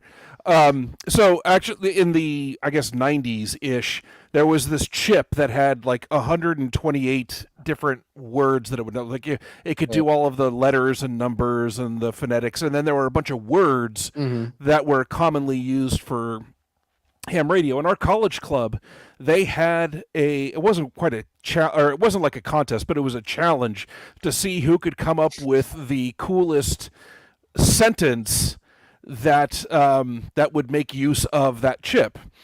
And one of the guys, a guy named Kirk, came up with he was a big fan of the Tim Allen show. Was it Tool Time or Home Improvement? Home Improvement. And so every night that Home Improvement was on, it's like, Tuesdays at 7 p.m. or whatever it is. He programmed the repeaters so that at Tuesdays at 6:59, the repeater would key up and go, power up for Tool Time, R, R, R. And I thought that was clever. So you'd be able to do something like that. So Jeremy, if you want a little talking box in the repeater controller thing, we'll talk. I still have all those files. I just think it's really important to to be able to troll the community, because really repeaters sit silent a lot these days, so they need to have some purpose. By the way, apparently All-Star can do like a lot of this, like I don't know about the hardware. Apparently, the All-Star software allows you to do a lot of this like repeater sound stuff. Yeah, so you can use All-Star can be used to link a repeater to another repeater. All-Star could be, there's like a repeater mode in it too, and there's some like wave play kind of stuff. So some of that stuff's built in. It could do DTMF decoding. All-Star can do actually could do simulcast. There's some pretty cool, and voting. I mean, there's some really cool things about it that are like advanced features. I would bet there's an API out there that, as long as you had internet, obviously, that you could call some AI thing with text, and it would spit back audio of, in somebody's voice. Yeah, you've seen all the shots fired. Thomas can't use this tool, is what I'm hearing. I mean, you've seen all the fake ads now with like The Rock and other people saying, "Oh, this get $6,400 or whatever from the government." That's all fake using AI. So there is not AI related, but in a voice command thing. One of the things that's one guy mentioned to me was, he said it'd be cool if you could speak a phrase and just send it over to like Alexa or whatever, and have it come back. Like, in other words, for a useful application, like key it up and go, what's the weather like in Poughkeepsie, and then unkey it, and then it just reads it back over the radio. Now, yeah, you could do that on your phone. I get that, but what's the fun in that? I can't imagine that would be too hard. Well, Alexa does have that feature, right? I mean, OpenAI has an API that uses their Whisper, Whisper technology. That there you go. That would be cool. By the way, I've used OpenAI, ChatGPT, a whole bunch for getting little code fragments. So I'm like writing away. Oh yeah. And it's like, I can't remember the syntax for something, and I'll go search for it. And there's like a billion websites with, where the message is like, I had this problem and there's no answer, right? And it's just like, it's so annoying. And so I started using ChatGPT to get code fragments for the programs I'm writing, and like it comes back with some really good stuff. So I'm surprised. So that I will laugh heartily. The program I was showing earlier, every line of code has been reviewed by ChatGPT. So I pay for the service, but I go in and I copy and paste in like a class, and then I type, please review for edge cases and robustness.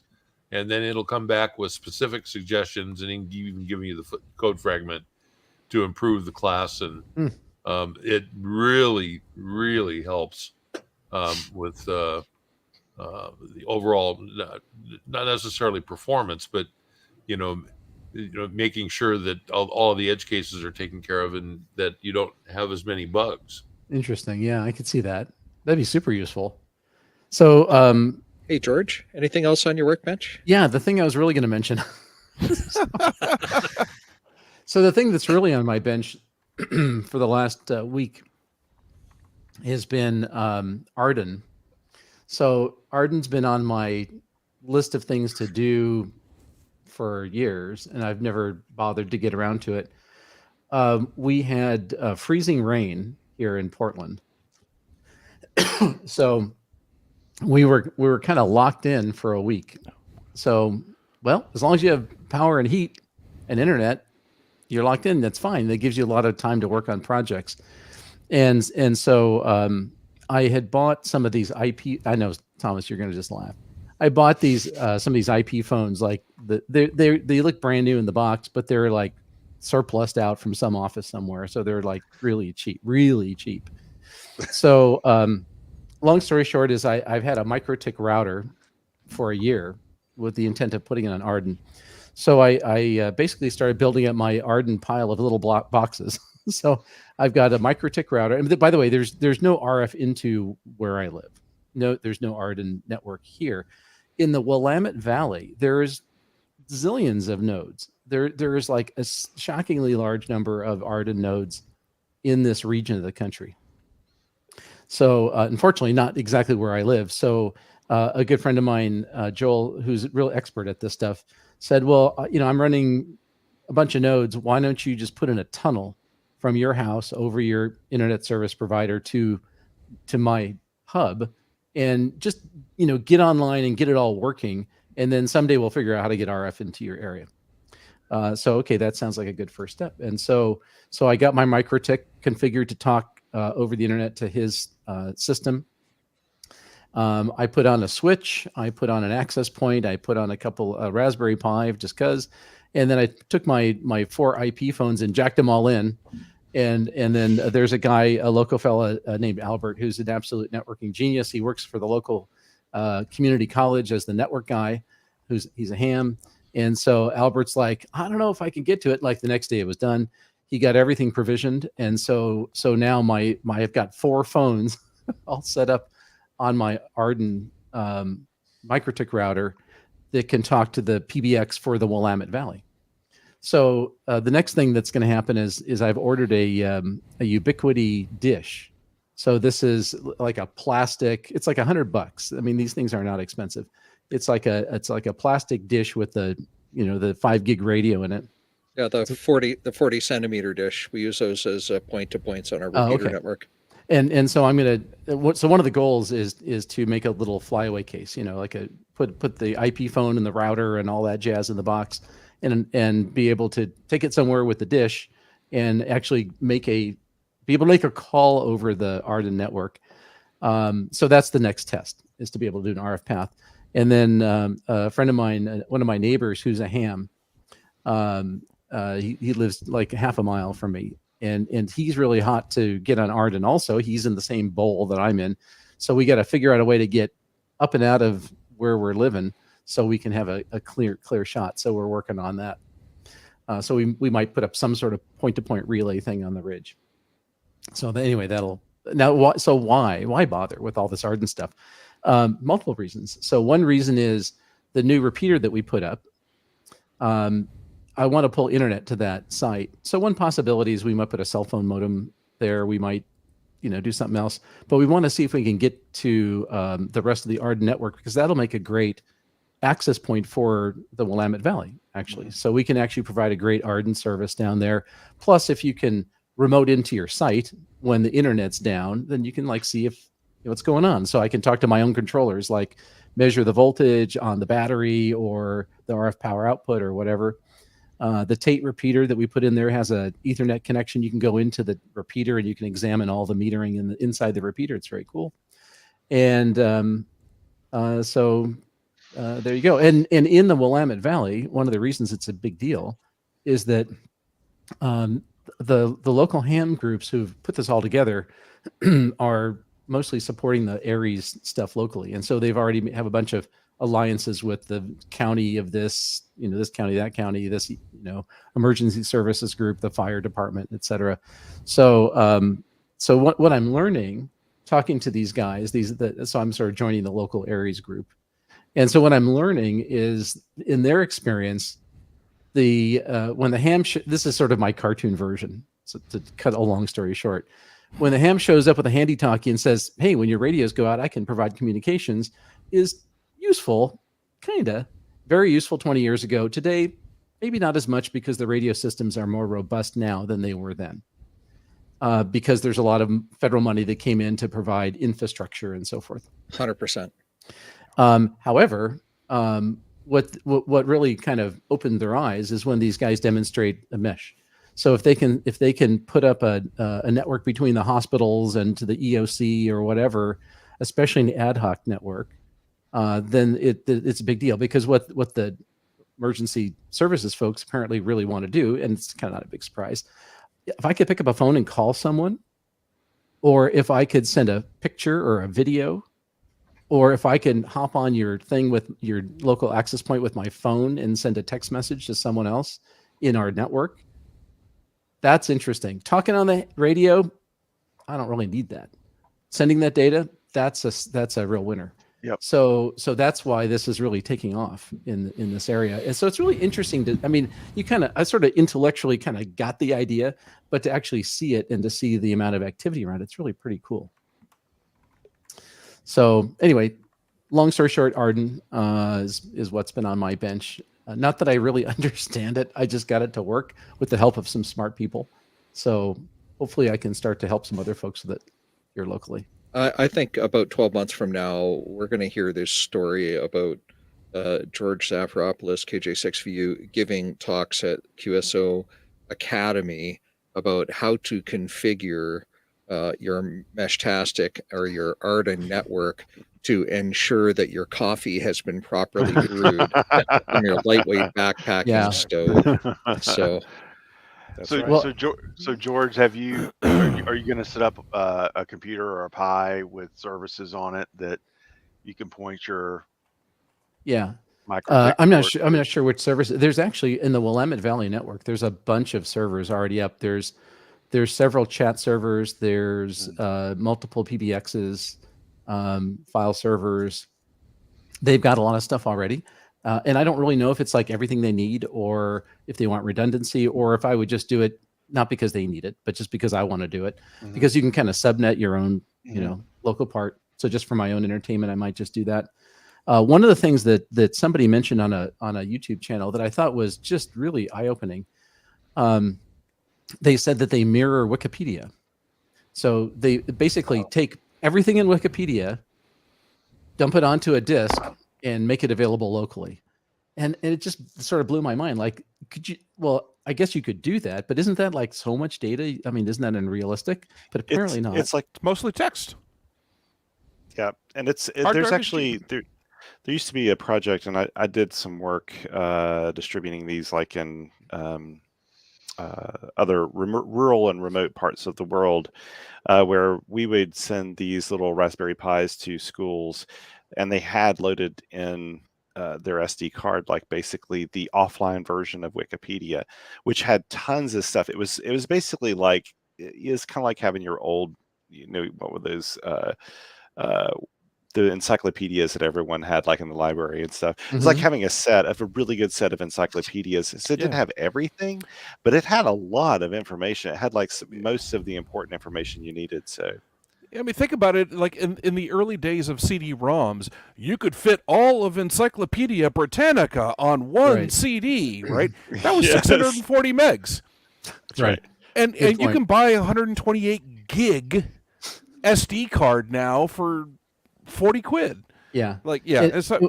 I've also, some of the other things I saw people doing for emergency communications and preparation purposes is there's a bunch of public domain documentation that's like medical emergency response stuff that you could, have a whole little medical encyclopedia of like, how do you deal with various accidents and stuff like that. So, I mean, if you're really stuck off on your own, then having access to this kind of knowledge would be very useful, I would think.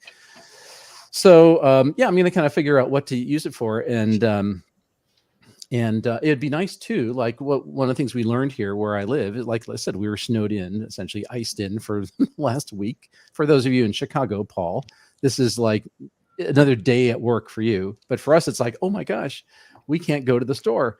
Especially you moving up from California. Oh yeah. So the worst thing we ever had was, would have like a wine outage at the supermarket. That's about as challenging a day that we would have. So Trader Joe's running out of chocolates. Yeah, exactly. Well, they had chocolate, just not the ones with the almonds, but yeah. Shudder. Yeah, totally. So what happens apparently up in this area, because there's a lot of ice and whatnot, is you could lose power. Like we had about like a month ago, some guy hit a fire hydrant, and in our kind of neighborhood area, they said don't use the water because the fire hydrant blew over, water pressure went down.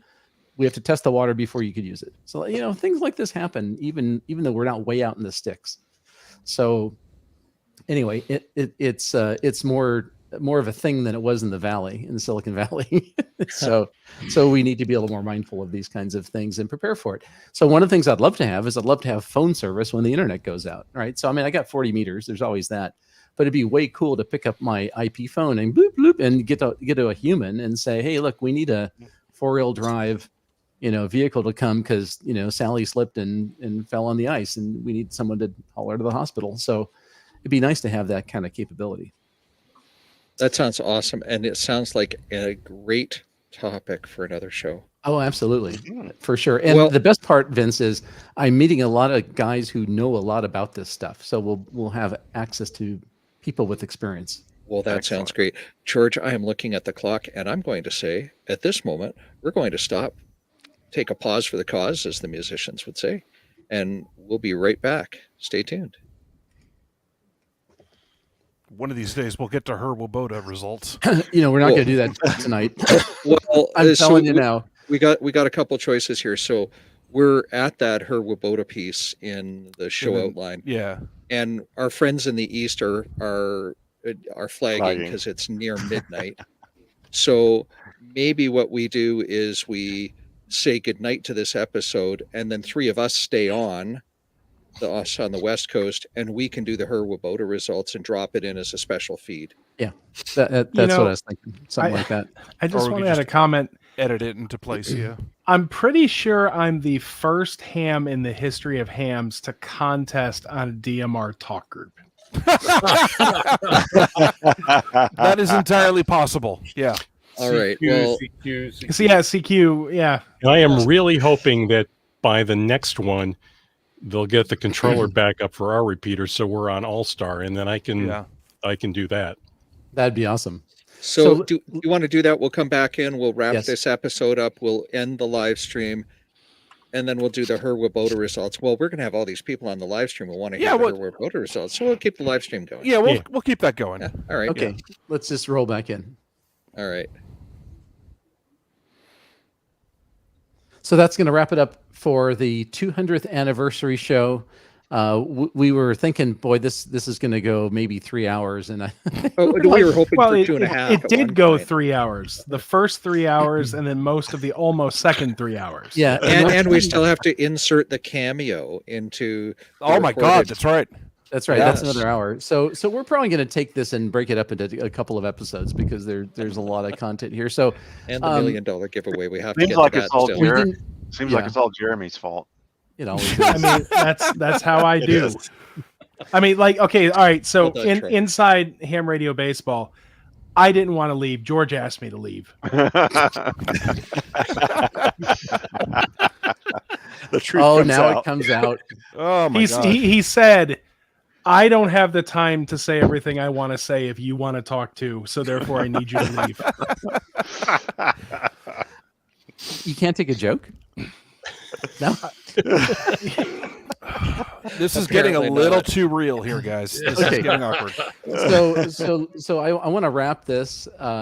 Yeah. Hi, Marcel. Glad to see you're still with us too. How's morning to you, Marcel? That's awesome. No, he's So- not with us still. He came back. I know. I That's right. assumed he was back after breakfast. So I first off, I want to really thank all of our listeners very much because without you, there's no point to doing this.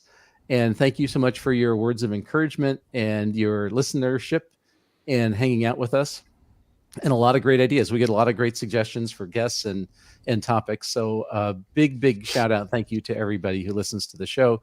I want to thank our sponsors, Flex and DigiKey. You guys are amazing and wonderful partners to have. Looking forward to doing more together. I want to especially thank you guys who are here on the stream tonight and two that aren't. So a big, huge thank you to Vince, Jeremy, Paul, Troy, Mark, Thomas, Dan, and also Mike and Rod, who are not with us tonight, but will be on a next show, I'm sure. So you guys really make it happen. There's no way we could do it just with one or two of us. So it really does take a big team to put this together. So thank you all for your expertise and your support and time and effort. And George, thank you for Yeah. setting such a great example for us and making it easy to do what we all love doing. well, that's the easy You're part, good. Vince, is we all love to do it. So Yeah. so my It my is- pleasure. It is literally an honor that you have asked me onto this show. So thank you. Here. Yeah. Agreed. Yep. And Thank you. I second that Yep. motion. Yep. I'm Thank just you, a nerdy guy who did some goofy audio, and I really Well, appreciate this. And thank Paul, you I to- listen to your voice all the time, and it doesn't necessarily put me to sleep, but the That's all I Dulcet ask. tones. very soothing. And George and Jeremy, thank you all for starting all this 200 episodes. Yeah. I go. This is it's been a huge resource for I know a lot of people. So, George, just real quickly before we sign off, who did I need to talk to about the Flex 6400 you promised me for coming back on? Oh, talk to Mike. He's not here tonight. Yeah, Mike will get you hooked up. Yeah. Yeah, not a problem. You'll get a free Maestro too. Just Oh, saying. good. I mean, that's the package, right? Yeah. Free Maestro with purchase of Radio and Maestro. That's All right, everybody. Thank you all so much. Thanks everybody for listening and watching the live stream. It was a pleasure to be able to do this, and we'll see you all in a couple of weeks. So from all of us here at the Ham Radio Workbench, 73. 73. 73. Be good humans. All right. So for all those of you on the live stream, a few of us are going to drop off and a few of us are going to hang out. We're going to record the part of the next episode that includes the Herota results. So for our friends that are in the Eastern time zones, you can hang out for another, 3 hours, or you or you can pack it in for the evening. I am going choice to. is purely yours. I'm going to pack it in. I'm super, super tired. So thank you so much. This was so much fun. It was just what the doctor ordered. And that's good. I look forward Thank to you, the next episode. Stay in Take touch. care, guys. Mike. Awesome. and I Good night. love the fact that you guys invited me for this. Thank you so much. I do have one personal thing to share with you guys. Hold on. We are still streaming. Oh, we are still. Well, that's okay. We are still streaming. All right. So, on March 1st of last year, I started a diet, overall health improvement program, and I was weighed right after Christmas, and I've lost 90 pounds. Holy cow. Oh, wow. That's excellent. Right? Congratulations. 90, right? I Congratulations. still have a few more to go, but That's awesome. You know, That's the great, new Dan. Svelte Dan, N7H Svelte. A shadow of your former self. I'm half the man I used to be. Yeah, I was just saying, you're half the man you used to be. That's awesome. That's great. Now, what he didn't Fantastic. explain though is that his wife chased him around with a boombox playing episodes of the Ham Radio Workbench. Well, the jazzercise edition of Ham Radio has been very helpful for me, right? That's right. But anyway, I thought I'd share that with you, and part of it is, just being able to do things again, right? Which is awesome. That I haven't been able to do, like crawl around underneath my bench and reorganize wires and all of that good stuff. But so anyway, That's a fantastic. little wonderful. personal thing from Dan. That's And- awesome, Dan. Dan, that's awesome. Good for Wonderful. Okay, everybody, good night. All right, thank Good you. night. you. Thanks, night. Thomas. I am also going to drop, as I have yeah. a very full day tomorrow to get some scripts written for content on my new channel. Just real quickly, and I said this before the break, but if you could include this in the end, if anybody can tell me if I am the first ham to ever call CQ on a DMR talk group for a contest, because I will tell you, first of all, thank you to everybody who worked me on that, because it was a little ridiculous, but it felt really weird to keep calling CQ and really wondering how many repeaters am I lighting up in the world while I'm doing this. So, that was a first for me for sure. 31075 though, I mean that is kind of, this is that group, right? This is that purpose. So if there was any repeater that had that on as a permanent channel, they kind of get what they asked for. It's just saying. Well said. Jeremy, don't forget to drop your YouTube channel link in the script, please. I've left you a placeholder for it. All near the right. bottom. Yeah, if you just real quickly to give a plug for myself. Management consulting, specifically helping organizations get out of their own way and learn how to apply focus and scale to achieve their most important outcomes. I've got a very strong background in product management, digital transformation, and agility in general. So if any of you have small or large businesses that could use my services, reach out to me to hello@scaling-focus.com.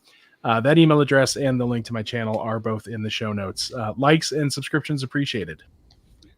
And it's very Awesome. nice to meet you, Jeremy. Likewise. Thank you very much. And hopefully we'll see you all at Dayton. Or Yeah. sorry, Xenia. Xenia. See you at Hera. All right. Yeah, Good night, Jeremy. Good night. I'm going to take off as well. And George, thanks again for having me. It's been a real pleasure, and just having a ball. Our pleasure, Troy. Thank you so much for being Yeah, there. absolutely. Thanks, Troy. Always Night. See a you in the next pleasure, man. stream. Night. Good night. It's not midnight yet. I might as well hang out for a little while longer. All right. That's right. Thanks You're for having me. central. You've I'm got another central. hour to go. That's right. That's right. All right. Well, in that case, welcome to a special episode of Ham Radio Workbench. A very We are special here, episode. A very special episode. We are here to talk to you about the Ham Radio Workbench on the air, Herota scoring results. Mark, That's right. take it away. All right. So, quick reminder: all of these details that I will be reading to you are available on herwabota.com. Ham or HRWBOTA. Ham Radio Workbench on the air.com. So, if you don't want to look at any of this or have to write it down, you can go there. Quick reminder, Ham Radio Workbench is on the air, or Herwabota, is an excuse to force us Ham Radio Workbench podcast hosts to get on the air and talk to you, our listeners. You mean, like, be more than a propagation ham, Mark? Is that what That's you mean? right. In the Okay, guise just of an checking. annoyingly pronounced OTA event. It was the first annual or first semi-annual, twice yearly, periodic, regular, whatever. We're going to do more.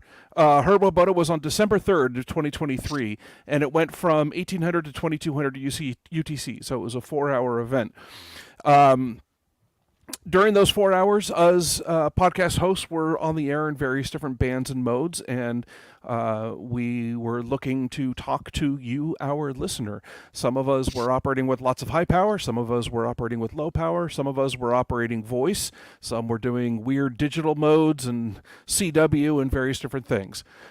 So we handed out points based on how, quote-unquote, difficult each of us were to operate. We ended up operating a total of 362 unique call signs amongst all of us hosts. 72 of those unique call signs worked more than one host. Given that a couple of our hosts were operating SOTA and POTA, and others were on FT8, where there's always a lot of activity, I'm pretty sure that not all of those 362 were Herwabota participants, but the fact that 72 people worked more than one host is pretty promising. All right, so first off, a very special thank you to both KC2G, Andrew Rodlin, and N0AW, Jeremy Mumble. Sorry, Jeremy, I don't remember your last name. For both of them put in a whole lot of effort before the event to make our live tracker website what it was. And so it was where us hosts could go in and say, I'm operating on this frequency, on this mode, come talk to me. And then we could go in with the webpage and update the tracker so that listeners would know where to find us. Finding us was not supposed to be part of the challenge. Working us was supposed to be the challenge. So Andrew and Jeremy, both, thank you so very much for all the help you did putting that website together. Yes. It was wonderful. And it was awesome, and it was easy to use, and it was everything we needed. And it came together on a shoestring budget in the like 2 finest weeks. In the finest form of last minute, I believe. Yeah, no, it was great. And that was last minute driven by us, not by you guys, to be clear. Yeah. No, it was fantastic. So seriously, thank you both, Andrew and Jeremy. All right. Well, is it time to talk about winners? Do we have a drum roll sound effect? Wait, before you announce the winners, Okay. describe what the winners will win. The winners. So we will be handing out certificates for each of these different prizes.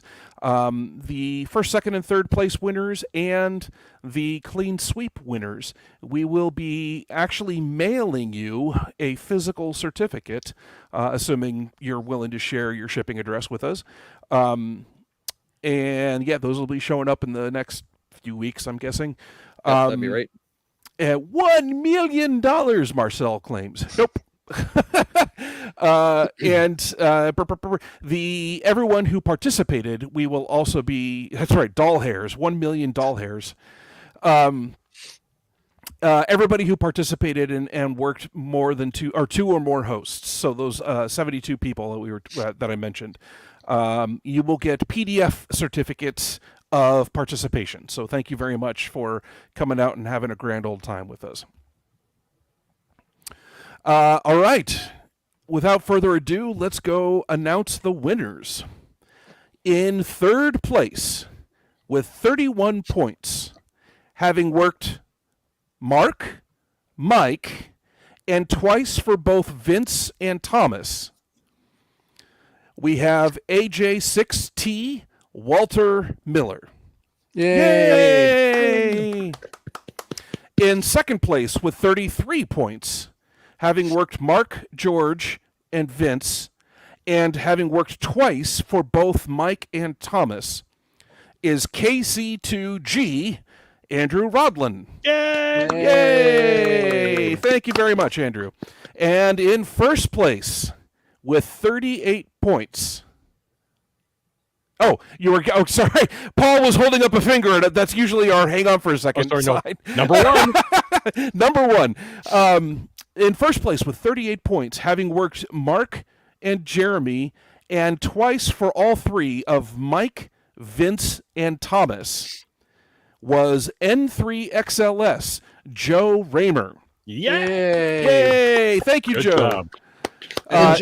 Joe's been a regular attendee to QSO Yes. Today Lounge, and it gives us a lot of great feedback. So that's way cool. Congratulations. Yes. Thank you And so much, Joe. He's a very prolific portable and POTA activator himself and hunter. Excellent. Awesome. So, yep. So just to clarify, I mentioned that a lot of the listeners worked certain hosts twice. That is because the hosts were using different modes. And Modes so or bands. Yep. modes, I think in all cases they were modes Oh yes, that's well, true. they might have also been different bands. But if you operated given you host on both CW and SSB, then Yep. you get points for both of those contacts. Yep. All right. Clean sweep winners. So the Clean Sweep Award is going to be given out to listeners who worked all 6 of the Amateur Radio Workbench hosts. Unfortunately, nobody was able to work all 6 of us. However, there were 7 listeners who worked 5 of the 6 hosts. So we will be giving out clean sweep certificates to those 7 listeners. And they are KC2G, Andrew Rodlin, KD9MY, Rick Newcomb, KF0AIT, Todd Smetana, Smetana. Yep, Smetana. Okay. N0ZIB, Adam Allen. N3XLS, Joe Raymer. NI1Q, Emily Clark. And WB3EGD, Richard Rockman. Yay! Thank you so much. Okay, and then there were 72 listeners who worked more than one host. Obviously, I'm not going to read all 72 call signs. But I will be posting all of these results on the herwoboda.com webpage. And we will be reaching out to you at your email address on qrz.com. And we will be shipping things to you at your mailing address at qrz.com. If either of those are either not available or you would prefer us to use a different email address or shipping address, then please reach out to me somehow. I can be reached as my email. Send an email to mark-herwoboda@halibut.com. Spoiler, mark-anything at halibut.com will get to me. But the Herwoboda will make it easier for me to filter out those emails. Or you can DM me on Discord. I'm at Smitty Halibut there. Or you can reach me on Mastodon at smitty@halibut.com. And then I will do all of that. Yeah, very good. And thank you so much. When are the results going to get posted? I will be posting those tonight as soon as we're done here. I haven't actually put them up on the webpage yet, but I'll do that right now. Definition of real soon now. Yeah. Well, Real you know, soon. Mark, I think it's safe to say that without you, Her Woboda wouldn't have happened. You were the herder of cats, you were the leader of cheers, and you were the flogger of peasants to get us to give you the information you needed. Only the ones who consented to be flogged, but yes, Yes, indeed. So, consent is important. Mark, thank you so much. And also, Thank you very much. we probably would have pronounced it differently. How would you pronounce HRWBOTA? I totally would go with you. Yeah. I was totally on board with Her Woboda, whatever everybody else thought. I just can't, think of a different way of pronouncing it. Yeah. For being an instigator. So Andrew Rodlin says, thank you guys for the show and Mark for being an instigator. I feel little bit like an overachiever now, but it was all fun. Yeah, Andrew, you absolutely were an overachiever and I loved it. And That's we awesome. deeply appreciate all the help that you did and Oh my gosh. for coming in second place and getting a clean sweep. So awesome. Well, Okay. that's great. I think we're going to be doing this again. I don't think we have a date yet, but I would love to do it twice a year. Yeah. We'll commit to once a year, but I think it would be great to do it another time of year. So we'll figure that out and then announce it on the show. Oh, cool. That's great. Well, George, wrap us up. I think that's about it. Once again, thanks everybody. I really appreciate everybody listening and watching the live stream. It's actually fun doing the live stream. We only do it on special occasions, but we might do a little more of that in 24. Do more of that. Mark's being an instigator again. So yeah, maybe we'll do that. So anyway, we'll wrap now. And thanks everybody, 73s, and we'll talk to you soon. Okay, see you later. 73. Be good humans, everybody.